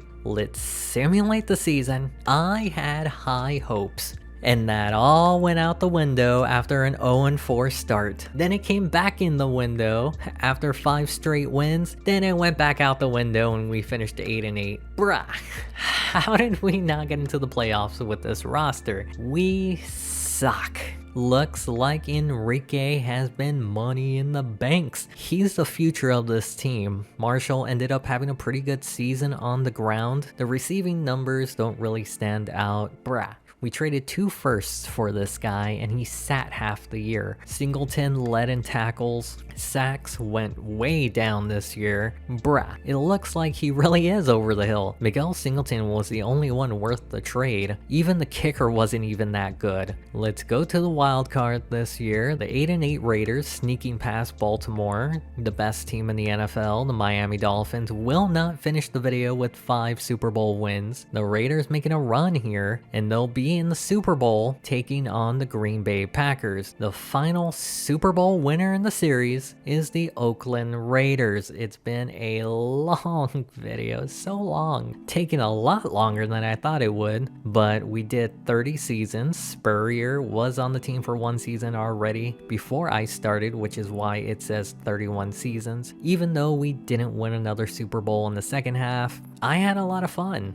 Wait, it's not over? Well, I guess we're doing 1 more season. I don't have any draft picks. Let's get the final season over with. For the reals this time. Lester Brady will be in his 30th season. Simon Wallace is retiring. We have his replacement. He gone. Darren McLaughlin, he's decent but pricey. He gone. Moving on to the resignings. We have a lot of players to resign since I didn't think we would have an extra season. I'm in trouble. Herbert Medina was once the future but is now the past. He gone. Alton Ortega, backup running back. He's coming back. Francis Schultz was a blocking fullback, developed all around. He's coming back. Nelson Ingram was a consolation prize in his draft class. He's coming back. Henry Bishop has been consistently good. He's coming back. Shaw is a great blocking tight end, but he gone. Charles Allison will be the starter this year. He's coming back. Lewis Collins, regression is getting to him. He gone. Clyde Barker, a cheap option at guard. He's coming back. Willis Pratt, another cheap option at guard. He's coming back. Leonard Howard has regressed. He gone. Harold Barnes, elite defensive tackle. He's coming back. Alfonso Anderson has been a solid defensive end. He's coming back. Jared Morton is a backup defensive end. He's coming back. Ted Singleton, a tackling machine. He's coming back. Arturo Willis had an okay season. He's coming back. Alfonso Pope,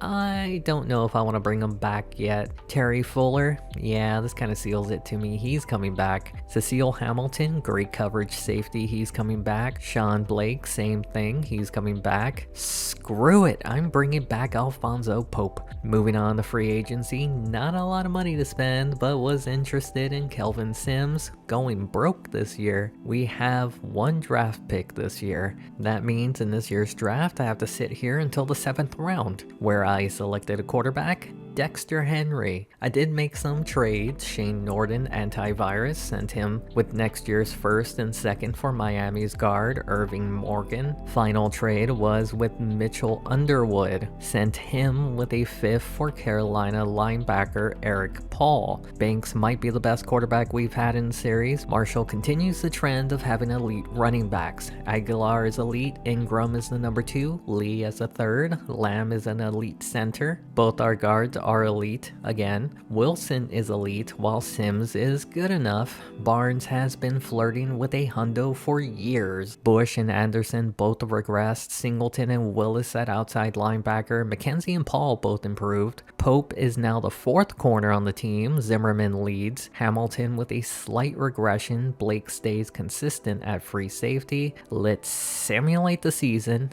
8-0, finished with an NFL best 14-2, 16th playoff appearance, 10th division title, and these injuries explain why we didn't finish 16-0. This was Banks' best season. He's improved each year as the starter. Marshall was injured, missed 4 games, still over 1,000. Ingram surprisingly turned into our #1 receiver this year. Singleton led in tackles, Willis in sacks, Zimmerman in interceptions. Can I take a minute to express how good Willis was this year? Where's Ron Simmons when you need him? The kicker even had a bounce back year. Who are we going to face in the playoffs? It'll be another rivalry, the Arizona Cardinals. I'm not sure how many times these two teams have faced in the playoffs, but here's another matchup. Before we start, I messed around with the emulation settings and for some reason turned on dithering. It didn't look this rough at the time, so I apologize for the video quality for the game. For some reason, the rain makes it worse. We start this one late in the first. Washington's ball, Ingram spin move, and look at him go! Tackled at the 27. The following play, they go to the ground. Ortega with 5 yards on the carry. We're now in the second quarter, 3rd down. Ortega gets the first, tackled at the 13. The next play, they go to Schultz. Big hole up the middle, stiff arms to get inside the 10. A play later, 3rd and 3. Banks to the end zone, and it's picked off. They prevent the touchdown. We skip to the 3rd quarter, still scoreless. Ortega has been looking good. After a gain of 7, they go back to him up the middle for the first. A play later, Banks in the pocket, throws down the middle, Ingram with the catch at midfield. They're now in Arizona territory. Banks throws, caught by Aguilar for the first. This will be the final play of the 3rd. Rollout, throws, Schultz in the flat, takes it down the sideline near the first. It's the start of the 4th, 3rd down, and easily gets the first. Down at the 20. A few plays later, 3rd and 8, roll out to the end zone, caught by Ali for the touchdown and first points in the game. Under 4 minutes left in the game. Arizona trying to tie it. Hardy with the catch but short. On 3rd and 1, Watkins throws and can't hold on. That forces 4th and 1, and on the rollout, Watkins' pass is intercepted by Singleton, brought back to the Arizona 31. All they need to do is run out the clock and kick the field goal. Ortega bumps into his own guy but gets the first. From inside the red zone, Ortega finds a crease to get 5 on the carry. A play later, 3rd and 3, Ortega trying to push the pile but can't. That'll lead to a field goal to make it a 2-score game. With 83 seconds left, Watkins rolls out, throws, and it's incomplete. It's 4th down, they don't get it here, it's over. Watkins throws and he can't hold on. Incomplete, turnover on downs, and it looks like Washington has a chance to return to the Super Bowl after all. They will return back to the NFC Championship game where they'll be taking on a new team, Tampa Bay. I'll be honest, with pretty much the same roster, I wasn't expecting Washington to make it back to the NFC Championship game. They'll be taking on a Tampa Bay team that looks to win their first Super Bowl since year 20, Washington since year 12. They'll have a boost this week with Marshall coming back from injury. On the draw, gained 5 on the carry. Near midfield, 3rd and 4. Banks with plenty of time down the middle, deep, caught by Schultz. A few plays later, 3rd and 5. Banks on the rollout down the middle, incomplete. That means they'll bring out the kicker. Almost put too much on it, but they get the first points. Now it's Tampa's chance to answer back. Bridges throws left side for the first. The following play, they go to the ground. Wilkins squeezes through for a gain of 7. We're now in the second quarter. Rodgers with the carry, avoids a tackle, and look at him go. Does Blake have the angle on him? Inside the 30, the 20, tackled inside the 10. 1st and goal, they pitch it. Hunt barely gets back to the line. 2nd and goal, they're going to throw it. Bridges tonight at the 2. It's 3rd and goal, pitch left side, and they get him behind the line. Tampa's going to kick the field goal to tie it up at 3. There's still 3 minutes left in the game. Washington with the ball. Marshall with the catch, breaks the tackle. There's nobody around, has the first, down the sideline, keeps on going, tackled at the 42. The following play, Banks hands it off to Ortega on the draw, powering forward for a gain of 11. From the 30, they go back to Marshall, who's back in the game, takes it right side, stiff arms for the first. Inside the red zone, Banks in the pocket, down the middle, Aguilar with a catch. They're saying short of the end zone. Looked like a touchdown, but the following play play, roll out Banks to the end zone and almost picked off. When you're this close, just run it, and that's what they do. They're now up 10-3. We now skip to the start of the fourth, same score, and it's picked off by Pope. Well, it's not going to be the same score anymore. They're now up 17-3. There's still plenty of time to come back. Bridges with great protection down the field, incomplete. That brings up fourth down. Bridges in the pocket, going down the middle, and it's knocked out. Turnover on downs.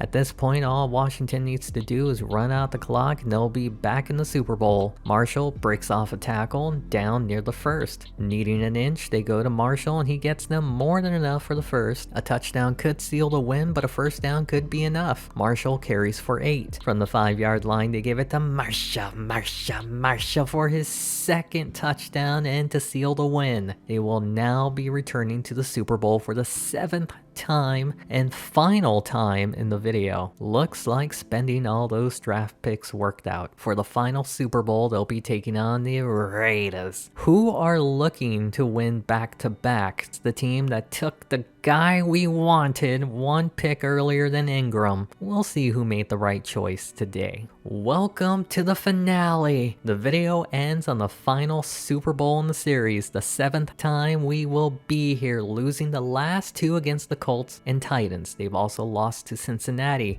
Interestingly enough, 2 of their 3 wins came against the AFC West. Chiefs, Chargers. Can they go 3 for 3 against them with a win over the Raiders while they're trying to win back-to-back Super Bowls for only the 2nd time in the video? The first team to do it, Miami. Let's get it on. We start with the Raiders, pitch to Bryan, right side, stiff arms the defender and gets the first. The following play, Medina, not that Medina, throws and caught for a first down. We're now in the second quarter, 2nd down in the red zone. Bryan takes it to the 12. Following play, back to Bryan, but stuffed at the line. They'll set up a 28-yard field goal, and it's shanked to the left. No good. We skip to the final 2 minutes of the half. Banks on the rollout, throws short. Schultz in the flat, down the sideline, has the first. Later on the drive, 3rd and 10 from the 25. Banks going deep, caught by Bishop. Another 3rd down, needing 11. Banks throws Ingram short of the first. They're going to go for it. It's a pass. Banks throws down the middle. Ingram can't hold on. Oakland with a short field to work with to get points before the half. Medina is picked off by Pope. Spin move. He brings it back near the 30. With 25 seconds left, Banks threads this one in for the first. They'll put them inside the red zone. A rollout, Banks to Schultz down the sideline, still going, has the first. That's as far as the drive would go, opting to kick a field goal for the first lead.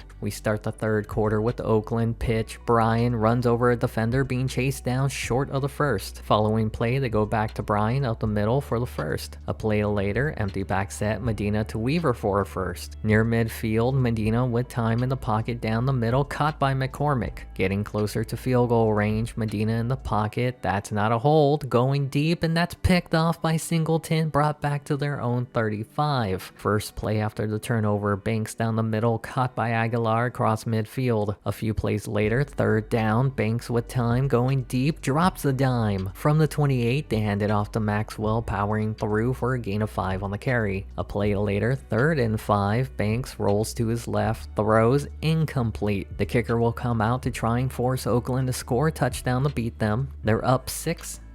We now go to the start of the 4th. Washington has it again. Ingram on a short pass for a gain of 8. The following play, they go to Maxwell, has the first, gets across midfield. From the 45, pitch right side, Maxwell spin move, trying to break away, avoids another tackle for the first. They'll put them at the 32. Maxwell takes the carry, powering through for a gain of 5. It's now 3rd and 4, just over 3 minutes in the game, and it's dropped by Aguilar. That means this field goal will make it a 2-score game. Washington up 9-0. How does Oakland answer back? Medina in the pocket with time, throws, and it's picked off again by Pope, 2nd on the day. All they need to do is run out the clock. Maxwell with the carry easily gets the first on that one. We're now at the 2-minute warning. Maxwell, and it's a fumble. Oakland recovers, and just like that, the momentum changed. Oakland given the opportunity to give the ball right back to Washington. 4th interception today. The game is pretty much over. Maxwell with the carry, shakes off a tackle. He shakes off another tackle, has the first. Spin move, avoids 3 guys, guys and tackled at the 1. The very next play, Maxwell dives for the first touchdown in the game. Keep in mind, it's a 2-score game. They can still come back. Medina to Weaver for the first. The following play, Medina drops back in the pocket, throws McCormick with a catch. From the 42, they're slowly gaining momentum. Medina throws incomplete. It's 4th down, game comes down to this, and it's a shovel pass working his way down and almost got it.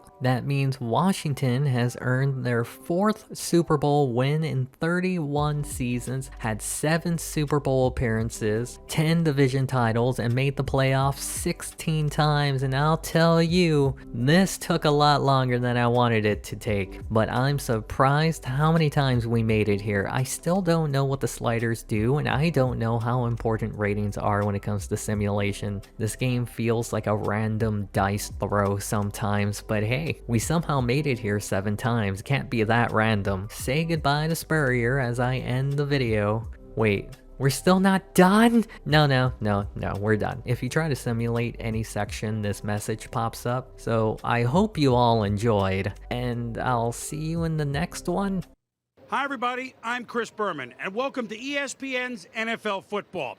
Trust me, a lot of work has gone into and a lot of pleasure has gone into combining the best that ESPN and the NFL have to offer. So, without further delay, let's go straight to the game. 30,